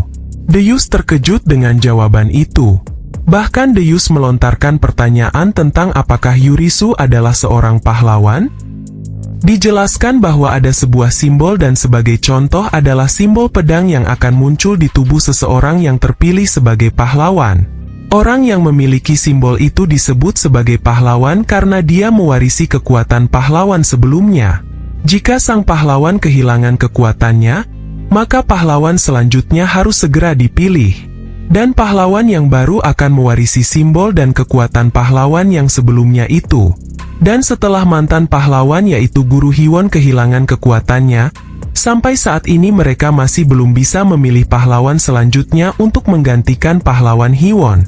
Dan yang menjadi Deus heran adalah, adanya manusia yang bukan pahlawan, namun bisa mengalahkan monster level 4 sendirian. Itulah sebabnya Deus mengira bahwa Yurisu adalah seorang pahlawan. Yurisu menjawab bahwa dirinya bukanlah monster, tapi dirinya juga bukanlah pahlawan seperti yang dikatakan Deus. Setelah itu Deus berpamitan pergi untuk menyusul Putri Seruti dan Yurisu juga pergi naik ke puncak menara. Scene pindah ke lokasi Hiwon yang sedang bertempur melawan monster itu. Hiwon berhasil mendaratkan serangan. Tapi setelahnya dia kembali menjaga jarak. Dan setelah itu dia kembali maju dan mendaratkan serangan sekali lagi. Di antara para pahlawan yang ada saat ini, Hiwon adalah pahlawan terbaik dan monster tahu hal itu. Bahkan Hiwon bisa mengacaukan ruang dan waktu. Dan Hiwon jugalah satu-satunya manusia yang pernah berhadapan langsung dengan monster level 5. Dengan kata lain, Hiwon adalah ancaman besar bagi monster level 4. Kemudian monster itu menggunakan orang lain sebagai sandera untuk mempersempit gerakan Hiwon. Dia menyandra seorang pemuda dan pak tua, dan menyuruh Hiwon untuk memilih salah satu yang selamat. Hiwon tidak bisa memilih dan akhirnya monster itu memokatkan dua orang itu. Setelah itu satu persatu orang-orang mulai bergelimpangan. Monster itu mengaku bahwa mereka akan sulit memokatkan Hiwon. Tapi memokatkan orang selain Hiwon, bagi mereka sangatlah gampang. Di sisi yang lain, Hiwon juga tidak bisa memokatkan monster level 4 saat ini. Karena Hiwon sudah kehilangan kekuatan pahlawannya. Kemudian monster itu menyuruh agar Hiwon memutus lengannya sendiri. Dan setelahnya monster itu berjanji akan pergi tanpa memokatkan orang-orang. Monster itu juga meyakinkan Hiwon bahwa tidak akan ada pahlawan lain yang akan datang ke sini menembus penghalang itu.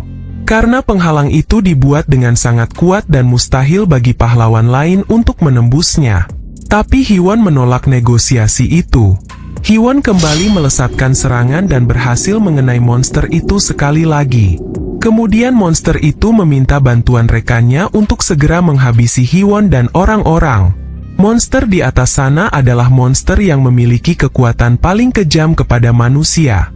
Tapi monster yang di atas sana tiba-tiba saja jatuh dan menyisakan kepalanya. Di saat itu juga Yurisu muncul setelah menyerang monster level 4 yang sebelumnya berada di atas udara. Kita flashback ke beberapa menit sebelum monster yang di udara ini dikalahkan di mana Yurian muncul secara tiba-tiba di belakangnya dan mengejutkannya. Yurian melihat monster itu adalah monster nyamuk. Karena wajah monster itu sedikit mirip dengan nyamuk. Kau itu monster nyamuk dan kelemahanmu pasti ada di sini ya? Kata Yurian sambil tertawa sembari memegang mulut monster itu. Dan setelahnya, Yurian menyerang monster itu hingga kepala dan badannya terpisah. Itulah yang terjadi beberapa menit yang lalu. Kembali di waktu sekarang di mana kemunculan Yurisu mengejutkan Hwon dan juga Riki. Riki masih ingat bahwa anak bertopeng itu adalah Yurisu. Tidak lama setelahnya Deus muncul dan memberi laporan kepada Hwon bahwa dia berhasil menghabisi monster level 4. Tentunya Deus berkata seperti ini karena sebelumnya sudah kompromi dengan Yurisu agar Deus mengaku telah menghabisi monster level 4. Yurisu alias Yurian melihat ke arah lain di mana Ella berada. Untuk saat ini Ella masih aman karena Jet menggunakan perisai hitamnya untuk menahan dan melindungi Ella dari serangan penyakit monster level 4. Setelah itu Yurisu menyuruh Deus untuk memotong kekuatan sihir yang saat ini merasuki orang-orang. Khususnya mengutamakan orang biasa lebih dulu karena mereka yang sangat rentan dan lemah. Hwon sangat terkejut karena orang bernama Yurisu itu tahu secara detail tentang penyebab dan cara menanganinya. Yurisu menjawab bahwa dirinya sudah pernah berhadapan dengan monster level 4 sebelumnya. Tidak lama setelahnya monster level 4 yang sebelumnya Yurisu kalahkan itu, sekarang bangkit kembali dan sudah ada di belakang Yurisu. Begitu juga monster satunya yang berusaha untuk bangkit. Tapi Hwon langsung menyerangnya dan monster itu kembali rebahan ke lantai. Selanjutnya monster nyamuk itu melesatkan benih-benih penyakit ke udara. Tapi Yurisu langsung menghancurkan benih-benih itu dalam sekejap. Setelah itu Yurisu menantang monster nyamuk agar bertarung satu lawan satu secara adil. Riki dan Xia terkejut karena Yurisu memiliki keberanian. Tapi mereka khawatir jika Yurisu akan kalah karena monster itu sangatlah kuat. Begitu juga dengan Deus yang khawatir dengan Yurisu yang bertindak ceroboh dan malah menantang monster yang kuat itu. Selain daripada itu, Deus juga penasaran dengan kekuatan asli milik Yurisu. Karena sebelumnya Yurisu mengatakan bahwa Yurisu yang sudah menghabisi monster level 4 di dalam menara. Akhirnya monster itu menerima tantangan dari Yurisu. Kita flashback ke 95 tahun yang lalu di mana itu adalah pertama kalinya monster nyamuk ini muncul. Dia muncul di kota M yang ada di negara Palton. Terdapat 6 juta orang yang tinggal di kota itu. Sang penguasa negara Palton yang sangat hebat itu langsung memberikan perintah. Dan pada akhirnya masalah itu berhasil diselesaikan. Semuanya selesai sebelum seluruh kota itu hancur. Akan tetapi, sekitar 99% orang di sana menjadi korban. Itulah kerusakan terbesar yang pernah tercatat dalam sejarah yang dilakukan oleh monster nyamuk. Kembali ke waktu sekarang di mana banyak orang yang pintar sudah mengetahui histori tentang monster nyamuk. Di mana monster nyamuk itu memiliki kekuatan untuk menghancurkan banyak orang. Tapi sekarang, monster nyamuk mengerahkan seluruh kekuatannya dengan target yang hanya satu orang. Tentu saja itu membuat semua orang khawatir akan keselamatan Yurisu. Mereka semakin khawatir ketika monster nyamuk itu mulai menyatukan tangan-tangannya. Setelah menyatu, monster nyamuk itu mengatakan bahwa tangan itu setidaknya memiliki kekuatan untuk menghabisi 10 juta orang. Tidak menunggu lama, monster nyamuk langsung melesatkan serangan satu tangan yang terbuka. Tapi Yurian melihat serangan itu sebagai permainan batu gunting kertas. Yurian langsung menyetorkan tangannya dalam bentuk gunting. Dalam hitungan detik, tangan beserta monster nyamuknya langsung terbelah menjadi dua bagian. Semua orang yang melihatnya langsung terkejut karena Yurisu menghabisi monster level 4 hanya dengan satu serangan.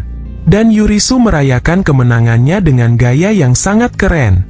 Di saat yang bersamaan pasukan ksatria kekaisaran melihat bahwa penghalang monsternya telah hancur. Dan mereka pun langsung bergegas menuju ke lokasi pertandingan persahabatan.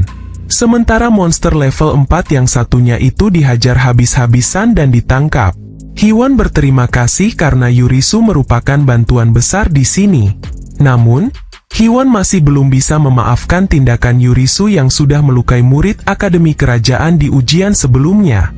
Kemudian Yurisu berkata bahwa sebenarnya Hiwon bisa mengalahkan mereka sendirian karena Hiwon sampai saat ini masih menyembunyikan kekuatan aslinya. Dalam benak Hiwon, alasan dirinya tidak bisa menang karena di sisi lain dirinya juga harus menyelamatkan banyak nyawa. Yurisu kembali berkata bahwa dia tidak akan menanyakan alasan kenapa Hiwon menyembunyikan kekuatannya. Karena posisi Yurisu juga sama, yaitu sama-sama sedang menyembunyikan kekuatan. Sebelum pergi, Yurisu mengatakan sesuatu agar orang-orang bisa ingat padanya. Yurisu berkata, "Aku adalah pahlawan hari ini dan aku akan terus menjadi pahlawan di masa depan. Dan yang terakhir, aku adalah makhluk absolut dan kalian bisa memanggilku Yurisu." Pindah ke lokasi Yurian di mana dirinya kembali ke wujud aslinya sebagai anak akademi yang polos dan baik hati. Dengan ini, Yurian berpikir bahwa kehidupannya sebagai orang yang menyembunyikan kekuatannya telah sempurna. Yurian juga berpikir nanti akan tersebar bahwa Yurian adalah murid terlemah yang gagal merapalkan mantra serangan. Dan Yurisu adalah pahlawan yang sudah menyelamatkan semua orang dari situasi berbahaya. Dengan kata lain, meski dia diremehkan orang lain dari luarnya, tapi ini adalah situasi terbaik baginya untuk aktif di balik layar. Setelah itu Yurian sengaja melempar batu itu agar menimpa dirinya supaya dia seakan-akan terjebak di dalam puing-puing bangunan yang runtuh. Waktu berlalu hingga 2 minggu kemudian. Insiden invasi monster telah berakhir, dan pertandingan persahabatan ke-8 antara kekaisaran dan kerajaan juga dibatalkan. Ada banyak korban selama pertandingan itu berlangsung. Namun, bahkan setelah semua itu terjadi, warga kekaisaran tetap bahagia. Itu karena insiden tidak terduga yang bisa berujung kehancuran kekaisaran berhasil diatasi. Menurut Lee Habi, ini seperti perayaan bahkan setelah banyak orang terluka. Bahru juga tidak paham karena tidak bertemu monster level 4 itu secara langsung. Jadi dia juga tidak tahu seberapa seriusnya situasi yang sebenarnya. Namun orang-orang yang bertemu dan menghadapinya secara langsung menunjukkan ekspresi yang berbeda. Dan orang dari kerajaan masih tinggal di kekaisaran karena masih ada yang harus mereka lakukan. Ella mendengar kabar bahwa Yurian tertimpa batu karena ulah monster level 4. Tapi Ella sangat bersyukur Yurian baik-baik saja. Yurian juga bersyukur karena Ella selamat dan baik-baik saja. Yurian mengaku bahwa dirinya tidak bisa melakukan apapun. Sudah mencoba merapal mantra serangan, tapi itu terlalu sulit dan akhirnya langsung gagal. Tapi menurut Ella, itu bukan masalah yang serius. Dalam benak Yurian, dia merasa lega karena pada akhirnya dia berhasil membuat citra sebagai murid yang paling lemah. Dari kejauhan, Lee Habi melihat tingkah laku Yurian dan Ella yang sangat sederhana. Lee Habi ingat bahwa lawan Bahru saat itu bukanlah anak bangsawan. Yang itu artinya, lawannya sangat lemah dan seharusnya Bahru bisa sangat mudah mengalahkan lawannya. Sambil terbata-bata, Bahru mengiyakannya. Padahal dalam benak Bahru, dirinya dikalahkan. Bahkan Bahru sendiri tidak ingat soal bagaimana dirinya bisa dikalahkan oleh Yurian. Bahru sengaja menutupi kekalahannya untuk menjaga harga dirinya. Tapi tidak lama setelahnya, Ryushi datang dan bergabung dengan mereka. Ryushi sudah mendengar kabar bahwa Bahru kalah paling pertama saat melawan Yurian. Jadi Ryushi khawatir jika Bahru akan terluka sangat parah. Itulah sebabnya Ryushi mencari Bahru untuk memastikannya. Tapi Ryushi bersyukur melihat Bahru yang baik-baik saja. Lee Habi kesal karena Bahru berbohong. Tapi Bahru menyangkal bahwa dia tidak berbohong. Namun Ryushi tahu bahwa Bahru kalah karena Yurian adalah kekuatan terbesar dari kerajaan. Bahkan Ryushi melihat secara langsung bahwa Yurian berhasil menghempaskan kepala monster level 4. Tapi melihat Bahru yang baik-baik saja meski kalah melawan Yurian, menurut Ryushi itu sudah hebat. Seketika itu ekspresi Bahru berubah dan mengakui bahwa kekuatan Yurian itu di luar akal sehatnya. Lihabi tidak percaya bahwa Yurian dari rakyat biasa itu adalah yang terhebat di kerajaan. Dari informasi yang Lihabi dengar, Yurian itu hanya murid biasa dengan kemampuan penyembuh saja dan tidak lebih dari itu. Ryushi menanggapinya dengan serius. Ryushi tidak tahu apakah Yurian itu dengan sengaja menyembunyikan kekuatannya agar tidak mencolok, atau bahkan ada alasan lain baginya untuk tidak menggunakan kekuatannya. Tapi yang jelas, jika mengira bahwa Yurian hanya bisa melakukan penyembuhan saja, hal itu tidak benar. Karena Ryushi melihatnya secara langsung bahwa kekuatan Yurian yang sangat besar itulah yang mampu menghempaskan kepala monster level 4. Bahkan meski Yurian sekuat itu, Ryushi melihat Yurian bertingkah aneh dan seolah-olah tidak bisa menggunakan kekuatan sihir dengan benar. Menurut Ryushi, itu seperti menggambarkan agar Yurian terlihat seperti murid bodoh yang hanya bisa melakukan penyembuhan saja dan ingin menyembunyikan kekuatan aslinya. Karena penasaran, Lihabi melontarkan pertanyaan jika seandainya Ryushi bertarung melawan Yurian, siapakah yang akan menang? Setahu Lihabi, jika Ryushi membuka penutup matanya itu, Ryushi bahkan bisa mengalahkan Deus yang menjabat sebagai dewan murid kerajaan. Ryushi langsung menjawab bahkan meski dirinya menggunakan semua kemampuan itu dan mengerahkan semuanya, dirinya hanya mampu bertahan di bawah 10 menit dan setelahnya kalah. Lihabi terkejut karena Ryushi sendiri yang menjawab seperti itu. Yang itu artinya, Yurian si anak biasa itu tidak lemah. Ryushi melanjutkan ucapannya. Ryushi berkata, jika pertarungannya tidak dibatasi oleh aturan duel yang melindungi para peserta, dan jika kami bertarung di medan perang, jangankan 10 menit, aku bahkan takkan bertahan selama 3 menit. Bahru yang ikut mengatakan sesuatu. Bahru berkata, jika pertandingan persahabatan itu terus dilanjutkan, sudah jelas kita akan kalah. Jadi haruskah kita berterima kasih kepada monster level 4? Gara-gara kehadiran monster level 4 akhirnya pertandingan kita dibatalkan. Setelah itu Ryushi meminta Lihabi dan Bahru agar berpura-pura tidak tahu mengenai masalah ini.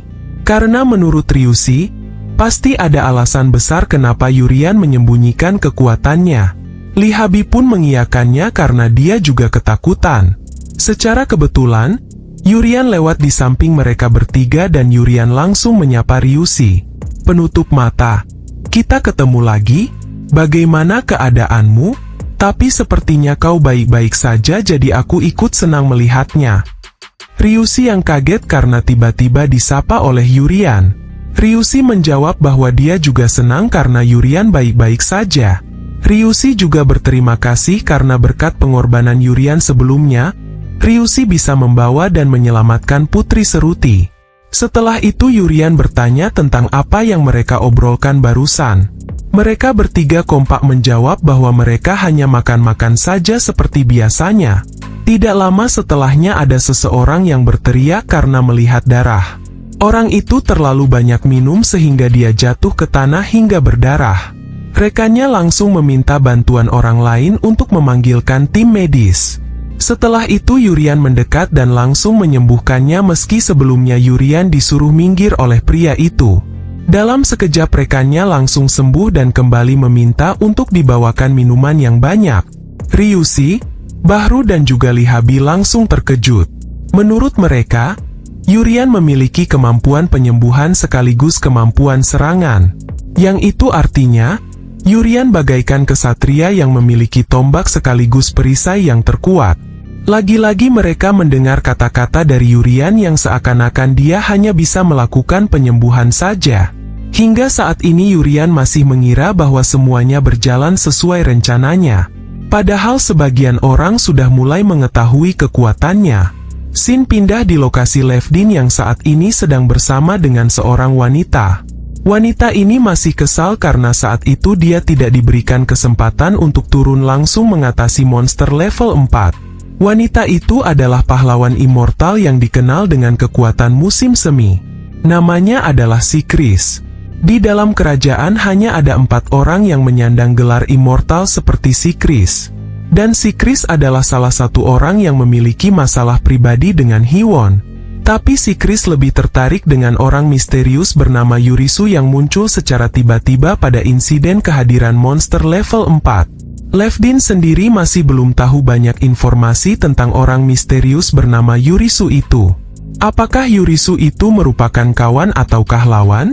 Apakah Yurisu itu manusia biasa ataukah makhluk lain? Semua informasi itu masih belum jelas sampai saat ini. Tapi yang jelas untuk saat ini, monster bisa muncul kapan saja dan di mana saja. Tidak ada yang tahu tentang kapan monster seperti itu akan muncul kembali di dalam kota. Itulah mengapa diadakan rapat darurat yang membahas masalah ini. Rapat ini dihadiri oleh para penguasa. Pria ini adalah raja dari Kekaisaran Bahan. Namanya adalah Jeniran. Selanjutnya ada raja dari Kerajaan Lairente, yaitu Brehin yang merupakan ayahnya Putri Seruti. Selanjutnya ada ketua keagamaan bernama Armin dari negara Dewa. Selanjutnya ada Itron yang merupakan presdir dari negara Republik Federal. Itron menyampaikan pendapatnya sebagai negara yang bebas, dia akan melancarkan serangan ke monster. Jeniran menolak karena kekuatan mereka saat ini masih kurang. Apalagi keberadaan pahlawan sangat sedikit dan jumlah ksatria juga menurun akhir-akhir ini. Raja Brehin sependapat dengan Jeniran. Karena 4 tahun yang lalu, pria yang disebut-sebut sebagai prajurit terhebat sepanjang masa, gagal menghabisi monster level 5. Jadi menurutnya tidak banyak yang bisa dilakukan oleh prajurit biasa saat ini. Menurut Jeniran, motif dari monster itu menyerang karena mereka mengincar kekuatan berkah dewa milik Seruti, putrinya Raja Brehin. Dan para monster itu sudah tahu pergerakan Seruti. Karena mereka menyerang di saat putri sedang melaksanakan ujian akademi di mana para murid akan berpencar saat ujian. Bisa dikatakan bahwa ada kebocoran informasi karena adanya mata-mata. Menurut Jeniran, kemungkinan paling besar yang pantas dianggap sebagai mata-mata adalah orang misterius bernama Yurisu. Tapi Itron mendengar kabar bahwa Yurisu itu muncul sebagai pahlawan yang menghabisi monster level 4 dan di sini yang masih bersikap netral kepada Yurisu adalah Raja Brehin dan Itron. Sementara Jeniran dan Armin, mereka berdua mencurigai Yurisu sebagai mata-mata dari monster. Kemudian Armin memberi tawaran perlindungan kepada Seruti dan dipindahkan ke tempat Armin. Tapi Raja Brehin langsung menolaknya. Setelah itu Armin meminta Raja Brehin agar mengirim Yurian ke tempatnya sebagai murid pertukaran. Murid pertukaran adalah program yang memberikan kesempatan kepada pelajar yang terpilih untuk belajar di negara atau di tempat lain dalam jangka waktu tertentu. Singkatnya pertemuan darurat selesai. Setelah pertemuan itu, ada beberapa hal yang didapat. Pertama, Seruti akan dilindungi ayahnya dan mengirim seseorang di samping Seruti untuk berjaga selama 24 jam setiap harinya. Yang kedua, Yurisu ditetapkan sebagai mata-mata, dan Armin bersedia untuk menyingkirkan Yurisu. Yang ketiga, akan dibentuknya pasukan gabungan untuk bersiap menghadapi bencana yang akan datang kapan saja. Waktu terus berjalan hingga 7 hari kemudian, pasukan aliansi dunia menghampiri Yurian. Mereka memberitahu Yurian bahwa Yurian akan menerima pelatihan sebagai prajurit cadangan selama 2 minggu. Tapi orang itu langsung merobek suratnya karena dia yakin bahwa dengan kemampuan Yurian tidak akan masuk ke dalam perekrutan itu dengan alasan bahwa Yurian tidak cocok. Kemudian orang itu kembali dan menyampaikan kepada atasannya bahwa perekrutan dibatalkan dengan alasan bahwa Yurian tidak memiliki bakat yang cukup. Tapi Yurian malah senang dengan keputusan seperti itu. Karena Yurian tidak mau menjalani kehidupan dan latihan yang merepotkan. Sebenarnya, orang bernama Alsprit ini menerima perintah langsung dari Armin agar mereka bisa merekrut Yurian. Tapi Alsprit sendiri merasa bahwa Yurian sangat tidak pantas. Itulah sebabnya Alsprit langsung merobek suratnya dan membatalkan perekrutan ini. Tapi Alsprit tidak pernah menyangka bahwa Yurian malah terlihat sangat senang meski perekrutan ini dibatalkan olehnya. Bahkan Yurian secara terbuka menyuruh Alsprit untuk membatalkan lebih cepat dan itu malah lebih bagus. Bahkan setelah itu Yurian langsung pergi begitu saja tanpa penyesalan sama sekali. Alsprit kembali menghampiri Yurian tapi Yurian berkata bahwa dirinya tidak cocok berada di pasukan aliansi dunia meski itu hanya latihan sementara. Akhirnya Alsprit menyadari dan mengakui bahwa dirinya sudah salah menilai kepribadian Yurian. Di mana Yurian sedang dihadapkan pada posisi yang didambakan oleh semua orang, Yurian tetap tenang meski menerima kata-kata buruk seperti dibatalkan karena tidak memiliki bakat. Menurut Alsprit, Yurian lulus tidak hanya sebagai calon pasukan aliansi dunia saja, tetapi juga lulus sebagai pelindung manusia. Hari selanjutnya di mana hari ini adalah para calon yang terpilih akan masuk ke tempat latihan pasukan aliansi dunia. Para murid yang terpilih langsung disambut oleh Kiren yang merupakan anggota sekaligus pelatih di pasukan aliansi dunia. Dan atasan Kiren adalah pahlawan bernama Sikris. Dan Sikris juga merupakan komandan dari pasukan aliansi dunia yang berasal dari kekaisaran. Sikris heran saat melihat Yurian di mana Yurian memasang wajah yang sangat kesal meski Yurian terpilih sebagai calon pasukan aliansi dunia. Yurian kesal karena sejatinya, tempat ini hanya untuk para murid terbaik dari yang terbaik. Usut punya usut, semua ini gara-gara Chris yang membantu merekomendasikan Yurian ke tempat ini. Padahal Yurian juga sudah menolak ajakan dari pria bernama Alsprit itu. Di dalam ruangan ini sudah disiapkan makanan yang enak dan itu membuat Yurian kembali bersemangat. Tidak lama setelahnya muncul pria bernama Todis dan dia adalah komandan ketiga dari pasukan aliansi dunia. Todis berasal dari negara yang sama dengan Armin. Menurut Yurian, kekuatan Todis bisa dikatakan setara dengan kekuatan Guru Hiwon. Menurut Yurian, Guru Hiwon sangat hebat karena kekuatannya bisa setara dengan komandan pasukan ini. Singkatnya sambutan selesai dan Yurian langsung menikmati makanannya dan Yurian juga bertemu dengan Ryushi. Yurian memberitahu Ryushi bahwa sebenarnya dia tidak ingin bertahan di tempat seperti ini. Ucapan Yurian membuat Ryushi paham bahwa orang yang sangat kuat seperti Yurian sama sekali tidak terikat dengan posisi atau jabatan apapun. Yang itu artinya, orang kuat adalah orang yang bebas. Tidak lama setelahnya murid bernama Shinchan datang dan mengajak Ryushi bergabung di mejanya. Tapi Ryushi langsung menolaknya karena dia sama sekali tidak tertarik dengan Shinchan. Karena Shinchan selalu melihat Yurian dengan pandangan yang rendah dan lemah. Kemudian Ryushi memberitahu satu hal, entah Shinchan mengabaikan Yurian ataukah tidak. Yang jelas Shinchan harus waspada dan tidak macam-macam terhadap Yurian. Karena jika tidak, mereka bisa kehilangan kepala mereka secara tiba-tiba. Meski Ryushi sudah memberi peringatan, tapi Shinchan malah menanggapinya sebagai candaan.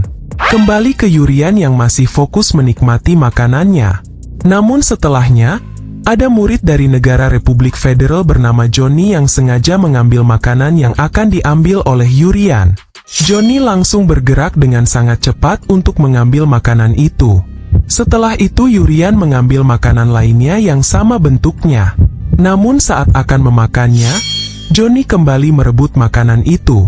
Yurian masih terdiam melihat Johnny merebut makanannya.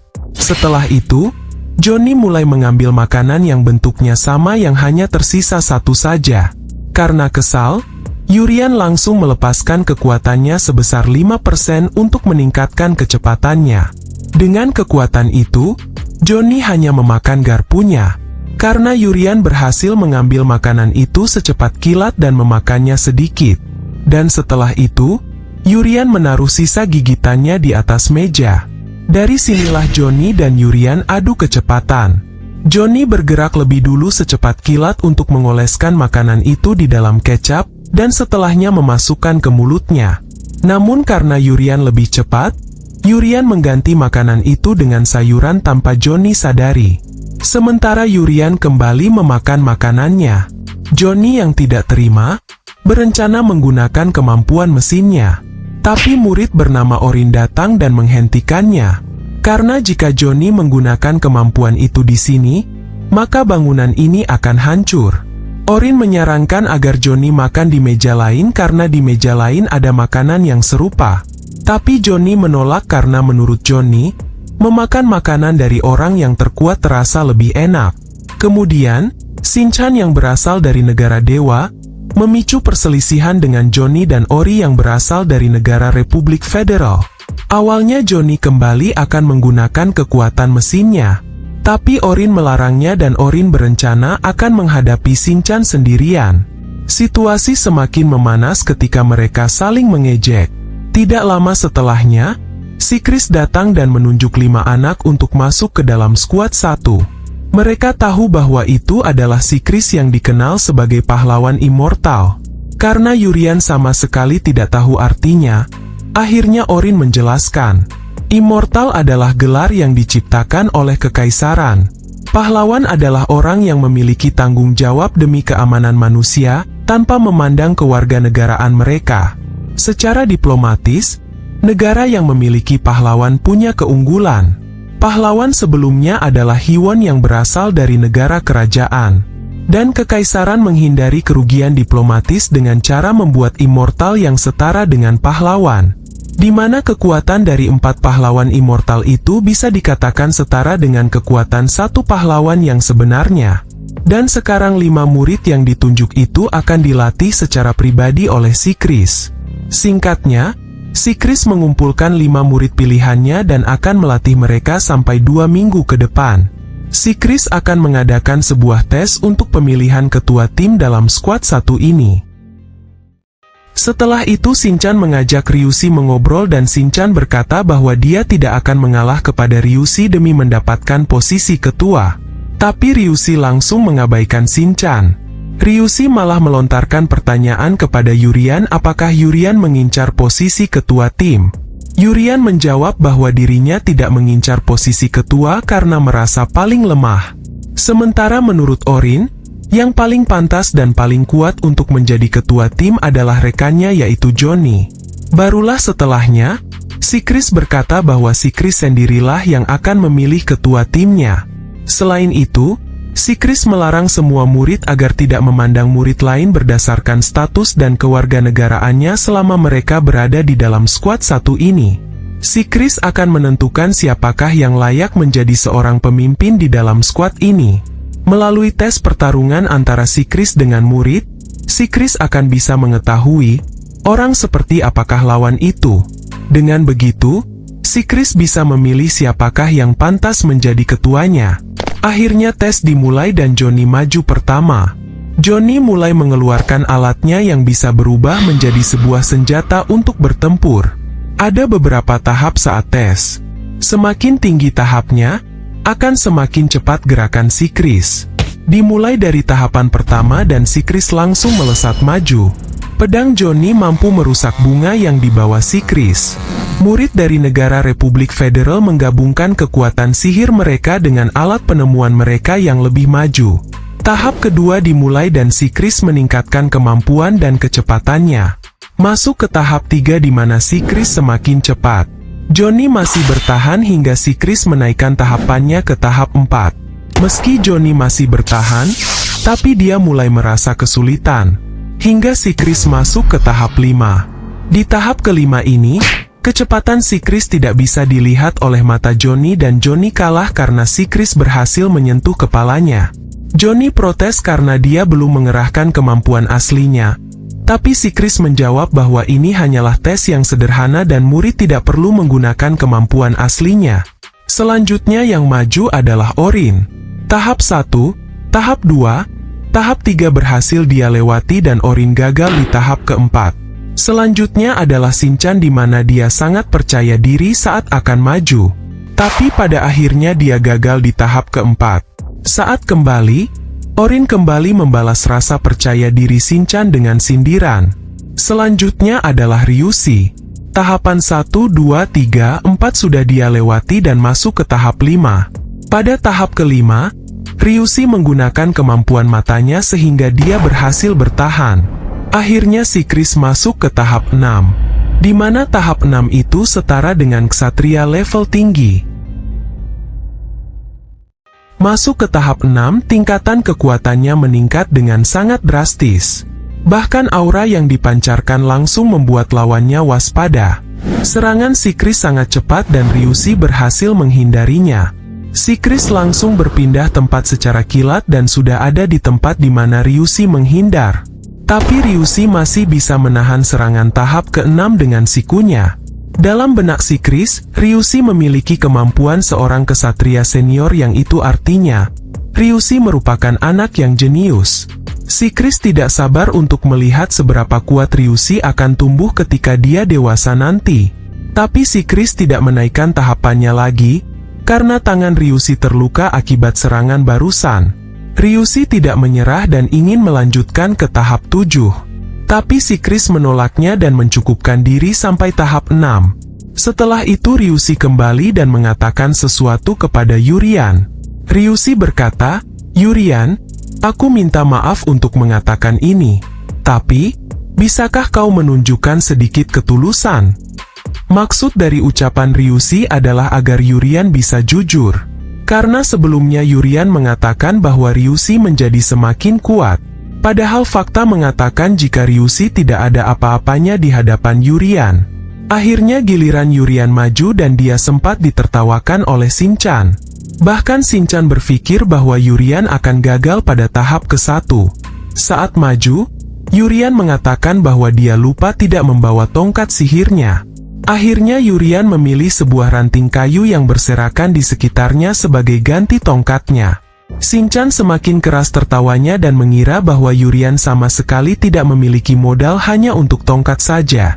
Tes dimulai dan sampai pada tahap ke-5, Yurian masih bertahan dengan ranting kayunya. Yurian dinyatakan lulus pada tahap ke-5. Sebenarnya Yurian hanya ingin bertahan sampai di tahap kedua saja. Tapi setelah menerima pernyataan dari Ryushi, akhirnya Yurian berencana bertahan sampai tahap ke-7 saja. Sampai saat ini, Yurian hanya memblokir serangan saja. Dia tidak melakukan serangan sama sekali, dan rencananya akan terus bertahan sampai tahap ke-7. Masuk ke tahap 6 di mana serangan si Kris menjadi lebih cepat dan lebih tajam. Yurian melenyapkan kekuatan sihir milik si Kris dan Ryushi tahu bahwa itu adalah salah satu kemampuannya Yurian. Menurut Orin, kemampuan melenyapkan energi sihir itu tidak masuk akal dan sangat bertentangan dengan ilmu fisika yang selama ini Orin pelajari. Akhirnya si Kris membuka kemampuan tahap ke-7. Dan mereka berdua melesat dengan kecepatan sangat tinggi, bahkan hentakan mereka sampai menimbulkan efek gelombang kejut yang besar. Tahap ke-7 berhasil Yurian blokir dengan sangat mudah. Namun Yurian sengaja mengalah dan ranting kayu yang dia gunakan langsung patah. Akhirnya si Kris menghentikan tesnya sampai tahap ke-7 saja. Setelah itu si Kris mengumpulkan ke-5 murid karena si Kris akan menunjuk ketua tim dalam skuad ini. Yurian khawatir jika hasilnya ini akan membuatnya semakin mencolok. Karena Yurian lulus dengan tahap yang paling tinggi dibanding semuanya. Singkatnya si Kris menunjuk Orin sebagai ketua tim. Shinchan protes dengan keputusan si Kris. Si Kris menjawab bahwa dia memilih ketua berdasarkan sifat tanggung jawab dan tidak membahayakan anggotanya, bukan berdasarkan kekuatan. Jadi orang yang pas adalah Orin, yang paling dewasa dan sangat cocok dalam hal pengetahuan soal memimpin. Singkatnya latihan hari ini selesai dan Yurian bersyukur tidak ditunjuk sebagai ketua tim. Setelah itu Ryushi berterima kasih karena Yurian mau menggunakan kekuatannya dengan sedikit lebih serius. Yurian menjawab bahwa dirinya hanya beruntung saja. Tidak hanya Ryushi, bahkan Orin juga mengakui bahwa gerakan Yurian tadi sangat keren. Selanjutnya Shinchan yang juga mengakui kekuatan Yurian meski dia sedikit kesal. Yurian menjawab, "Apa? Kau jangan mengakuiku karena aku cuma beruntung saja." Kemudian Shinchan berkata, "Maaf tapi aku bukan orang yang tolol. Ini bukanlah tes yang hanya bisa dilewati hanya bermodalkan keberuntungan saja." Yurian malah panik karena mereka malah mengakuinya. Singkatnya Yurian sampai di kamarnya. Dia senang karena disediakan kasur yang empuk dan nyaman serta makanan yang enak. Akhirnya Yurian berencana akan bertahan sedikit lebih lama pada latihan 2 minggu ini. Hari selanjutnya di mana latihannya adalah pelatihan fisik. Singkatnya latihan fisik selesai dan si Chris berpamitan pergi lebih dulu karena dia harus menghadiri sebuah rapat. Dan sisanya dia serahkan kepada ketua tim. Shinchan kesal karena dia seseorang dengan tipe pengguna sihir, namun harus mengikuti latihan fisik. Orin membantunya dengan penjelasan bahwa kekuatan sihir berasal dari darah. Begitu juga dengan mana sihir yang berasal dari darah. Jumlah serta kualitas sihir tergantung kepada kebugaran tubuh dan pola makannya. Shin pindah di lokasi Todis di mana dia kena marah oleh Armin karena Todis tidak berhasil membawa Yurian masuk ke dalam skuad 3. Singkatnya Todis sudah melakukan sesuatu dengan mengirimkan seorang gadis untuk masuk ke dalam skuad 1 dan melaporkan hal ini kepada Armin. Di negara dewa yang Armin tempati ini, ada pasukan khusus yang mereka sebut sebagai pasukan pedang suci. Mereka membentuk pasukan ini dengan tugas khusus bagian eksekusi. Jadi sebagian besar tugas pasukan ini adalah tugas-tugas yang sangat kejam dan berlawanan dengan kebaikan. Di antara para anggota pasukan ini ada satu anggota yang paling muda. Dia adalah Meiba yang sengaja dimasukkan ke dalam skuad 1. Meiba mengaku bahwa dia datang terlambat dan tidak sempat mengikuti latihan sebelumnya. Shinchan yang berasal dari negara yang sama yaitu negara dewa, belum pernah mendengar nama Meiba sebelumnya. Meiba mengaku bahwa dia adalah rakyat jelata dan bukan murid dari Akademi Sihir. Dia belajar di sekolah umum yang lebih berfokus pada teori. Shinchan langsung menolak Meiba karena menurutnya, hanya boleh ada satu orang rakyat jelata di dalam tim ini, yaitu cukup Yurian saja. Tapi Orin sebagai ketua tim, tidak memiliki hak untuk memecat peserta yang sudah dimasukkan ke dalam tim ini. Johnny berencana memberikan tes agar Meiba bisa diterima oleh tim ini.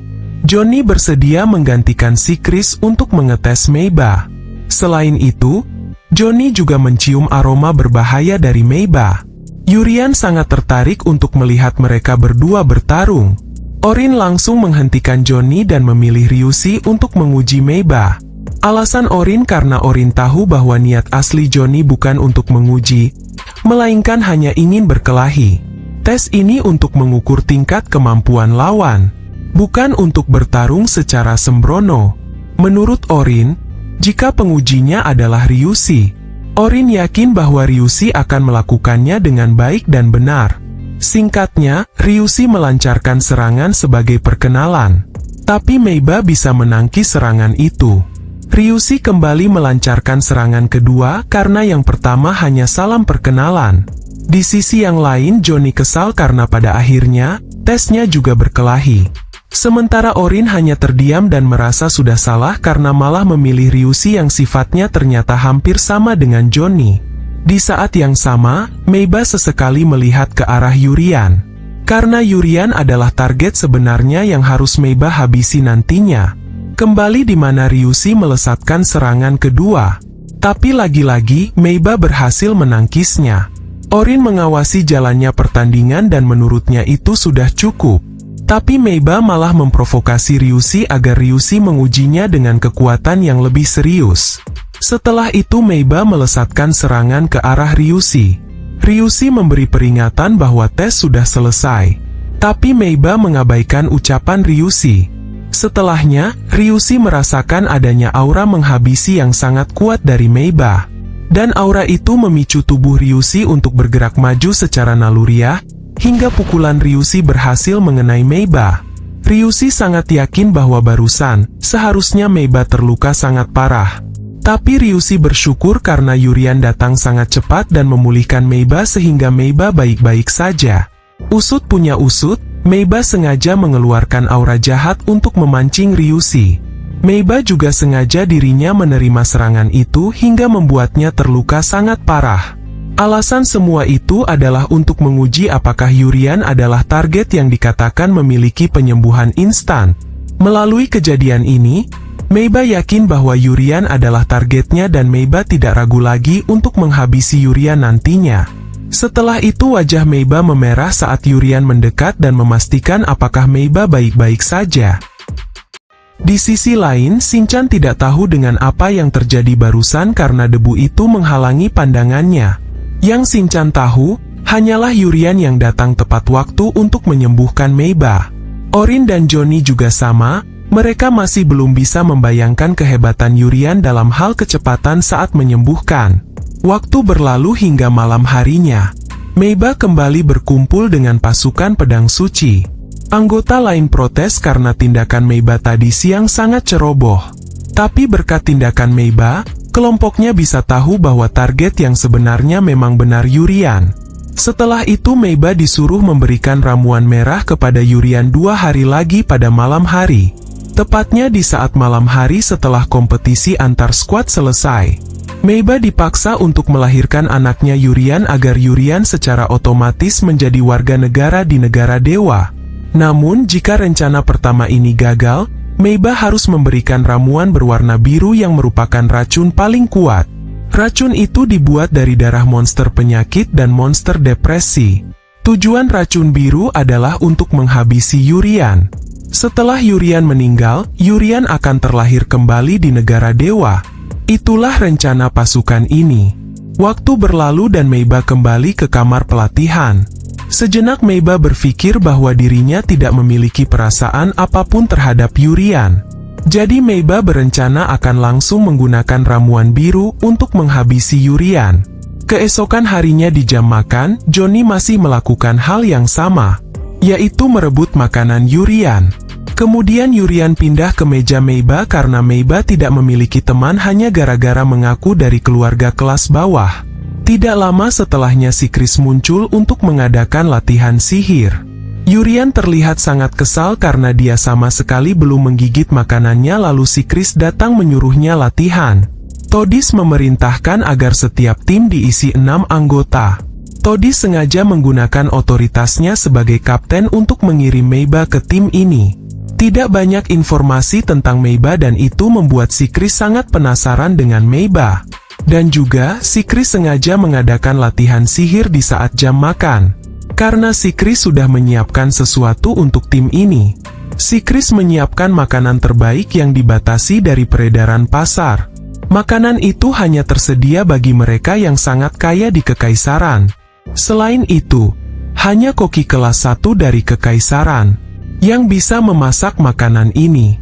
Pria itu adalah Moby, koki kelas 1 di Kekaisaran.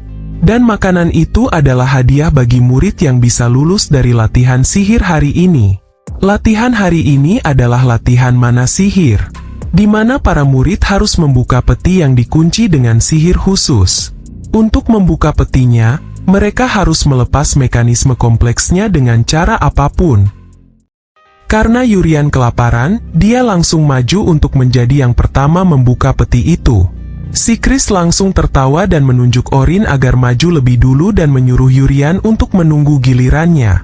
Yurian kembali ke tempat antrian dengan perasaan yang kesal. Setelah itu si Chris dan Orin masuk ke dalam gubuk itu karena petinya ada di dalam sana. Sementara pria bernama Kiren akan berjaga di luar gubuk. Singkatnya, Orin masuk ke dalam gubuk dan dia langsung mencoba membuka peti itu. Akhirnya Orin berhasil membuka petinya dalam waktu 2 menit 32 detik. Meski Orin bisa membukanya, tapi Orin tidak menyangka bahwa dirinya malah menghancurkan peti itu. Karena lulus, Orin diberi hadiah seperti yang dijanjikan. Di sisi yang lain, Yurian sudah tidak bisa lagi menahan rasa laparnya. Orin sangat menikmati makanan itu. Menurut Orin, itu adalah makanan yang sangat enak yang tidak pernah dia rasakan sebelumnya. Koki bernama Moby itu mengatakan bahwa di belakang istana Kekaisaran, ada padang rumput yang tidak bisa diakses oleh orang biasa. Karena Kaisar sangat menghargai makanan, mereka para koki merawat bahan-bahan makanan itu dengan cinta dan kasih sayang. Bahan makanan di istana Kekaisaran dianggap sebagai yang terbaik di dunia.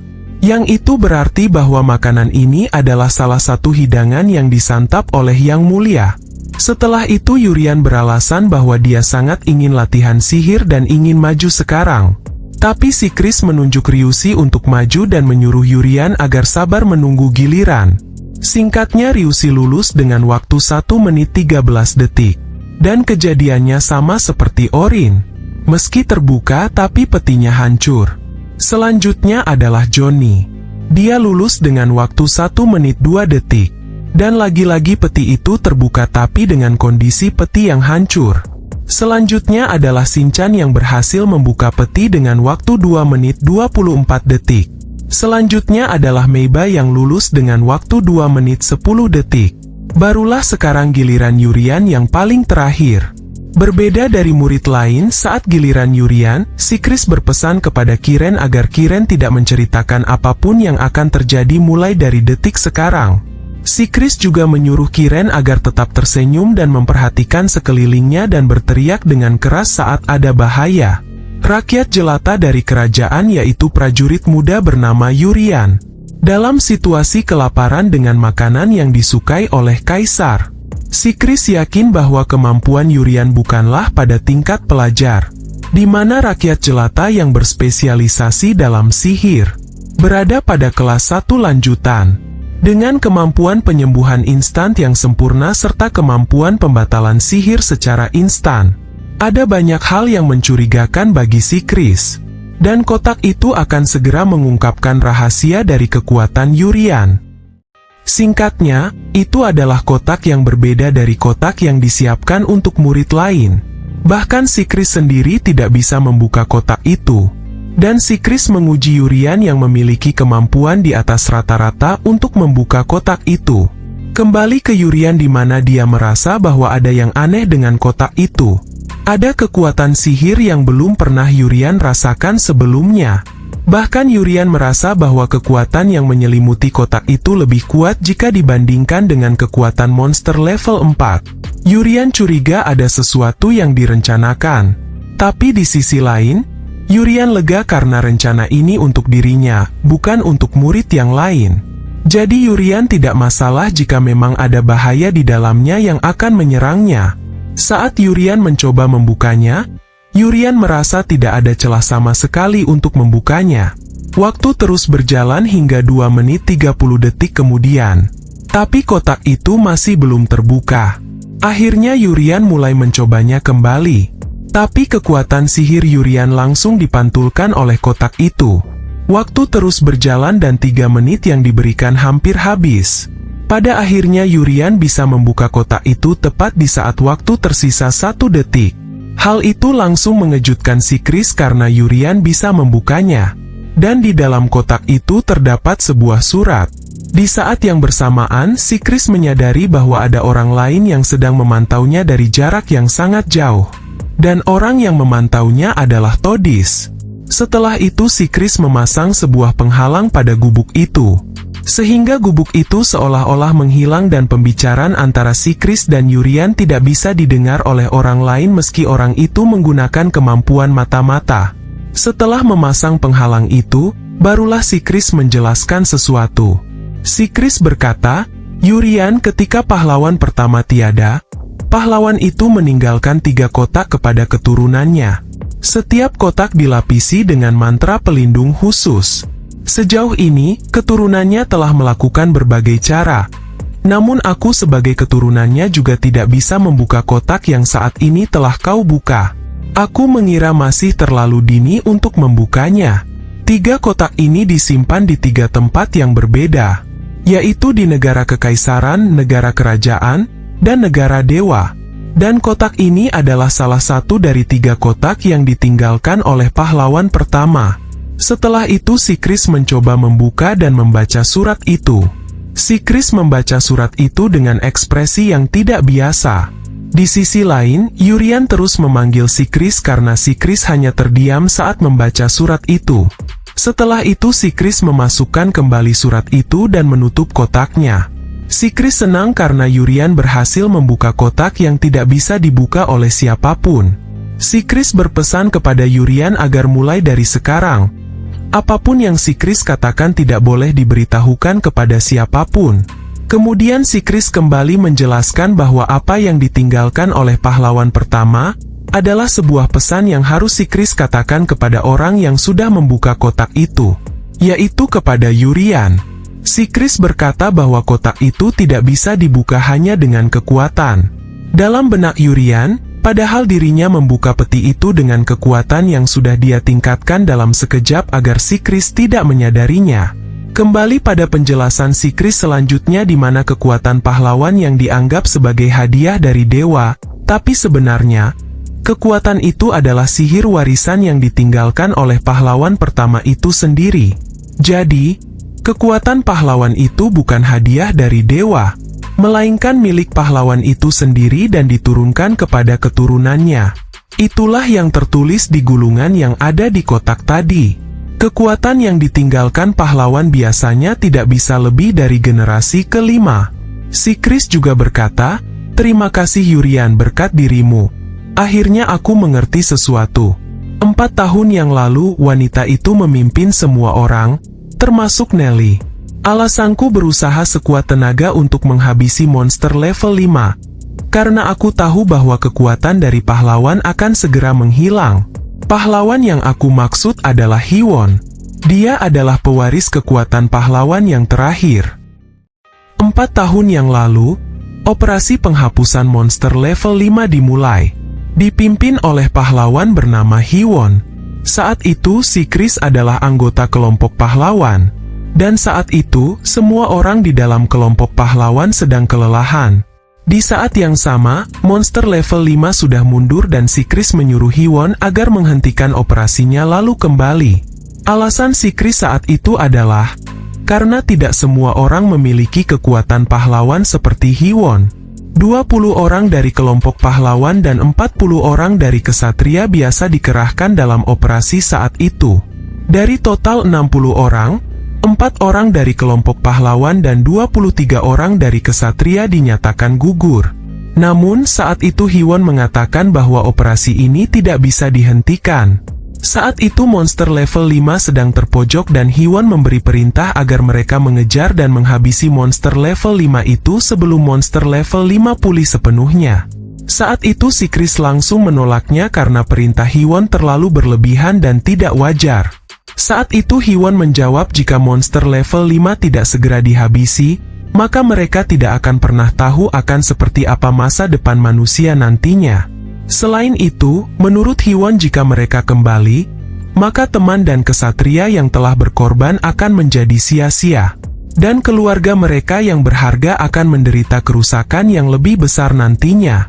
Tapi si Chris tetap bersikeras agar Hiwon tidak buru-buru dalam memutuskan sesuatu.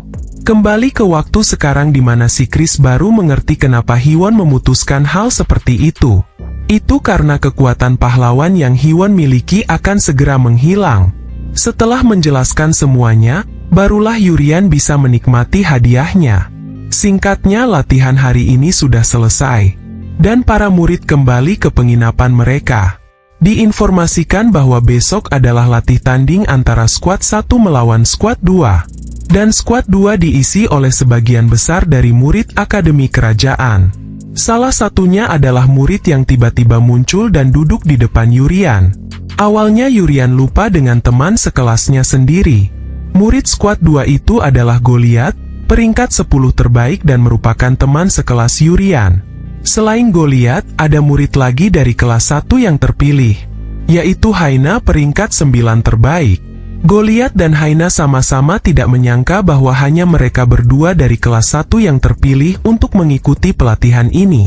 Selanjutnya ada Raizo peringkat 8 terbaik di kelas 1. Total ada 4 orang dari kelas 1 kerajaan yang terpilih, yaitu Yurian, Goliath, Haina dan Raizo. Jika dilihat secara seksama, murid yang dipilih adalah murid peringkat 8, 9, 10 dan Yurian yang awalnya tidak lolos saat ujian masuk akademi. Dengan kata lain, 4 murid dengan peringkat paling bawah yang terpilih masuk ke dalam pelatihan ini. Goliath tertawa saat menceritakan di mana Raizo didatangi oleh Alsprit yang merupakan anggota pasukan aliansi dunia itu. Pada awalnya, Raizo tidak terpilih. Tapi karena personel manajer bilang bahwa Raizo memukuli Alsprit, akhirnya para petinggi mengakui keberanian Raizo dan diterima di pelatihan ini.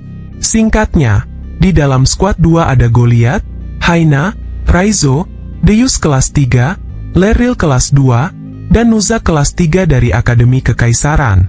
Yurian tidak menyangka bisa melihat Leril di sini setelah Yurian menghajar Leril saat Yurian menggunakan identitas Yurisu. Leril kesal disebut namanya oleh Yurian karena Leril merasa tidak berteman dengan Yurian. Setelah itu Deus mengeluarkan aura intimidasi dan melarang Leril meninggikan nada suaranya. Seketika itu Leril langsung diam karena ketakutan. Setelah itu Deus menceritakan bahwa dulu saat ujian, Leril sudah memukuli Yurian. Dan Deus masih belum bisa memaafkan kejadian itu. Karena itu adalah bentuk kekerasan kepada junior kelas 1. Leril berkata bahwa saat dirawat, Leril menyadari bahwa ingatannya pada saat itu tidak akurat. Setelah pemeriksaan lebih lanjut, Leril baru mengetahui bahwa dirinya berada di bawah pengaruh halusinasi. Di dalam obrolan ini, tiba-tiba saja Johnny melesat dan menantang Deus secara terbuka. Karena Johnny ingin bertarung melawan orang yang terlihat paling kuat, yaitu Deus. Provokasi Johnny berhasil karena Deus terpancing dan menerima tawaran duel dari Johnny. Di sisi yang lain juga ada keributan di mana Ryushi tidak percaya sama sekali karena Yurian yang kuat itu dikatakan sudah dipukuli oleh murid lemah seperti Leril. Akhirnya Leril ikut terprovokasi dan menerima tantangan dari Ryushi. Ada dua pertengkaran di mana Deus melawan Johnny, dan Leril melawan Ryushi. Nuzak berusaha menghentikan Deus. Tapi Deus menjawab bahwa dirinya bukanlah tipe orang yang menghindari pertarungan. Di sisi lain Orin juga menghentikan Johnny yang terus-terusan menantang orang yang kuat. Tapi Johnny mengabaikan ucapan Orin. Di sisi yang lain juga, Ryushi masih kesal karena Leril sudah mengalahkan semua murid dari Akademi Kekaisaran pada ujian persahabatan tahun lalu. Leril menjawab bahwa Ryushi bukanlah temannya dan melarang Ryushi memanggil namanya seenaknya. Pertarungan dimulai di mana Johnny melesatkan serangan ke arah Deus. Tapi Deus langsung membelah serangan itu dengan sabit kematian. Pindah di pertarungan Leril di mana dia menggunakan kemampuan penghenti gerakan saat Ryushi menyerang. Dan setelahnya, Leril menjatuhkan Ryushi ke lantai dengan cara menendang sedikit kakinya.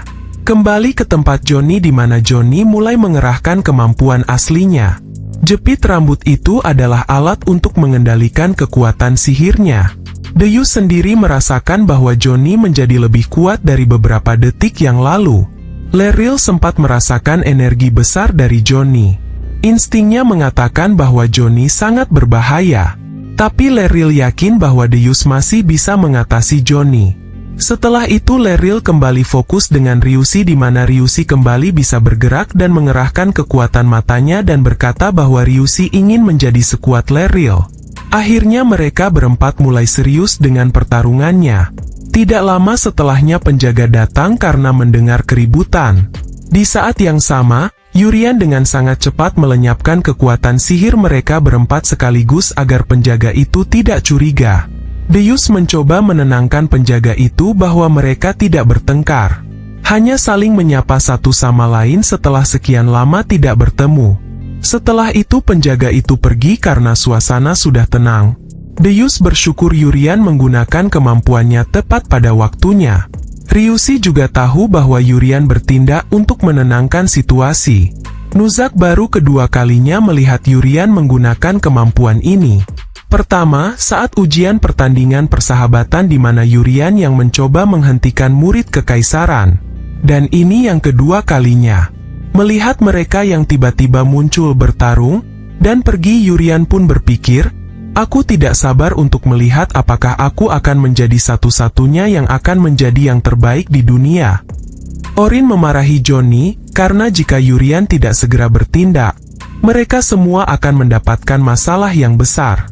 Di sisi lain, Johnny merasakan bahwa kekuatan Yurian itu tidak biasa. Menurut Johnny, Yurian adalah rekan yang sangat kuat. Di saat yang sama, Meiba terus memperhatikan Yurian karena besok Meiba harus bertindak sesuai rencana.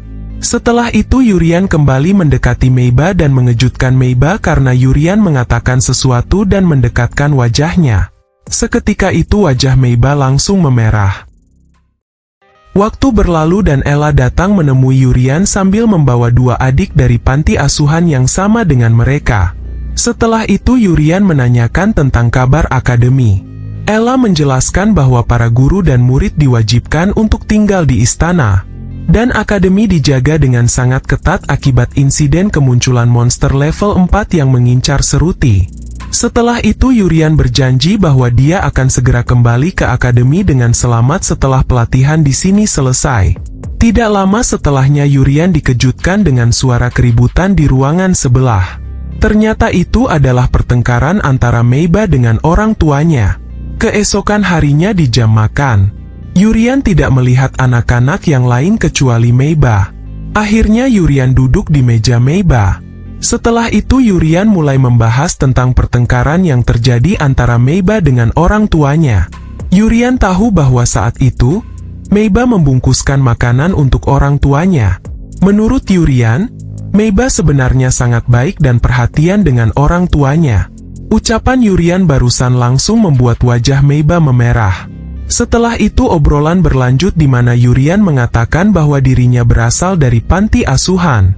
Dan gadis bernama Ella dan dua anak kecil yang tadi malam itu sudah Yurian anggap sebagai keluarga. Singkatnya Meiba sudah selesai makan dan dia keluar. Saat berada di luar, rekan anggotanya dari pasukan khusus pedang suci itu menyapanya. Orang itu kesini karena ada perubahan rencana. Rencana kali ini adalah langsung menghabisi target di saat ujian berlangsung. Orang itu juga menyuruh agar Meiba membuang ramuan merahnya dan langsung menggunakan ramuan yang biru.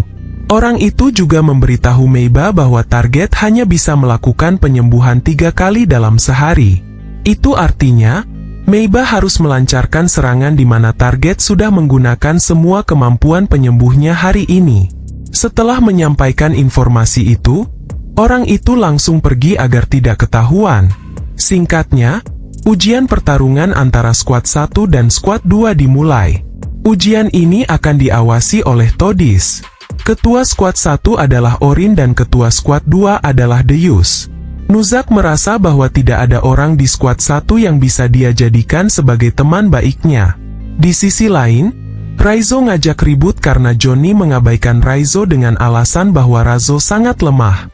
Di sisi lain, Leril tidak menyangka ternyata Raizo memiliki sifat yang lebih buruk dari dirinya. Di sisi lain, Haina tidak bersemangat menjalani latihan ini karena merindukan Putri Ceruti. Yang terakhir adalah Yurian di mana dia melakukan pemanasan sebelum ujian ini dilaksanakan. Todis menjelaskan aturan mainnya.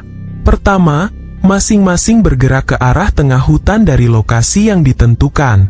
Yang kedua, skuad yang menghancurkan batu di tengah terlebih dahulu akan memenangkan pertempuran. Batu itu memiliki mekanisme khusus. Setidaknya membutuhkan 3 orang untuk bisa menghancurkannya. Singkatnya, masing-masing murid diteleportasikan ke bagian tepi hutan. Beberapa saat kemudian, Deus bertemu dengan Ryushi saat berjalan ke tengah hutan. Dan mereka berdua bersiap untuk bertarung karena mereka tidak akrab. Di lokasi lain, Shinchan bertemu dengan Goliath dan Haina. Goliath berkata bahwa mereka tidak ingin bertarung. Tapi Shinchan mengabaikan ucapan mereka. Goliath mulai cemas karena lawan mereka yaitu Shinchan memiliki kemampuan yang lebih kuat. Tidak lama setelahnya, Nuzak tidak sengaja bertemu dengan Goliath dan Haina. Goliath dan Haina langsung merasa lega karena ada tambahan kekuatan di pihak mereka. Setelah itu Shinchan berkata, "Ayo, mari kita pergi ke hutan bersama dengan damai." Di lokasi yang lain, Johnny dan Orin bertemu dengan Leril dan Raizo. Johnny bosan karena merasa bertemu dengan orang yang lemah. Johnny berharap bisa bertemu dengan Yurian agar bisa bertarung. Orin menjawab, "Dasar songong, Yurian itu bagian dari tim kita." Di sisi lain, Orin beruntung bisa bertemu dengan Johnny. Tapi dia juga bertemu dengan lawan yang kuat. Orin mulai menggunakan kemampuannya untuk menimbang pilihan yang tepat. Pertama adalah kabur, yang kedua adalah melawan. Tapi pada akhirnya, Orin menyerahkan keputusannya kepada Johnny. Johnny lebih memilih mengabaikan lawan karena terlihat lemah. Tapi Leril mencegah mereka agar tidak pergi. Pindah di lokasi Yurian yang sampai saat ini masih sendirian. Tidak lama setelahnya, Meiba muncul dengan keadaan terluka. Meiba sengaja melakukan ini agar Yurian menggunakan penyembuhannya sampai 3 kali. Setelah itu Meiba berkata bahwa dia dilukai oleh kelompok Yurtmesh. Akhirnya Yurian menggunakan penyembuhannya kepada Meiba. Dalam benak Meiba, dirinya berhasil memancing Yurian untuk memakai penyembuhannya 1 kali. Selanjutnya Meiba menjalankan rencana kedua di mana dia menyuruh Yurian lari ke arah belakang dan bergabung dengan yang lain. Setelah itu, Meiba pergi begitu saja dengan alasan untuk melihat situasi di depan. Tidak lama setelahnya muncul anggota pasukan pedang suci yang langsung melancarkan serangan ke arah Yurian. Tapi serangannya gagal, bahkan belati yang dia gunakan langsung patah saat menyentuh tubuh Yurian. Setelah itu Yurian berkata, "Kenapa kau melakukan hal yang berbahaya seperti itu? Bukankah kau tadi lari ke arah depan, Meiba?" Yurian sudah tahu jika orang bertopeng itu sebenarnya adalah Meiba. Di sisi lain, Meiba menyangkal dan berkata bahwa dirinya adalah Yurtmesh. Yurian tertawa kecil karena Meiba malah mengaku menjadi Yurtmesh. Meski dari suara, penampilan dan sifat sudah merubah Meiba menjadi seseorang yang berbeda. Tapi Yurian tahu bahwa itu adalah Meiba yang menggunakan kemampuan penyamaran. Meiba yang menyamar mengabaikan ucapan Yurian. Dan Meiba kembali melesatkan serangan kedua. Tapi serangan itu Yurian tangkap dengan mudah. Kemudian Yurian berkata, "Ternyata penampilan yang kau tunjukkan pada hari pertama itu bukan sekedar trik. Kupikir aura mematikan seperti itu hanya bisa dikeluarkan oleh seseorang yang cukup kuat. Sekarang berhentilah bermain-main." Yurian menganggap semua ini hanyalah lelucon. Padahal bagi Meiba, ini adalah misi yang serius. Pindah di lokasi Deus di mana dia sedang bertempur dengan Ryushi. Ryushi mulai serius dan mengeluarkan kekuatan penuhnya. Tapi di saat yang sama, penjaga datang menyuruh mereka berdua untuk menyelamatkan diri. Di lokasi yang lain, Johnny, Orin, Leril, dan juga Raizo berada di suatu tempat. Mereka juga didatangi penjaga yang menyuruh mereka bersembunyi di sini sebagai bentuk evakuasi. Penjaga ini adalah Shinmi. Dia mengaku sebagai pasukan komponen cadangan angkatan bersenjata sekutu. Dia memberitahu bahwa saat ini ada sosok entitas misterius yang terdeteksi. Ujian dihentikan dan menyuruh 4 murid itu agar tetap di sini dan tetap siaga.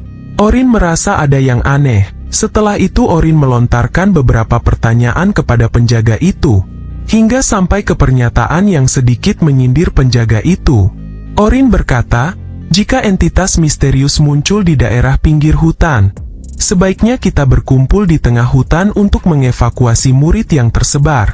Mengumpulkan pasukan di satu tempat sangat penting. Bukankah itu lebih baik dalam hal pertahanan dan serangan?" Penjaga itu menjawab bahwa ini adalah keputusan yang sudah disepakati dan murid tidak bisa membantahnya. Setelah itu Orin kembali ke yang lain. Orin juga menceritakan kecurigaannya kepada yang lain. Menurut Orin, seharusnya mereka mengamankan rute yang aman dan mengumpulkan para murid di satu tempat daripada terpencar-pencar seperti ini. Raizo menanggapi ucapan Orin bahwa Raizo juga mencium adanya rencana jahat dari penjaga itu.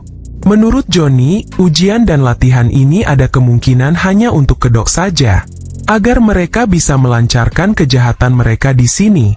Setelah menimbang semuanya, Orin menyimpulkan bahwa kelompok jahat ini sedang menargetkan salah satu murid yang mengikuti ujian ini. Itu sebabnya mereka menyebarkan murid di berbagai tempat. Tidak tahu siapa yang ditargetkan. Tapi menurut Leril, ini adalah malapetaka bagi murid yang menjadi target. Setelah itu penjaga bernama Shinmi menyuruh para murid untuk diam dan tidak berisik apalagi berbisik-bisik. Barulah Leril mulai berkata bahwa dirinya dan murid lain perlu keluar dan memeriksa situasinya sendiri. Raizo juga ikut-ikutan mengatakan sesuatu yang menyindir penjaga itu. Setelah itu, Orin sebagai ketua sangat paham bahwa mereka membutuhkan izin dari Orin. Orin mengizinkannya dan saat itu juga, Johnny, Raizo, dan juga Leril langsung menghajar penjaga yang jahat itu. Orin sendiri tidak menyangka bahwa mereka bertiga langsung main kekerasan ketika dirinya bilang iya. Kembali ke lokasi Yurian di mana dia sedang bertempur melawan Meiba. Setelah itu Yurian menghentikan Meiba dan membongkar kemampuan penyamarannya, sehingga Meiba kembali ke wujudnya yang asli. Yurian yakin jika Meiba bertindak sejauh ini karena ada orang lain yang memaksa Meiba. Yurian ingin Meiba mengatakan yang sebenarnya, karena Yurian tahu bahwa Meiba bukanlah orang dengan tipe yang jahat. Setelah itu Meiba menyuruh Yurian untuk mendekat padanya. Saat Yurian mendekat itulah, Meiba melancarkan serangan di mana serangan itu sudah dicampur dengan ramuan biru. Setelah itu Yurian langsung terkena efek racunnya. Yurian mengakui bahwa racun ini sangat kuat dan langsung menyerang tubuhnya. Setelah itu Meiba langsung melesatkan serangan pukulannya. Tapi Yurian masih bisa menghentikannya dengan mudah. Yurian kembali menggunakan penyembuhannya lagi. Setelah itu Yurian berencana menangkap Meiba sampai Meiba mau mengatakan kebenarannya. Di sisi lain, Meiba berhasil memaksa Yurian menggunakan penyembuhannya 2 kali. Tersisa 1 kali lagi.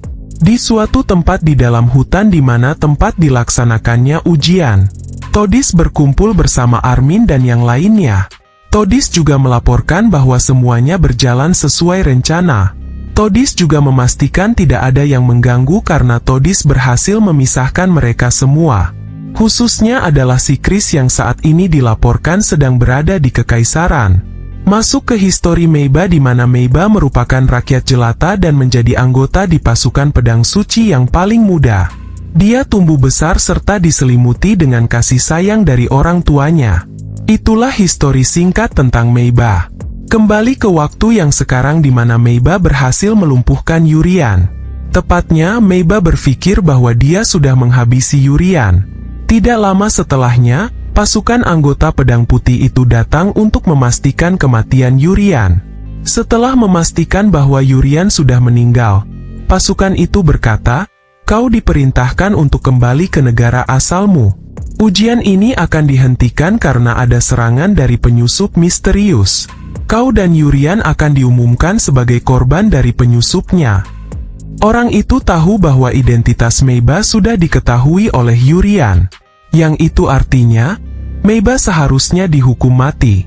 Namun karena Meiba juga berhasil menyelesaikan tugasnya dan menghabisi targetnya, akhirnya pasukan itu mengampuni Meiba. Namun sebagai gantinya, mereka menghabisi ibunya Meiba. Bahkan dia membawa ibunya Meiba langsung ke sini. Meiba langsung murka dan melakukan perlawanan.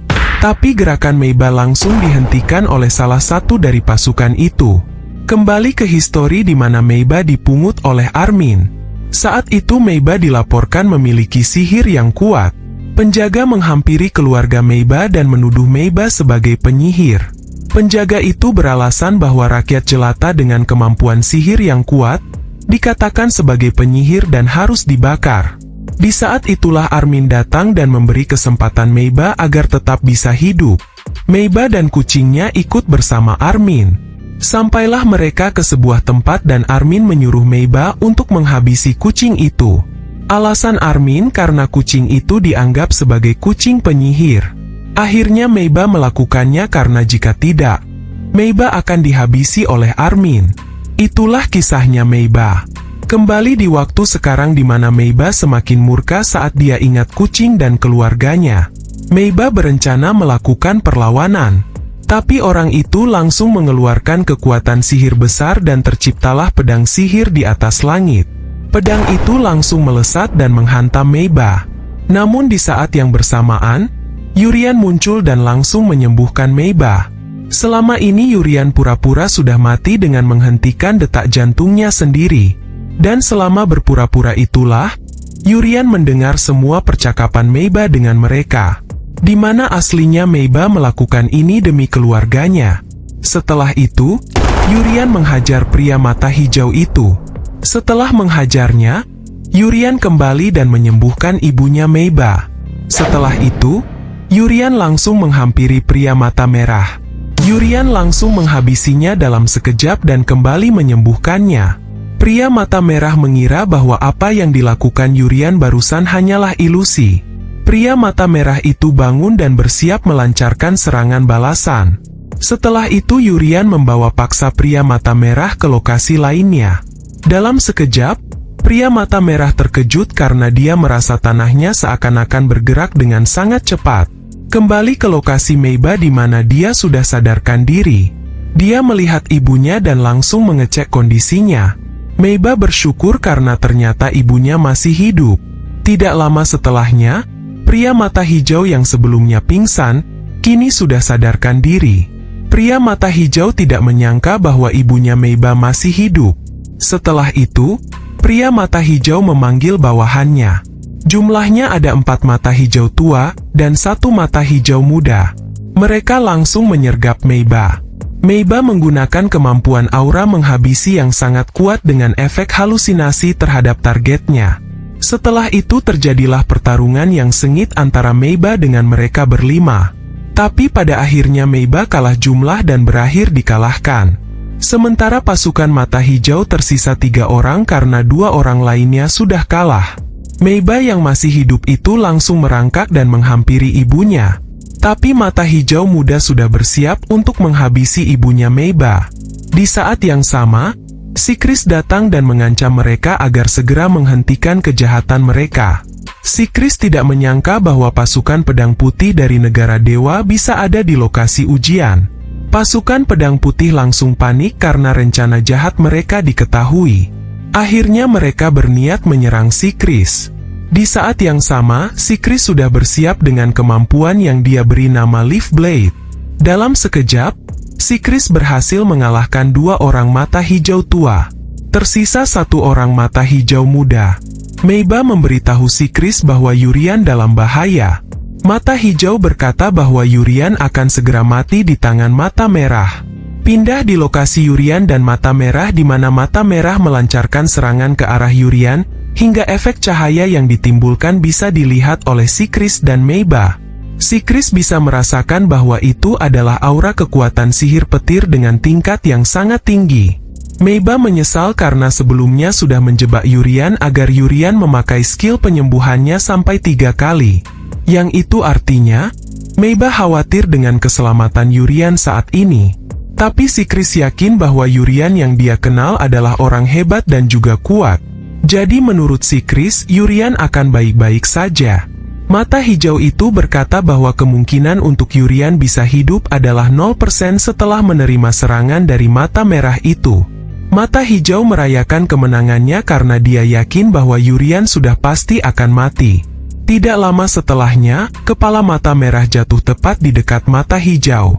Yang itu artinya mata merah yang merupakan kapten itu, berhasil dikalahkan oleh Yurian.